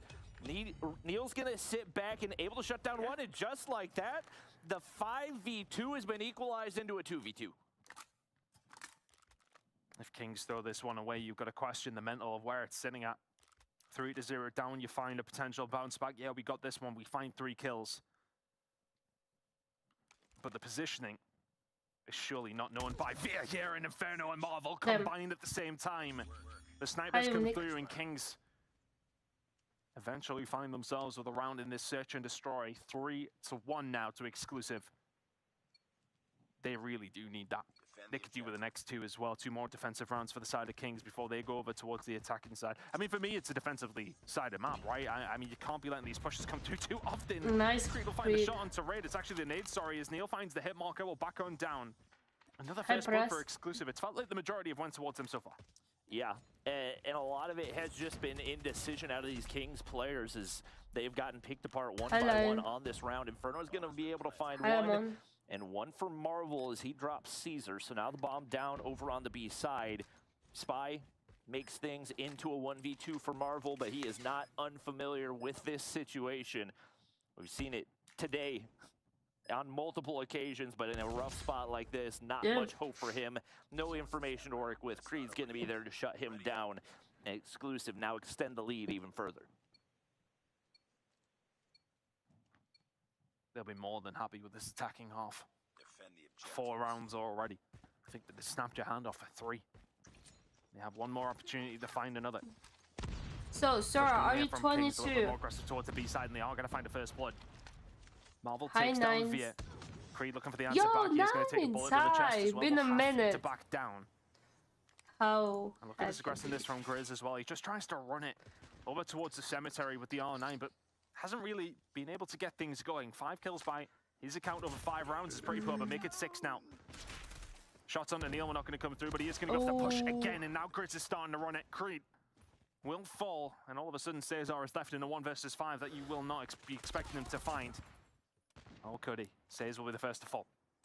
Marvel trying to end the round right here. He's going to be able to do it with the LCAR in hand. So Kings take a, once again, much-needed round. And we get ready to flip sides right here. They're going to head on over to the offense and see if they can build a little momentum. Yo, Sora, on a goose egg don't ignore me. Are you 22? Not a good sign. Thank you for the rose and Need him to get involved if they're going to be able to consistently find these rounds. Marvel not going to be offered an opportunity for the jump shot right there. Grizz obviously looking to lock down blue side, but I don't believe that. No real estate gathered, but Says is going to pick up kill number 1. And a well-timed kill at Tell me how old are you? Alleviate some pressure. I see. Tell me So how first old blood are you? on the attacking side for Kings. What can they do with it? Like a mortify some. He's been very patient, expecting this push to come. Are you 29? He has got to be careful. That's a shotgun. Come take. And that's 2 bullets to your face. All of a sudden, that side of the map is now open. That's actually a very correct irrelevant of the fact that Kings sentence in my language. Push over towards B, but Exclusive you ask how to sit tight. Is he ignoring? He's 29. You're 29, so okay. Now, and 4 members of Kings now pushing through blue. You guys talked to each other, I bet, and you told to each the other. Side of Kings, that bomb should be going down. It's going to be a hard retake for Exclusive. Razvane, shut up. Nice decoy oh, you're 27. Over toward the B side, so that keeps Exclusive guessing right here. Raid's going to zone off that doorway, and Spy just trying to get information. I always see you go in rank against people from my friend list, and I'm like, oh, look, Sora. On to Says and Raid. Opportunity for him is obviously they know where to look. But, with the reaction time that he's got, nothing is guaranteed at this point. Grizz with the angle, and he's going to be there to shut things down. Grizz starting to step it up. Get ready for the next round. It's a round back for Kings on their first opportunity on the attack. And that will settle some nerves after a shaky defense. They can answer back themselves, puts them in a much better spot. Exclusive now, how do you answer back to that? It was a patient round from Kings. What's going to be thrown at you this time? Exclusive sitting back just a little bit further, but Kings this time are being patient once more. Exclusive get a lot of pressure up toward the B side, but absolutely no presence over on A. Obviously, eyes watching the cross. Creed yes, you're watching the cross. For information if he's able to find anything out of it, but kind of leaves you guessing as to this position. Is Say's just going to wallbang right there, trying to info check, nothing going to be found. And right now, Exclusive doing a phenomenal job of staying at home. They get one player pushed back over toward that A side. That's going to be Spy to check. And once again, King's not really making anything out of this situation, just hoping and praying for a sniper pick to open things up. And at some point, I would say so many things, because Exclusive are really committed to these positions. I can't. Half of your time is gone. It's attacking around if you are Kings, and Creed's going to find Says. That's a big kill for Exclusive. They were taking their time, they were sitting tight, and they can sit even tighter as Creed will now start to find a few more. Inferno will go down, Via will then punish Marvel. This is looking like an exclusive round if I've ever seen one, and they pick them apart. Cesar with another, and Grizz left now. In 1 versus 5 inside a cemetery, and that is where he belongs. Creed, dead to rights, finds him 5-3 now to Exclusive, making this defensive advantage count. After a really good attacking side, Kings are being punished. Says still sitting after 8 rounds on 1 kill. It's definitely not going to help things. But if you actually look at kills across the board, I mean, it can't be that much of a difference. Oh my god, Says. Sitting on 10 is what the macaronis? The boat, so to speak, for Kings. But maybe the clutch ability for Exclusive has just been there. Raid will find the first blood though, and it says a 5v4 in favor of Kings. Yeah, I'd say the indecision on the offensive side is making things difficult for Kings. Obviously, when you are able to find those opening picks, that pays off. But especially you offer the opportunity they started because they won yesterday. To make the adjustments, and that means that they can just sit back and wait for Kings to make the first move. Makes it so much more difficult. Fortunately for Kings, Say's finally going to get going a little bit more. They're able to find 2 picks right there, and Marvel's got blue side locked down, especially with Grizz here to reinforce. Not any opportunity to push up for further map control, so now they can have their pickings as the bomb site they want to work with. They say B, bomb goes down, Marvel finds another pick on Devere, and just like that, it's a 2v5. Gunfights from a disadvantage across the entire map here for Exclusive. Creed left now in the 1 versus 5. We'll find one. He's found himself in an okay position. I feel like they didn't. He's still got 3 more to deal with. They didn't really. Again. Both these two teams are making defensive rounds. They didn't really use the opportunity of having one. Like, Exclusive still I don't know, with the advantage. that 1 point advantage, you know? No, sir. This round could be crucial. Respond to Illumi's question, please. Because I'm curious. Pressure starting to come through from Kings, though. Not indecisive this time. They've got aggressive, and they may well just be setting their sights over towards the A side. Complete B control. But is it indecisiveness? If anything, they're trying to play around with what they want to do. They get one player on the bomb, but Neil finds him. Says is dealt with, and all of a sudden, the Kings have got a decision to make. The thing is, can you continue to afford to peek, or rather to try to plant right here? Is obviously Neil has that angle to be able to wall bang through the bottom of the bomb, but they're able to get it down. And 2 players are already taken out, but over top of the bomb heady is Neil doing what seemed to be the impossible. Not an easy spray, but Raid's got a response right there. Now down to Veer. Marvel's going to be there to shut him down. And just like that, Kings have tied things up. Neil trying his best to do something, but with the disadvantage in numbers, Exclusive cannot retake, and all of a sudden we're tied up. You would still say it's advantage towards Exclusive. They are on the defensive side, but they only have 2 more rounds to try and close this one out on that defensive side. So Kings, can you find 1 more round and at least force that overtime to come through? A bit more aggressive from Exclusive this time. You've seen them sit passively, and that has not worked out. Yo, Illumi is only want to play on my account. Past the halfway line and invite Kings into the site. Going to be tough for Grizz to get into those spots that he wants to be, especially with how far up Exclusive are pushed. 2 players in forward positions, and once again, Spy going to look to lock things down, but he gets shut down over on the B side. I want to beat up 5K. And the snipers continue to pave the way for this Kings squad. Caesar just looking for any information he can find from the backside of that van, but nothing being afforded to him. Obviously, Neil going to look to control that bomb heady. And that forces Kings back, but they start to put a little bit more pressure over toward the A side. Grizz continues to lock down that doorway in Veer, making sure nobody finds an easy way into the mid-map. Time starting to tick. A was on the cards here for Kings, but they have changed this up. It's going to be B. It has to be B. Neil goes for the peak, finds the kill, but Creed is there to clean it up as the aggression starts to come through. Exclusive locking it down. Chill. And Say is now left in a 1 versus 4 will be dealt with. The trade is there. Exclusive map point. Please don't go OT, please. You hear your 2 teammates die to an SMG, and you slowly round a corner that you know he's hiding behind. That yes, sir, was about as free as can be for Exclusive, and obviously opened up largely at the hands of a ridiculous shot by Neil onto Marvel. So once again, King's going to look to get aggressive over on the B side, but the response from Exclusive, nades, SMGs connecting left and right. Can we not talk about traded out, and already down to 2 players here for Kings. They're trying to clutch up against the 4 for Exclusive. And I had just breakfast today, and that was very light as well. Marvel and Inferno, both with the scopes and plenty of time to work with. Gotta make sure you find a pick. 2v3 sounds a lot more plausible than a 2v4, which is what they're currently sat in. Vera's going to be ready here and waiting, but Inferno deals with him. Can he get out there as well? No, he can't. Creed finds the gunfight. And now all of a sudden, Marvel left in a 1 versus 3. But do you even lose if you... 1v4 already today, but so much more difficult to pick up the bomb, especially if you with how fasting. widespread this Exclusive defense is. He's got 55 seconds to work with, so not necessarily in a hurry. But for the time being, he's got a lot of real estate to try to clear out, and it looks like he's going to try to find the picks before even opting to pick up the bomb. One player right on the backside of this wall. Question is, will timing go his way? Spots out Creed, but the quickscope does not connect. Got to expect that Creed's going to be in hot pursuit, but once again stays at home. Well played by him, and they're going to get the information off of this bomb pickup, which is going to make it that much more difficult for Marvel. Like, Marvel with the wire. I don't know. I'm also stress eating. Now, and he just doesn't have anywhere to go here. Shots starting to come in from Creed, and does that just signify the end of this search and destroy?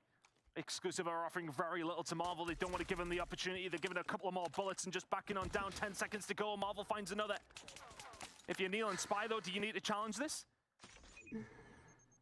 Nah, going down. Are you offering this to Marvel? Are you giving him the opportunity? Well, you did, but Neil shuts the lights out. Marvel will fall. Exclusive find the round and the map alongside of it. 7-5, and not without its questions. Exclusive will find the map and find a lead in this grand final once more. 2-1 now. Back and forth we go, Bobby. I was questioning for a second right there. I was like, 4 seconds, why are you not collapsing? But I forgot Neil had the angle right there for the wall bang through the bottom of the bomb. So he's going to be able to get the kill and avoid disaster there as Exclusive close out what we would presume was their search and destroy map pick. Not quite as easily as they maybe would have liked. I'm getting sleepy already. At the end of the day, Exclusive come out on top, and now we get ready to head into the raid control for the 1000th time this tournament. Oh, I thought it's already like starting. A little stressful there, though. I mean, towards the end, Exclusive maybe just playing with their food a little bit too much. But I'm getting sleepy. I mean, the scoreboard. Because my body knows I have work tomorrow. Either one of these two teams. I mean, it's a couple of kills advantage for the side of Exclusive, but sometimes, you know, when we do see an insertion destroy, it comes down to those finite moments. I think this for Cesar was fantastic, and this is kind of what set things on a roll for Exclusive.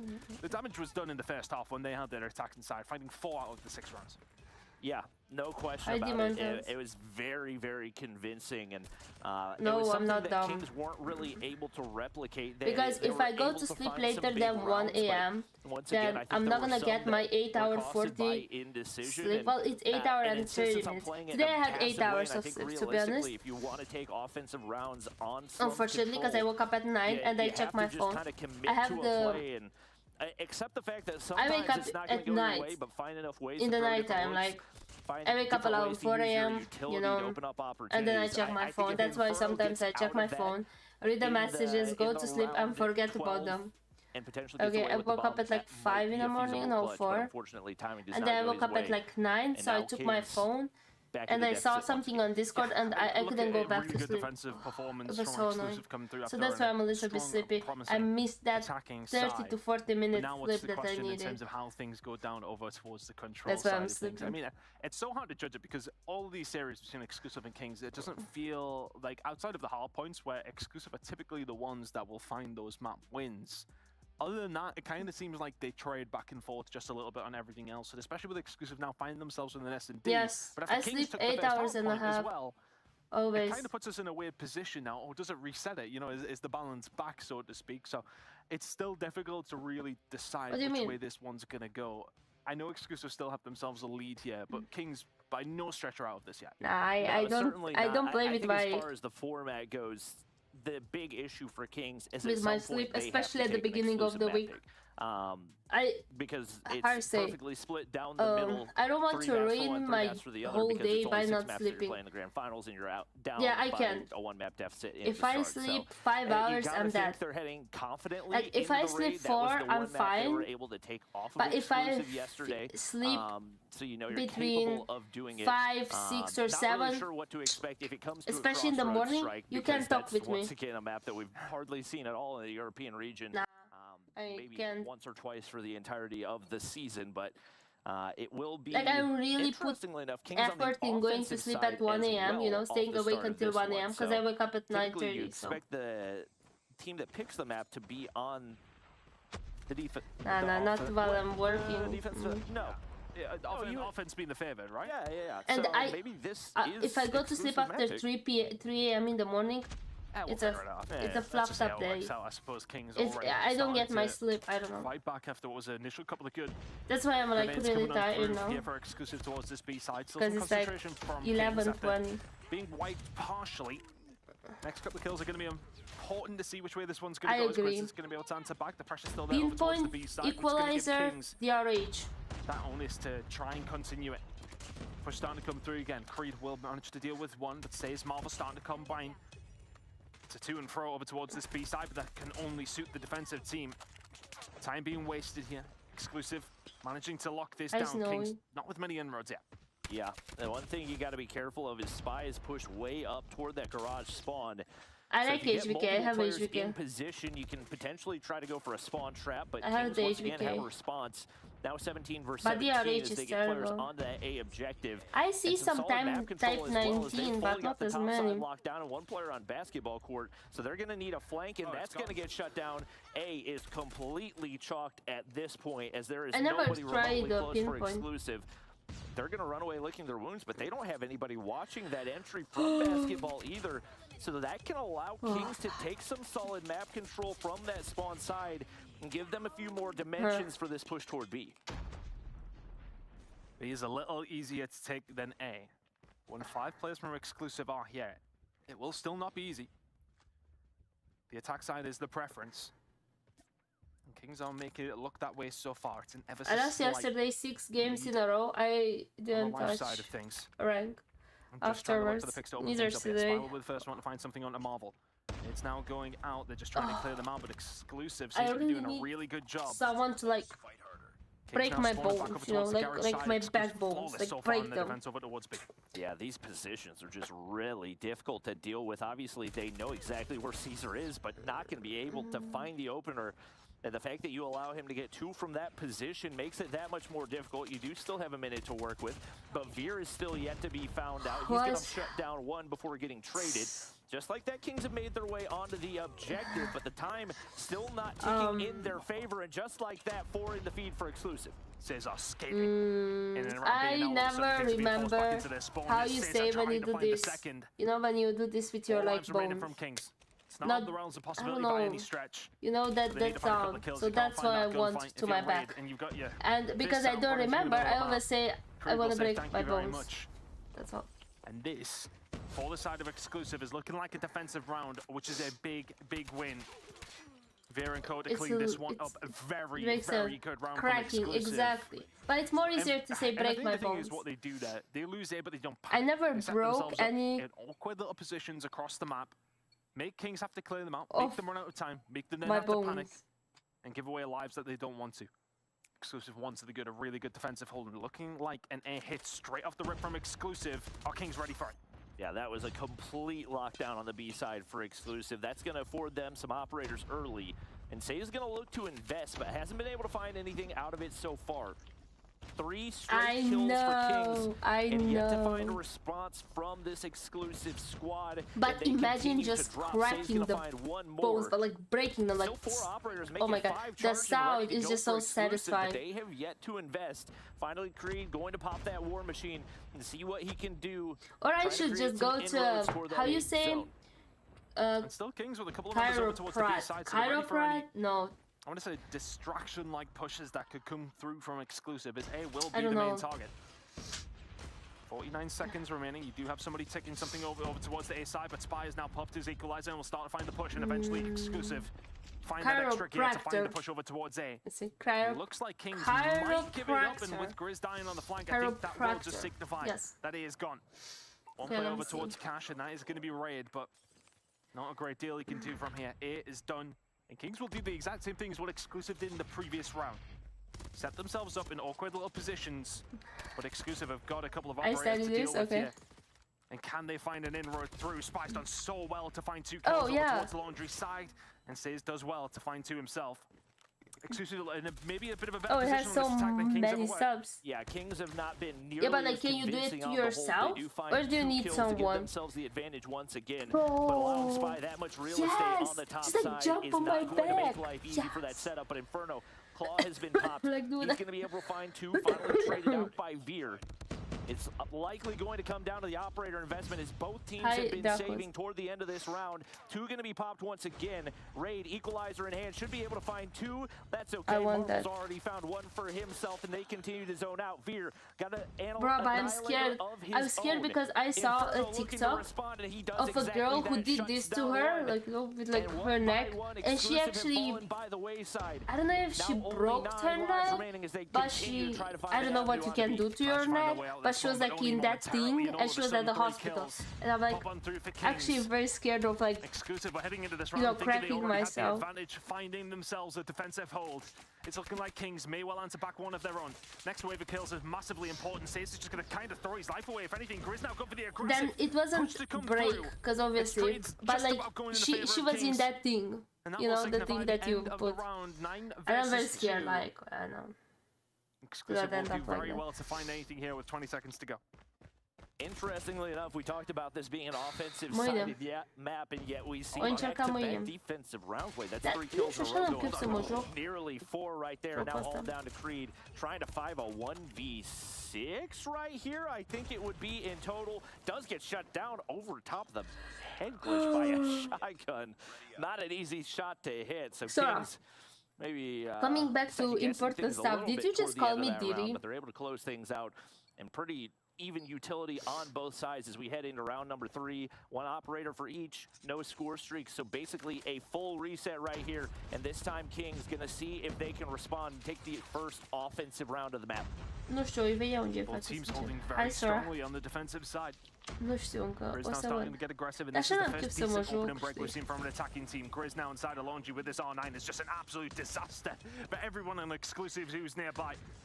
Neil's gonna back on down. Not me. I hope you guys don't call me like that. Gonna look for some mid-map control, and that maybe will be their route through. But Raid in the kitchen finds 2 sleeping. And all of a sudden, Kings have reading newspapers. Who was the guy who was reading newspapers while I was casting a tournament? Creed, even with the information on the raid, is not going to be able to shut him down. This has been his map on the weekend.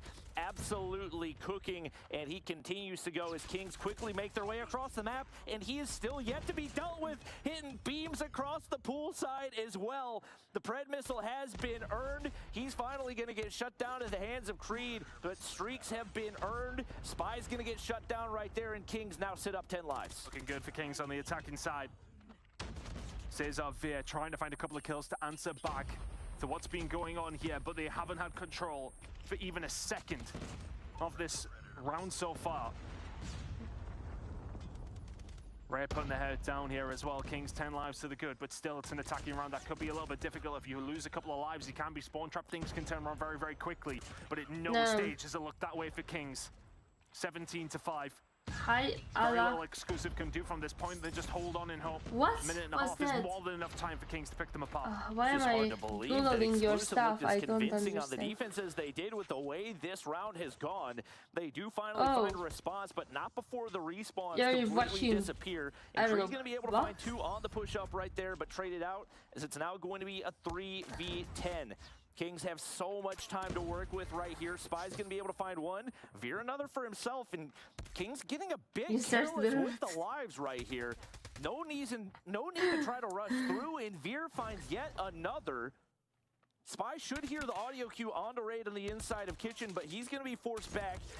Oh my gosh, what a shot out of Grizz, and just like that, they've won the round. No, I'm not going to do anything. It was almost looking like it was going to be a Kings round, but it did still get a little bit scary towards the end.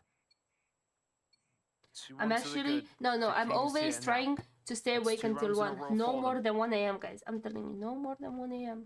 I'm actually very proud of myself because I have this, I could say, healthy sleep schedule, because before it was terrible. Like 2 years ago. The pressure over towards A side from exclusive starting to come through once again. Our King's going to be able to answer it this time. 2 years ago, almost 3. 5 operators charged and ready for Kings. Says War Machine does not find a whole lot of value. Earns them a 1 life advantage and keeps exclusive push. I think I just know that how cranky I am in the morning if I don't get my sleep. Guess the right corner, but he's going to be able to get the kill anyway. Not sure what Says was looking at right there, but a huge. Like, don't talk with me if I slept 3 hours a night. Completely as he snaps onto 1 player on basketball court just like that. Completely captured. And it only took them 20 seconds and a couple of lives. So Kings are trying to trap the players that have actually managed to die in the spawn trap here, but Cesar's managed to find a way out. Okay, we have 3 operators on exclusive. Kings are set up to punish exclusive every single time that they drop a kill. Cesar not going to be ready for this. Grizz sat in the corner, so good play from Kings. They can just drop the other teammates to find the kills. The operators, you know, and Grizz with the Sparrow will find a couple of raid finds 2, 3 of his own. That. Fantastic shots coming in with a switchblade, and all of a sudden, Exclusive are forced back into this spawn. They're going to have to fight off the back foot time and time again. Kings in prime position to find this control. This is a good push through toward garage. They very well could have set up the spawn trap. So good job by exclusive to avoid that, but now you find yourself down 8 lives. in a round that you look so solid off the start, and now we're going to start to see Kings set up in very similar positions to what we saw out of Exclusive in that first round as they look to lock down the B zone, and a lot of real estate that's got to get cleared out. Annihilator's going to pop for Marvel, trying to see what type of value he can find. Exclusive, some operators charge themselves. Probably going to need to see some of those sooner than later. We're definitely going to need to see them. I think Exclusive would love to save them, but when you find yourself 9 lives down, having to capture B with 50 seconds to go, you got to try and find something. Spy will find some good shots coming through to take down Raid. Marvel's there for the trade, though, pretty much immediately. The FPG with finding this on the Grizz, they start to clear out. And Exclusive, if they can find a couple of more kills, then maybe they start to pull the trigger. All of a sudden, the Annihilator's in from Vier. They've got to make sure they do something with it, but they're starting to get shut down. Have they waited too long again? 30 seconds, 16v6. It's about to be no respawn. Spy, Equalizer taken down right there. Raid's going to get 2 himself. Sparrow has got to go absolutely massive if you're Caesar, because that's the last one on the board. But 14-4 right here.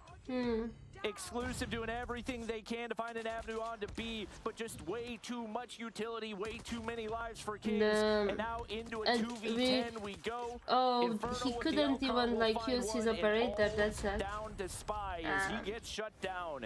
And Kings retake the lead, or no, tie things up in the series. Kind of take the lead. They've had the most maps in the grand finals like they took the lead. But of course, with that advantage for Exclusive, 2-2 now. Heading into, I mean, we've still got a few more maps to go here. It feels like at least 2 more between these two teams. And Kings just dealt with the pressure so much better, didn't they? When it had come down to those attacking rounds, they had to win. They found it. And when it comes down to there was a lot of defensive round wins there, actually, which is something we don't see as often on Raid as we maybe expect. But the attacking rounds, not necessarily as fluid as they would have potentially liked to be from either one of these two teams. And Kings will take it away. And again, for Exclusive, with their operators, it feels like they're just waiting time and time again to use them at the right moment. And when that right moment doesn't come, then all of a sudden you're sat back, you're waiting, you haven't utilized it enough, then it's coming into panic mode. And I think that's the worst time to have to use them, where it's like, oh, I have to use it now. I didn't read the manga. Use it at a time where you think you can try and make a play with it. To try and force something that seems unlikely. Whereas waiting just to because I get too many spoilers. You need to be proactive. We said it time and time again, and they went there. Kings did very, very well. Yeah, lack of adaptability, it feels like, is the big issue with that decision-making when it comes to the operators. And it's something that's not necessarily new, as we saw it on the hard point already. And once again, obviously, there is intention behind that decision-making, but you got to understand that there are situations where you got to change the game plan to fit the scenario that you're in. Exclusive, it seems like Exclusive are having a difficult time doing that. So Kings tie up the series, and now we get ready to head. But I don't know where to read it. You know. But with that being said, it's going to be a Summit hardpoint, which I get Exclusive have got to be feeling supremely confident about. But Kings heading into this map, at least we are all nerds here. Edit, Illumis, edit. It becomes a really, I don't know if I should get it on iPad or should I read it on phone or on PC. Imagine going into Summit, you're 3-1 down. This map would then cost and them also the grand final in its entirety. And that's not what you want to be doing up against Exclusive, who looked so good on Summit. But I wanted to say, do you think that if I watch the anime, I should go back and read the manga from the beginning?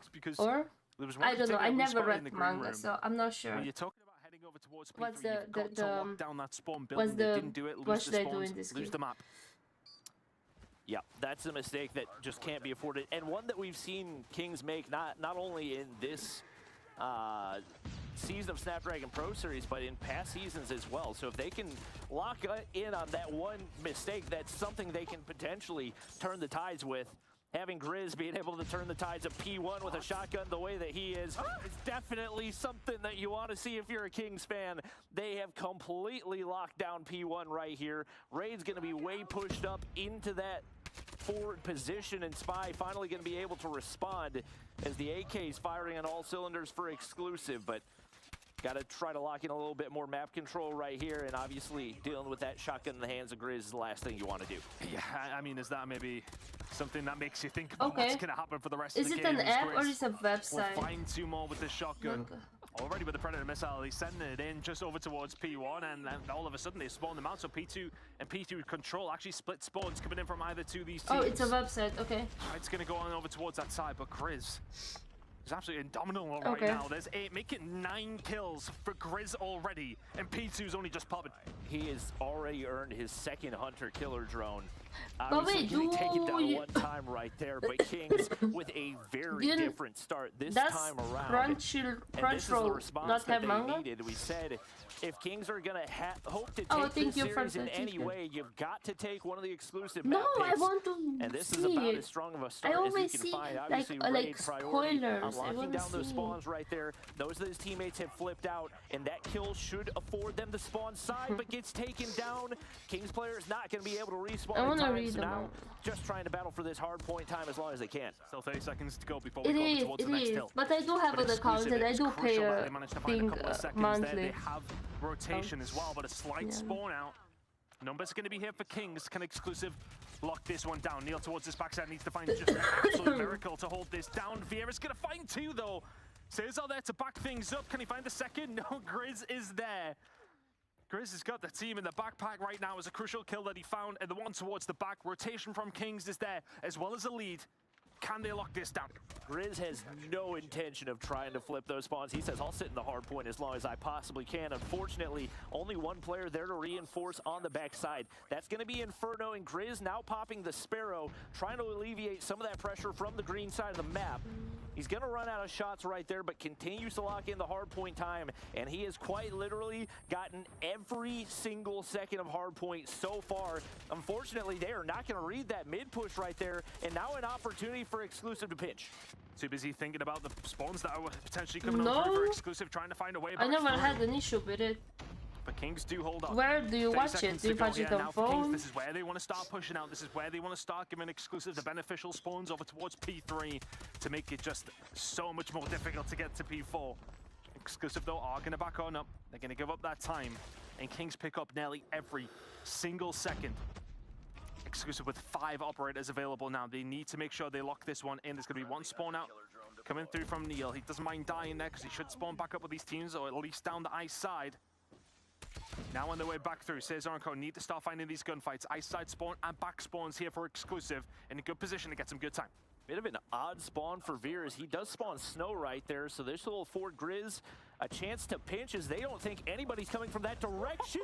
Creed turns with the War Machine, does take himself out, but huge to at the bare minimum shut down that pinch. So exclusive now an opportunity to start closing this gap. Raid, what kind of damage can you do? I'm gonna try to find an app for my Inferno seeing if he can be there to reinforce, but they've got to flip out these spawns if they want to have a chance to push in. Spy Equalizer is going to get shut down, but for the most part the operators have found decent value for exclusive, and it feels like exclusive doing a lot better with their operators there than what we've seen on Arsenal, where they were waiting for the moments. They had them ready and waiting for Kings this time around.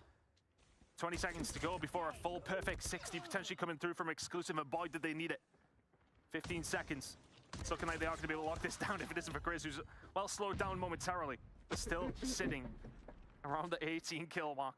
Absurd start from him, but exclusive. A full clean 60 as we head into a second rotation of hills there, Bobby. That was crucial. Yeah, this is Raid locking down the stairs right there. Neil's got the information, but it just doesn't matter. Marvel's Annihilator are going to come through, and we have seen him be one of the best in the world at using that operator. So Kings fill up the feed. It goes full yellow. Says still has a War Machine to work with if he wants it as how well. many games do they need to win? Do they need to win this one and another? They need to win by 2? Because I'm confused. My brain is not Spy gonna do his best to clear things out. Any movement at this point. Just a walking score streak. They're doing so well on the kills front, yeah, but Kings haven't necessarily picked up that much time. I was saying that I'm in the Discord. It's been about 10 or 15 seconds so far, but still 25 but she on the block. Neil was the only one who killed. It's best of 7. Was just a complete Kings kill feed. Spy's there to answer himself as well. Shots down to come through. So it's best of 7, exactly. And is it just about at the right time? Do they need to win by 4? Surely you couldn't kill Says. The shot's not there. And Kings continue to hold on. It's been a good hold, but heading over towards P2 in just a few seconds. Eventually starting to find their way out, but Raid, the shot's so crispy again. I don't think we've seen Raid have a single life where he hasn't gotten at least 3 kills, just obliterating the map. Like you said, surprisingly close given what the kill feed has looked like so far, but King's going to continue to lock in time right here. Do keep an eye on Neil as he's looking to flip spawns. Obviously, the one player spawning out should give them an idea of what's happening, but Neil's going to win a crucial gunfight right there.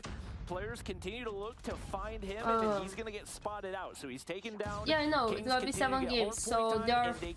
But wait, is it 7 games with the it's a win-win scenario for the Kings round so that far. Was in favor of exclusive? Or it's going to be 7 without? About to go down over towards that side. It's actually going to be won by Creed. Finds Says, and all of a sudden these spawns may well flip. King's starting to panic just a little bit. They all turn around, and Creed's trying to lock it down. He's found one more. He needs a little bit of help from the rest of his teams. If he can find anything else, it will be in a massive win. But because Exclusive have drawn them in, Kings have got to turn around and deal with the pressure that's immediately going to fall through. Marvel, though, he's found 3, just the optimum time. Inferno now round from behind. Neil will find that kill as well, so it's a bit of a split spawn. We're still fighting over them, but Kings are here. They're starting to spawn towards the back.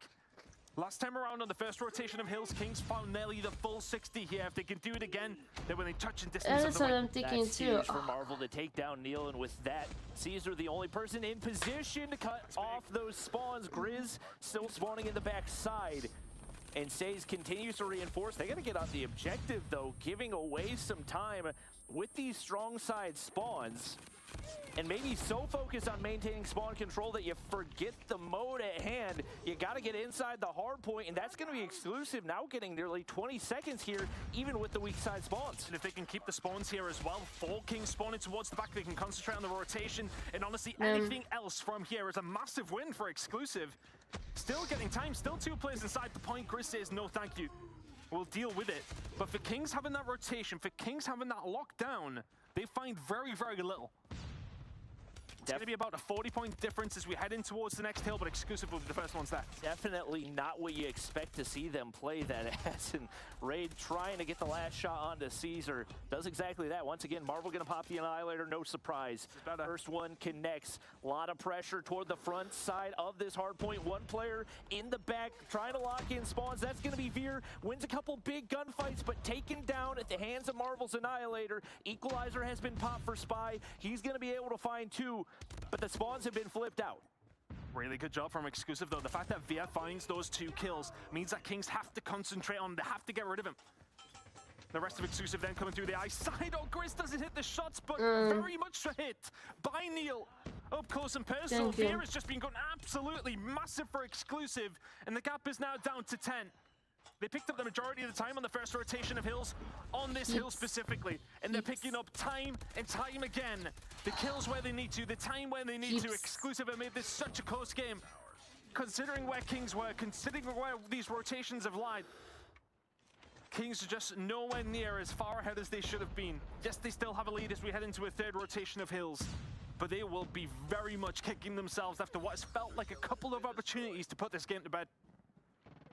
They've slowly chipped away at this one and found themselves nearly at a tie game. 2 operators gonna pop right here. Kings doing everything they can to maintain P1 control. That's gonna be a 3rd operator as well as Inferno does get shut down. But that's great. 3 kills go through. He gets taken down, but the damage has been done, so they continue to lock in things here on P1. He's going to be done. Neil, the last line of defense trying to break on through. He's not going to be able to find anything out of it. And Creed instantly shut down off the War Machine right there. Raid with an equalizer for himself. And 1 by 1, Exclusive have fallen by the wayside. The thing is, here for Kings, they've invested so much towards this. And what have they really got for it? 10 or 15 seconds, I want to say. Nu că mie că după zice că-i port pică sau ceva, numai nu-l bag în seamă, numai că e awkward rău. 5 seconds to go over towards P1. It's going to all be soaked up by Kings. Getting themselves very, very close, but they have invested. And if you look over towards the top right and top left corner, it's looking at no operators for Kings. A lot on the board here for Exclusive, but Exclusive are the ones that have to make it count. Spawns are there for P3 when we do go over, if we need to go over. Exclusive now trying to get themselves back in, but Grizz once again starting to dominate from the top side. 15 seconds away for Kings. Podarmi azi izjavlja că e foarte fericit și că stă pe o fată și că totul e bine și că ar trebui să respect relații și gen bloc. There's nothing you can do, but they get shut down off the point. Veer gets onto the objective to at least stop that clock from ticking. Spy apply some pressure right here, and Exclusive find the opening to at least stop the clock. Inferno is there just to shut it down. 5 seconds away now for Kings. This Creed will find himself too. It's 20, crucial point that Exclusive need, but they need to go a step further, but they can't go a step further if they're all dead. Grizz really combining together. That will be the map win for Kings on Summit. A huge dagger in the side of Exclusive in this final now as Exclusive will fall on their favored map. Kings find themselves in a lead for the first time in this grand final. We thought if there was one guaranteed map in the entirety of the grand finals, it had to be Summit. Not only one of Exclusive's favorite maps, but having Kings just lost to Omniscient a couple of hours ago, you figure they should be able to handle business, and they come up short right there. Raid, just a walking score streak. Grizz, the king of the hard point. And numbers across the board, so convincing for Kings. I mean, everybody really doing the difference. I mean, there was only a 4-kill difference between the lowest kills from Kings and the highest. No. Everybody pulling their weight in that one to drag them across the line and drag them into the lead. And it just felt like, especially towards that last P1, I was a bit cautious for how much Kings were investing into it. But because they're so close to that winning margin, picking away at it is more than fine. Finding 10-15 seconds over towards P1 made Exclusive have to panic. They had to then invest absolutely everything just for P2. And Kings know Exclusive can't win it there. They will have P3 at worst, but wipe them off the face of the planet. Down the mountainside, Exclusive. There's definitely a couple of footballs from Kings in that map as well, though. Exclusive did a really good job to keep it as close as it was. Kings could have done that a lot more convincingly than they did, but they will care absolutely very little, to be honest with you, after that, because they find themselves now in the lead, one map away from taking it here in the grand final in Europe. 3-2 lead for Kings. Did let it slip now? I don't know.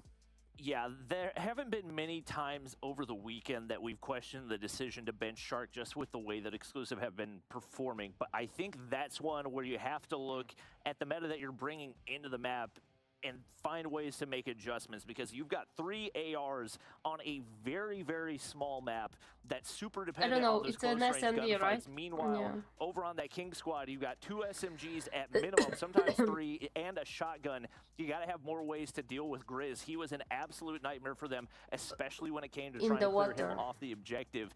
And I think that's one of the situations where the aggression that you have at the hands of Shark could have made it a lot easier. So now Exclusive, after coming into the grand finals with a map advantage, so this is the second control on the brink of elimination from Masters. They have to come in here and find a way to win on the Crossroads strike. Exclusive have to get it done. I feel like we're on about number 7, to be honest with you. I feel like we are. Tunisia Search and Destroy. It's something that everybody would love to see. But can Exclusive get the job done here on Control to make that a possibility? Not a map we've seen too much out of either, well, anybody in Europe, to be honest with you. It has mostly been raid, it has obviously mostly been standoff. We're looking towards this one now. Plenty of inroads made over towards that A side by Exclusive already. Grizz just going to cause absolute havoc, you would think, if they do get pushed back into their spawn, which is what Kings are going to be looking to do. Mid-map control's got to be so important, but Spy just shoots 3 bullets directly to his head and shuts him down. Kings are there with the response, though. Still 19v19. At this point, with all the respect to Exclusive, I hope Kings wins because I'm so tired. Way too many tight angles in there for him to be able to rain terror on these Exclusive players. Don't get me wrong, the light, you know, the constant need that I need to talk or say something, you know, it's not the same as I'm just, you know, in my PJs watching YouTube. Inferno's already pushing up. So you gotta be wary of him, because if the spawn trap starts to set in, those lives can disappear quickly, but Fear's gonna be able to shut him down. Deal with the Exclusive setup in the middle of the map here to maybe try and put the spawn trap back onto Kings. Creed is there to maybe answer the question, but Grizz is going to pop around the corner. He will be able to find one and to Cesar with a ridiculously distanced shotgun fight. But now the pressure's starting to come through for Kings. B control is there for exclusive. You have to answer it. Neil is there to find two through the middle of the map, though. The sniper on crossroad strike, of course. Coming out from Neil, who's actually going to manage to find a third. Finds the fourth as well. Exclusive just blow this round open through the sniper of Neil. Bro, today I didn't have any free time. I work from like 10 in the morning. Spy and Via combining well. And then I started streaming at 8. And all of a sudden, Grizz is doing everything for Kings. 5v4 in favor of exclusive. If you're exclusive, that absolutely cannot happen. They get on to B to remove the progress right there. And Marvel with the sniper in hand has got to get dealt with. But you've also got to find a way to get past Grizz, who's tucked away into that shipping container right there. They're trying to make their way across, but this time, Inferno with the exact response that they saw out of Neil, not going to be able to hit the opener. No. 5v3. Oh, Neil was ready for him. Marvel finds one into Creed. It's a 2 versus 4, but look where Grizz is. Neil can find Marvel, so Grizz is on his own. Via kills himself. A 1 versus 3. Have they got any clue where Grizz is? Seems like they have nothing to work with, and Spy's gonna read it out right there.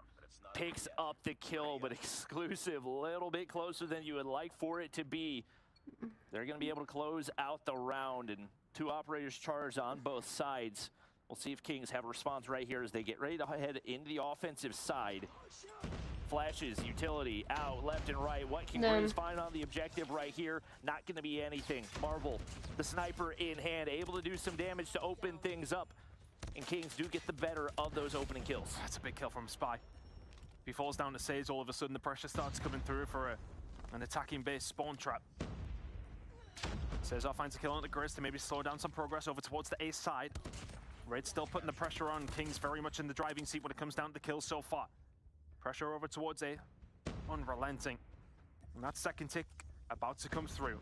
Exclusive have had absolutely no answer over towards this A side. We'll just have to posture to maybe set up the spawn trap if they can, but Neil finds 2 with the sniper. Via, Annihilator out, Creed with the War Machine over towards the spawn, and this is just spelling bad news for Kings, who have been forced into a spawn trap they just don't want to be in, and spawning into a War Machine as well. This round may well be done. In the blink of an eye, exclusive turn on its head. And that's exactly what they were playing for. As soon as Creed gets pushed wins this, for that top side, we're gonna have an SND. The spawn trap if Kings wins this, I think it's over. Strikes for Kings. Marvel gonna be able to find because there are 5 games. Down to a 4v17. Down, bro. And with the operators in the positions that they were, it was only a matter of time for exclusive taking the defensive round here. Kings will fall with brain cells now. We're destined for a map number 7 here, Bobby, it seems. High slap is 2-0 lead for exclusive on control. It's something we've already seen today, I want to say. I mean, look, we've seen teams crumble in control, but at this stage, exclusive have got to be feeling good about their chances to force that final map. But now Kings do have plenty of operators they can use themselves, so use them a little bit early here. Can they find the pressure? Exclusive are ready and waiting for them. Neil's going to be able to find a sniper kill. Inferno answers back with one of his own. Neil actually calling the Pred missile to try and clear out some of this pressure.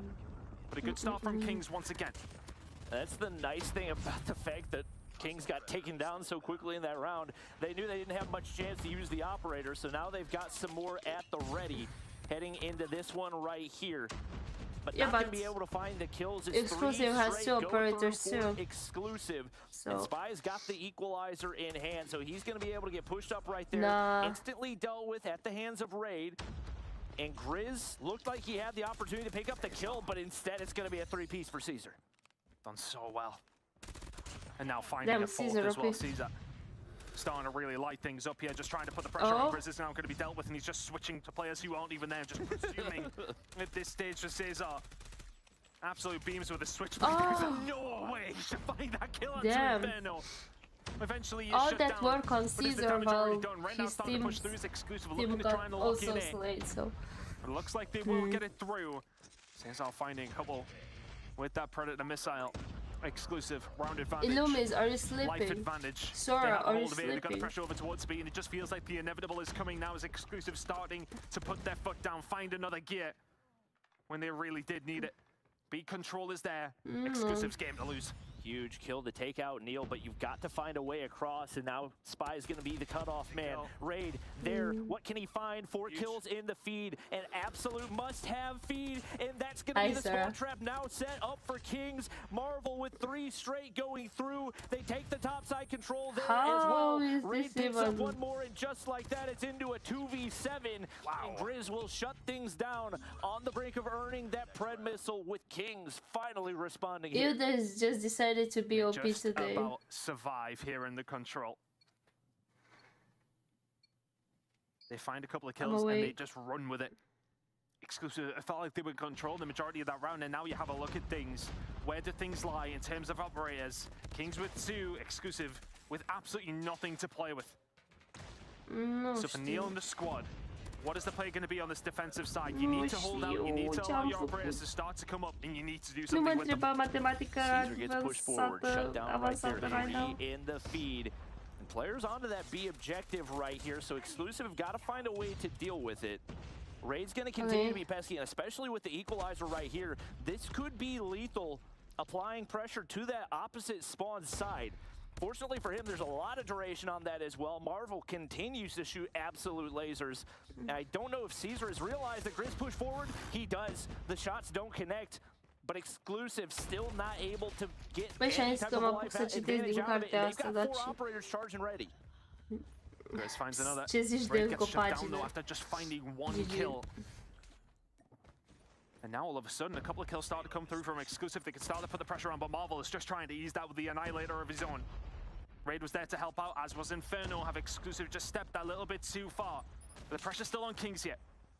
Nothing captured yet. Creed will find him as well. Investments start to come through Exclusive. Operators starting to come online. And so are the rest of the squad. 14 versus 13 in the life department, but still no capture coming in from Kings. The pressure has got to be on. Can't believe that Marvel managed to survive that war machine, but deci cartea asta e gen un puzzle, știi? Se iubește manipula lui Kai. Și a fost scrisă în 1930. Și doar 3 persoane au putut să rezolve gen crimele. Doar 3 în ultimii 90 de ani. Gen dacă o rezolvi, primești mă rog, ei au primit bani și tu primești bani pentru că ai putea fi a 4-a, știi? Și cărți de la litera, editura, litera, e un concurs pe TikTok. De-aia trebuie să tai toată cartea, gen. Grizz will clean it up though. Which way is this one going to go? It's a 5 versus 3 now, making it 5 versus 2. It looks like King is going to force around number 5. Creed will find 1. And it's down to Viet. Can make it a 1 versus 2. I don't believe what I'm seeing, but the pressure on over towards A. A minute to deal with. If you are Kings, Viet has to move. The difficult thing is there's a shotgun on the objective. You got to move quick. Not a whole lot of time for him to work with. It stays right around the corner, and there's Grizz to connect with the shotgun. It's Kings now with an opportunity to pull off their second control reverse sweep of the day. Despite near 30 bombs already for Neil and Veer, Exclusive fail to close out the round right there, and now an absolute war zone as the battle for EU Masters ensues in round number 5. Exclusive on the defensive side. Operator popped immediately for Says as we headed over towards this A side. Hasn't really found a great deal with it. Zoning out where he could. The shots from Creed though, so important. He finds that kill onto Raid, and the gunfights ensue once again over towards this A side. Caesar just trying to stay alive. The nerves are going to be jangling for both these two teams at this stage. Will we see a map number 7 or Kings going to walk away with it again? Raid finds a couple of kills, but Spy answers back. It's been chaotic so far. 23-23 on the lives. Raid's not been dealt with yet. He's on at least 3 in a row, and you can't afford to give him any streaks. He's going to be able to pick up a 2 piece right there, but Grizz doesn't see the player on barrels filling up. The feed is Exclusive right here. Raid's finally going to get taken down as well, and they have an opportunity to apply that spawn pressure. Spy going to be forced back, but not a whole lot to work with, and you have got to escape this quickly if you're Kings. Probabil a face ceva update de la ceva. Exclusive have got to be careful not to overextend themselves. Neil, Spy starting to come by now, and all of a sudden you're going to start getting forcing your spawn, but Grizz finds 2 huge kills. finds their way at 15 versus 2, big at 14 versus 12. Is the kill starting to float now? Grizz, an absolute reaper through the middle of the map with the R9, and they have managed to break out, but still, so much work to do for Kings. Operators popped. Raiders here, ready with the equalizer. What if Exclusive got to answer back? Stays our guns. Grizz, Raid tries to find the gunfight there. We'll find one in the spy. Marvel here, now with the Annihilator. 10 versus 10, Marvel popping up for the team, and what if Exclusive got to answer? Raid, gotta find something with the equalizer right there. Finds one, 2 more players around the backside. Infinite duration, 7v4 right here. Exclusive got to find the kills, and that's the objective going through. So now 1 minute and 20 seconds to work with for Kings. Exclusive. The B push to come through. Exclusive have got 4 members to deal with 7 members of Kings who have now pushed onto the site. Grizz is sat there with the shotgun, and Creed is just raining through. A war machine over towards him, can't deal with him. Spy, Neil combine. 5 versus 4. Kings still with the advantage. Close out now from the side of Inferno. Very little to talk about. Neil does actually manage to have a hold of his 2. Neil will find a kill. 4 versus 4. Inferno gets aggressive. Inferno gets dealt with. 3 versus 3. Nobody on the point. 50 seconds left to go. Operators available for Spy and Neil. You've got to pop them. Everybody has them from Exclusive. Map number 7. Is it incoming? Or can Kings do something about it? Or have Exclusive clutched up the senders there? Veer with the Annihilator has found one. It's now down to Raid and Stays. The only thing on their side is time. 30 seconds to try and find these picks. Are Exclusive going to make the misstep? Are Kings going to clutch up again? Oh my god. The crown that has been bestowed on their head for so long here in Europe in COD Mobile is potentially starting to fall. Neil will find the kill onto Raid. And map number 7 was just destined between these 2 teams, as Exclusive will send us there. 3-3. Into Tunisia, destroy we go. I need to lie down. How on earth did that game go that way? That was the most high-stakes game of TDM I have ever seen. The longest 3v3 as Exclusive looked like it was going to slip out their fingers, not only in the game, but even in that round. Things looked so shaky, but what a response out of them. They weighed out the operators. They earned that value. Shut up, pentru că cu SND să știi că poți să faci o oră dacă bagă în OT. Between these 2 squads, Neil 39 and 22. Ridiculous numbers out of him. We could still stay 1 hour here. To both teams, because that came absolutely as because close of the as it SND. possibly could have down to the wire. Nu-s plătită. I said midnight. You did. I don't think we'll quite get there. I don't think we'll quite get there, but that will be one that lives long in the memory. What a game of control between Kings and Exclusive. Atât tot că, gen, It came down to o să mă considere pentru evenimentele viitoare, știi? To map number 7 in the grand finals. And just, I mean, it would be typical if this is just a whitewash one-sided, but there's no way it can be. Surely destined for overtime between these 2 teams who are both very, very good when it comes down to Tunisia, but we'll be talking about it. There is a potential advantage for one of these 2 teams on this map. Yeah, I'm gonna drink water. Obviously, Kings are coming off of a win on Tunisia earlier today up against Omniscient. Got to be feeling confident to a certain degree. But you look at the earlier series between these 2, and Exclusive were actually able to do the same in a 7-4 fashion. So, coming off of that, you got to wonder how much wear and tear is on this King squad, not only going to a map 5 in their first match of the day, but now going to map number 7 in their second. Dacă am numere bune, gen să fiu plătită de ei, știi, la evenimente viitoare, știi? Doar că asta a fost ca și cum ar fi fost un test, ceva de genul, știi? Să vadă dacă chiar am, gen, viewers și așa mai departe, știi? From champs last year, it's now bleeding here into the regular season in Europe. May the best man win.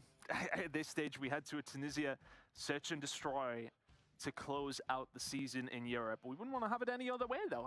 I mean, when it comes down to this map, how many special moments have we seen? It is very defensive-orientated, but you think about the big moments that need to be found towards B, towards A, these attacking rounds. need to be so well thought out. I don't know who I favor. I really don't. We can talk about the stats and in terms of, yeah, okay, last time Exclusive played it, I believe in playoffs, was actually against Omniscient, so a 7-4 win there for them. Both of them would beat Omniscient on that one. That's kind of what we've got to go off from this stage, of course, through playoffs at least anyway. Just give me overtime, to be honest with you. I mean, I'm down. Just send it. We're going to be waiting until, well, still another couple hours before the NA show kicks off.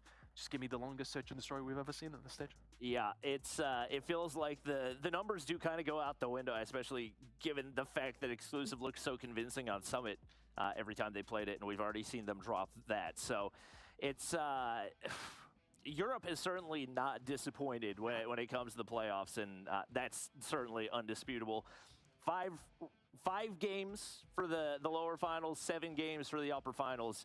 It's definitely going to be one for the ages here as we get ready to head into the search and destroy, and surely going to have quite a sniper battle on our hands. You don't typically see as much of a sniper duel when it comes to the slum search and destroy. A lot of packed-in tight gunfights and close-range engagements, but this is certainly one that is likely going to be ride or die with your snipers. I don't know which way I favor it. I'm trying to think who's really started to pop up during this final. Neil made some really good plays actually on the previous map with the sniper. I mean, every single time he gets it out, it seems to be lights out from Neil every time. And if he can do that here on this map, then it is really going to come down to who can lock down B more efficiently with your sniper, who can hold down A with everybody else. It is very much, when we go into Tunisia, I know a lot you guys at home will know, very defensive orientated. Whoever's getting that defensive side first, I don't know. I think he's sleeping. If they can lock down some good rounds here, it puts them in a really nice spot. The same can be said for Kings. We go to map number 7 here in Europe. All right. Snapdragon Pro Series has not disappointed by any stretch of the imagination. Big hit already coming over towards the A side. If Raiden Co can start to find a gunfight and start to finding opening in the first attacking round, then maybe that spells danger for Exclusive. It'll be forced away. Grizz finds 2 spies. There's time to back. 3 versus 2. He's funny though. Last time we saw King struggle on this map, Grizz didn't have a great performance. The fact that he's already got 2 on the board, absolutely crucial. And unfortunately for Neil, the wall bang through the bottom of the bomb is not going to connect right there. Say's going to make the read onto Spy. Now all down to 1 HP, no way out. Kings, a convincing opening round, especially to do it on the offensive side. Grizz breaks the door down and Say's guards it after it. Very, very good start to the search and destroy for Kings, an immediate advantage. Sora, tell me something, because we never talked. Like, I know you for so long, but we never actually... 2-3 is a really, really good start. Da. Nu că i-a căzut din buzunar și a căzut pe Gres, e tot s-a crăpat. If you can get 3 bare minimum, you're feeling really good about it, and Neil's going to be there to shut down in-game we never talk either, so I'm curious, tell me stuff. If you're Kings, you want to deal with him as soon as possible, but Grizz is going to drop at his hands as well, and that Caesar reading on the pinch right there, shut down 1 by 1. Okay. All down to Inferno, 1v5. You got to think, likely not in the cards, especially with the bomb down. Creed will put him out of his misery, and just like that, Exclusive tie things up. That's all down to Neil's positioning, right? He finds the opening pick, that's expected. But the reposition to then watch the push from bottom mid, deals with Grizz. All of a sudden, Kings have got to concentrate and they have to get rid of him. The rest of Exclusive come gone through. Creed. Utility, not going to connect right there. Spy looking to lock things down, but once again, it's a tough angle to hold, especially with the sniper presence that we have over on Kings. Inferno from that top angle, not going to be afforded any information. Once again, holding the crosses, but in somewhat off angles to kind of keep Kings guessing as to the positions right here. Well, attempted a wall bang. Unfortunately, shot's not going to connect for the kill. And Veer's able to get away with his life. So once again, still full on 5v5 as both teams looking for that first pick. Yeah, I thought you went to sleep. Wind would have knocked right over there. Very, very weak, but isn't able to quite solidify the kill. Still some pressure coming in from the top wine side of things. Yeah, me too. Inferno is there trying to find a pick. But Exclusive on the defensive side. Just do not want to make a single misstep. Cred că dacă te uiți la oamenii care mă urmăresc acolo, he's going to deal with you. Tries to go for the no scope. I mean, I respect it, but Marvel will find the opening. Cesar will be dealt with, but now he's starting to put pressure on it. Who's going to be able to deal with it better? And it is Kings again. Complete A side control. 1200 de zile. 1200 de zile. Guys, he's following me for 1,200 days. 1,200 days. What the fuck? Creed lurking through the mid map, but Opsnoth to flank and gonna make it that much easier for Kings to lock things down right here, as the audio cue should be given away off of that one. Neil's gonna be there to pick up one with a sniper in hand, but Says responds as Creed drops. Neil should have the read onto that one as the shoulder has been thrown. But he's got to be the one that makes the first move, doesn't take the shot onto Marvel, and Marvel instantly makes him pay. The Chal comes through from Marvel and finds the round for Kings. It's felt like every single one of these rounds has been very one-sided. 1300 de zile. There hasn't necessarily been any celălalt mod care vine Choker. Moments where it's not looking like a team is going to win this round. It's another big A hit coming in here from Kings, and Raid has managed to find his way through. Says again onto Cesar. Grizz is there to break open the door once again, and Raid quite simply deals with Creed. And this round is again very much done. Exclusive are really struggling to deal with King's attack over towards the A side. I never advised like this particular app, however. A very good start to the attack. Exclusive have got a lot of work to do from here. They have not had a single response, and it's been pretty much the same setup every single round so far, so you got to wonder if they're going to throw something different. But just as I say that, Kings look like they're going to throw a complete wrench in things as they full send up the middle of the map right here. Nobody on the watch. Neil's waiting over on the B side, but Utility should be able to check in these positions, and Creed slides across to get the information right there. So bare minimum, Exclusive at least have an idea of what Kings are trying to do right here. Right now, an opportunity for Inferno to find something over on the A site, but it's going to be Spy with First Blood. Inferno did have that opportunity, but he is dealt with by Viet. It's looking like the angle was going to be presented for him to try and find something, but Says and Marvel now left. Nice. In a 2 versus 5, Spy deals with Says and deals with Marvel as well. Very convincing round from Exclusive. Kings went for something different, didn't work. Wouldn't shock me entirely to see a huge push come through from A once again from Kings. It's working so well, but an adaptation was made by Exclusive in that round. Oh my god, they won. They did set themselves up a little bit closer towards this archway push, and they're going to meet here once again. Big fight's going to go on over towards the A side. Exclusive now going to come out with that just a little bit better. Everybody's starting to fall. They've got the read now. A crucial defensive round that needs to go Exclusive's way.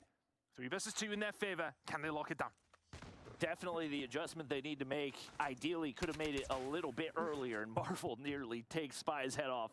Here's the bullet whiz past. They still know Inferno's top winery right there. And Spy gonna hit a pre-fire right there. Not any opportunity for Marvel to trade out right there. And now down to Inferno, 1v3 for him. It's the first shot on to Neil. And that's the opener that he's looking for. So a little shoulder to try to bait out some information. Not going to be able to gain anything, but should be able to retrieve the bomb right here. He's going to go ahead and slide across as sees one sliding out. Shot doesn't connect, but the follow-up is there. Suppressor maybe held his information, and Inferno with the 1v3. Exclusive, give it to him. Sometimes I don't understand. Kings find like these are comp players. How do they die like this? Started to call things back and then just hand it gift wrapped immediately back to Kings, who are now onto the defensive side. And look at Exclusive already. Looks like a haphazard approach towards A. Has the confidence been knocked out of their sails just that little bit? After that round, we should be heading into another side of things. 3-3 is what they would have been thinking. And now they have to do it the hard way. They need to find at least 4 rounds out of these 6 attacking ones if they want to continue in this search and destroy. Like you said, definitely looking indecisive off the start of this one. Nobody with any inroads toward any type of map control, and that's allowed Kings to completely lock down both A and B. Grizz just sitting in that top side, trying to get information on any push through mid. Obviously, with the shotgun in hand, you don't want to over-peak right there, and Raid gets a little bit of information, but Creed's going to be able to make him pay, and that's the opening that they're looking for. You push mid, but you don't see Neil behind. Still in hand. but really yet to commit to a play right above that A side. They're trying to find one more kill to get that plant down. Spy. Bro, guys, yo. Directly above Marvel. No. This next kill is probably going to dictate how things go. Shots starting to ring on through. Good shots coming in through from Says. Spy going to have to back on down. Look at the flank. Starting to come through from Inferno. Bold plays like this win you championships. Marvel just has to sit tight. God. He just has to survive. Cookies about 20 with seconds to do something here. Inferno will find one on the flank on Sevilla. And all of a sudden, Exclusive will start to panic. They have to start to make the move. Neil will find one into Says. Now behind the bomb site, will start to make the push. Marvel just jukes him out, but Says will find it. Inferno left now in a 1 versus 2. He just has to stop the plant from coming on through. He may not be able to win the round. Finds the hit marker. Bomb goes down. Inferno can't find it. And Exclusive find the first attacking round. Inferno I would take that ice cream even if I don't like it. I don't like ice cream. Oh, and Exclusive making it way more difficult than it needs to be for themselves. I think especially having nobody on flank watch in that position, especially with how long the round had progressed. Very risky play, but this time they're going to full commit on over I want something with salted caramel. In response for this King squad.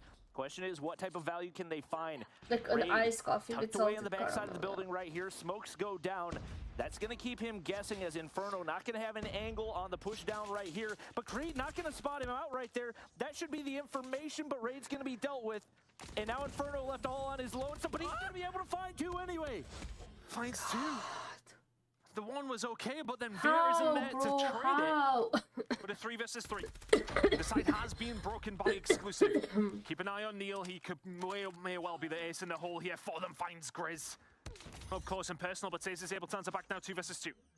Bomb going down. O să fac de acum. And is down. Over towards the B side. Exclusive Ba, așa de nimic, dacă aș pune short, sincer, aș face un K. Doar că mi-e atât de lene să merg să-mi găsesc gen... să fac gen... Adică nu-mi place să mă uit la mine pe stream, gen să iau mini-clip-uri, știi? Gen de 30 de secunde. Și plus că nici n-am timp că lucrez, știi? Și dacă aș posta în fiecare zi... Da, nu am când. Și sincer să plătesc pe cineva să-mi facă...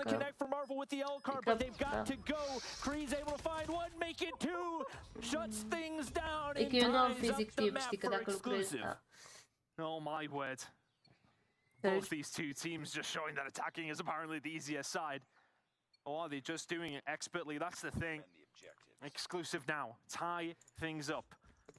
There's 2 out of the 4 rounds you need at least. Hi, Harry Potter. Push over towards A, gonna start coming on through, but Inferno will find the first blood on the Creed through a wall bang. I have no idea. I don't know. What Creed but even I think was, they're to be honest with you. He's too. gonna find a second Inferno. It's been an absolute raid boss on this map for Kings. He could go for the Chal as well. Spy will fall. It's looking like a defensive round is eventually going to go over towards Kings at the 3rd time of asking. Says on Veil left in a 2 versus 5. This would be something else if they can find it. And he's looked like he was going to somehow survive that engagement as well. Just get taken out, so it makes it a little bit more manageable as a 2v5 into a 2v4. But with 2 SMGs on a massive map like this, you've got to be so terribly calculated on every move and so many angles to check right here. As they should have that information on the peak across that mid side. Seems like Veer and Caesar are going to be forced back into B. This is Pain without S. King's just taking that side. Yeah, I can see that. It's exclusive though. Will Kings appreciate where this angle could potentially come from? They've got the bodies to deal with. I don't know what language you're speaking there. Choose to make their push. Illumis, but I'm just... Grizz may well be the first one to offer up some information, whether that be a kill or his death. Even try to Corner is going to be checked. Grizz will be dealt with now. 2 versus 3. Can they get aggressive with these angles? And Veer has found a second. All of a sudden it's a 2 versus 2. The sniper is out, but so it is from Marvel as well, who will find 2. Gets scary for a second for Kings. Don't copy what they say. On the defensive side. No. Don't. 5-4. No. 2 rounds away from Kings. 3 for exclusive. Still no idea which way this one goes, but exclusive which way are you hitting? It's looking like it's going to be an all-out A attack. 2 players over towards the B side now for Kings, so the advantage will be here for exclusive momentarily. Are they going to be able to make it count? Got a lot of snipers to He's push a through kid, right guys. here. Perfect timing for Ah. Spies. Marvel there for the trade, but Creed flying from above shuts down one. Pre-fire does not connect as Inferno's there for the trade. What? Are you not a kid? Over here, but Inferno continues to be that raid boss. 13 kills on the board, and now a 1v2 for Caesar. Can he find anything right here? Raid able to escape. That check Will was he a be bit able to find a important. kill? Yes, he will, and Kings find themselves within one round of becoming the European champions and locking in a spot in Sao Paulo.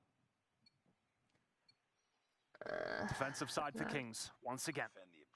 Dați-am să duc copiez ce zic ăștia doi, mă. They have it all to do.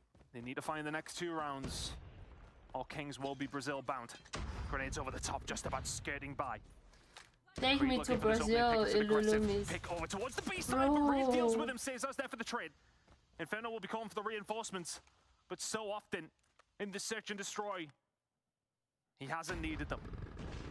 Kings starting to converge over towards this site now. Via just gets some horrible timing as Grizz will find the gunfight. The next gunfight feels so important as Marvel will find it. Cesar and Spy nowhere to be seen.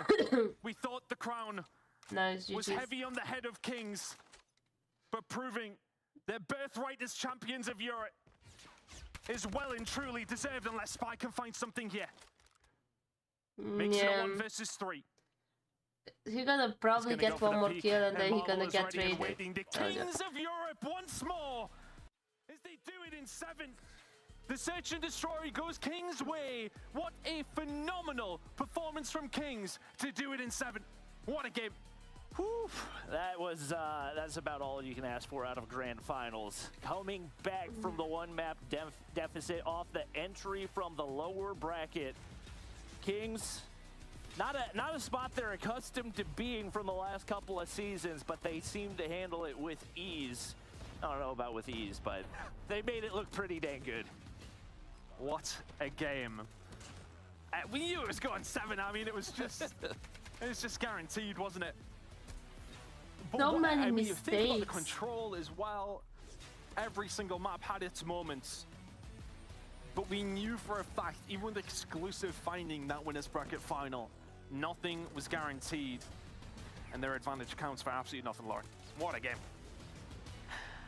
That was everything I could have asked for between the top 2 teams in the region, battling it out for the title of who was going to be the best, but also that spot in Brazil. Kings closing this out means that they will be the team representing EU at Mobile Masters in Sao Paulo, and that has to be a phenomenal feeling, Connie. Oh, that is one of which you will never forget as a player. I mean, listen, we knew it was close. I think the key theme for this is suspense. I think the highlight of that has to be that Crossroads control, the 3v3, a minute of nothing. And that was Mobile Mayhem. I'm not no longer doing it. I would like to point out that would be the case for me too. The exclusive players about the fact that they were able to beat Kings in stage 5. We said, do you think it made a difference whether or not Inferno was there? And they said no. And then Inferno goes map 7, 13 and 5, absolutely on a tear to take down the exact same team that sent them home from stage 5. That's poetic justice for Kings. I need to lie down after that. I was going to ask how you were feeling. Oh my god, wow. I can't. I mean, it was just such an exhausting series for us, never mind for the players. So you think of how they must feel in this moment to go through that grueler for Kings, for the kind of day it's been for them, having to go so many, the maximum amount of maps that they could have possibly played, and they still come out on top. It's got to be a good feeling. Huge win for them. That was fantastic. I have nothing bad to say. I mean, Kings had to overcome the 1 map advantage. Both of these teams fought tooth and nail to get there. You'll see it reflected in the bracket now. It is official. Kings are the champions of EU. A 4-3 grand final. It literally doesn't get any better than that. But like you said, it was not an easy road for Kings. They had to do the full best of 5 up against Omniscient, who also had a phenomenal showing here today. And then they had to get only a short reset before they turned around and went straight back into the best of 7 up against Exclusive, who also did not make it easy on them. I feel like where was this level of performance all season long? I want close matches like this the whole challenge season, because I think it might have actually shaken things up a bit if we'd gotten this during those 4 weeks. Yeah, no question about it. I think Omniscient's definitely one of the teams you got to look at. Like, at some point they kind of disappeared during the challenge season, and all of a sudden they're going all the way down to a map 5 against the team that just won the entirety of the European region. So the talent is definitely there. Would love to see that. Like you said, the intensity has to be there all the way through the challenge season. And once again, yeah, even if you do get sent home here for exclusive, I think you definitely have to have your eyes on champs for this year as well, because there's no question they can absolutely continue to contend for that top spot. I'm curious how it will be on South. I think we have an opportunity to chat with someone from Kings. Marvel should be standing by, ready to talk with us. Excited to talk to Marvel too, because dude, you just had a phenomenal day. You did not miss any of your shots. I mean, individually, how are you feeling right now? My heart is racing. Jesus. You know, like this is why we play Codeb. Like, I wish like anyone could experience this feeling of winning a major. I really wish, because this is just why we're all doing that. Why does he dress like that in the house? I'm so happy right now. Like I have this, how to say, hey Marv, I've got a question for you. First rule, all, I guess. on making it through to Rio, obviously. I never get like I always wear something light in the house because it's hot. So I could never be able Brazil, to what are you gonna do? wear How are like, you gonna prepare? I don't know, what is that? This time, not the jumper. Get the device.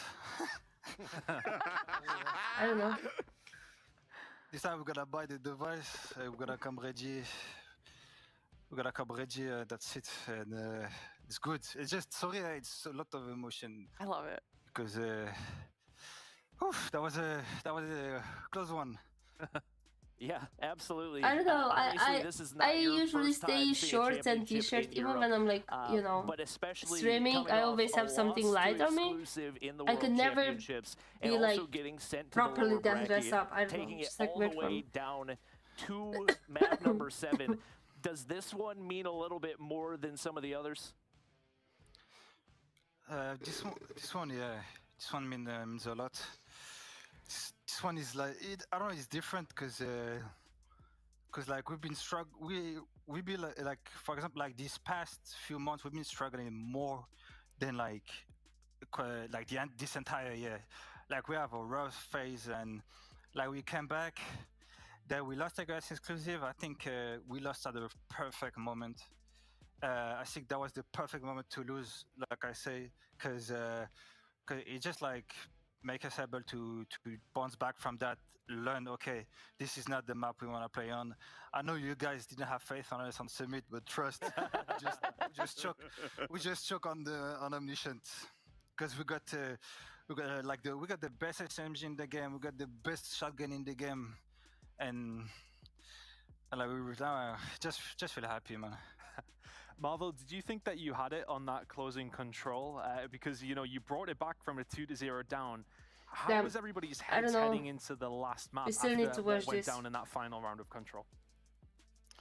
You just gotta forget it. Like you just gotta move on. Like of course you have frustration, but it just like goes for like 10-15 seconds. Then after I talk to all my teammates and I say, yo, like guys, we're going Tunisia right now. Since when we lost Tunisia except against Omniscient? Like just be confident. Like that's it. You go in there and don't focus on them. Like don't focus on them. Just focus on our gameplay, what we want to do on the map, and that's it. That was the key. I know it's over, but I need to wait for this. Yesterday we focused way too much on they controlled the pace. They did everything, and today I just talked to my team. We gotta be in charge of everything, and that's what we did, and I'm happy. I mean, it definitely worked. What were the comms like when you guys realized you won, and now you're going to Brazil to compete? I mean, how excited was everyone? Bro, take me with you guys. Excited, like, I mean, like I say, like, people who compete can, like, know that feeling of, like, winning a major, like, in your region, like, it's like such like incredible sensation, like just to like it's such kind of like freedom, everything, and like you just accomplish what you like Sorry, my English. I can't work. My English can't work right now. but no, the VC was awesome. Like that was insane. Well, you guys smashed it. It was not an easy road to get where you got to today. I want to let you go so that you can celebrate with your team. But before I do that, do you have any shout outs that you want to do for anyone? Shout out to everyone that support us in chat. Like I saw all your messages, people that DM me. Shout out to my mom and my family who's watching. Shout out to my uncle and his son who's watching. My grandma was watching. Shout out to Coco, to Sipsy, to all my team. They play phenomenal today. That was insane, sorry. That's so cute.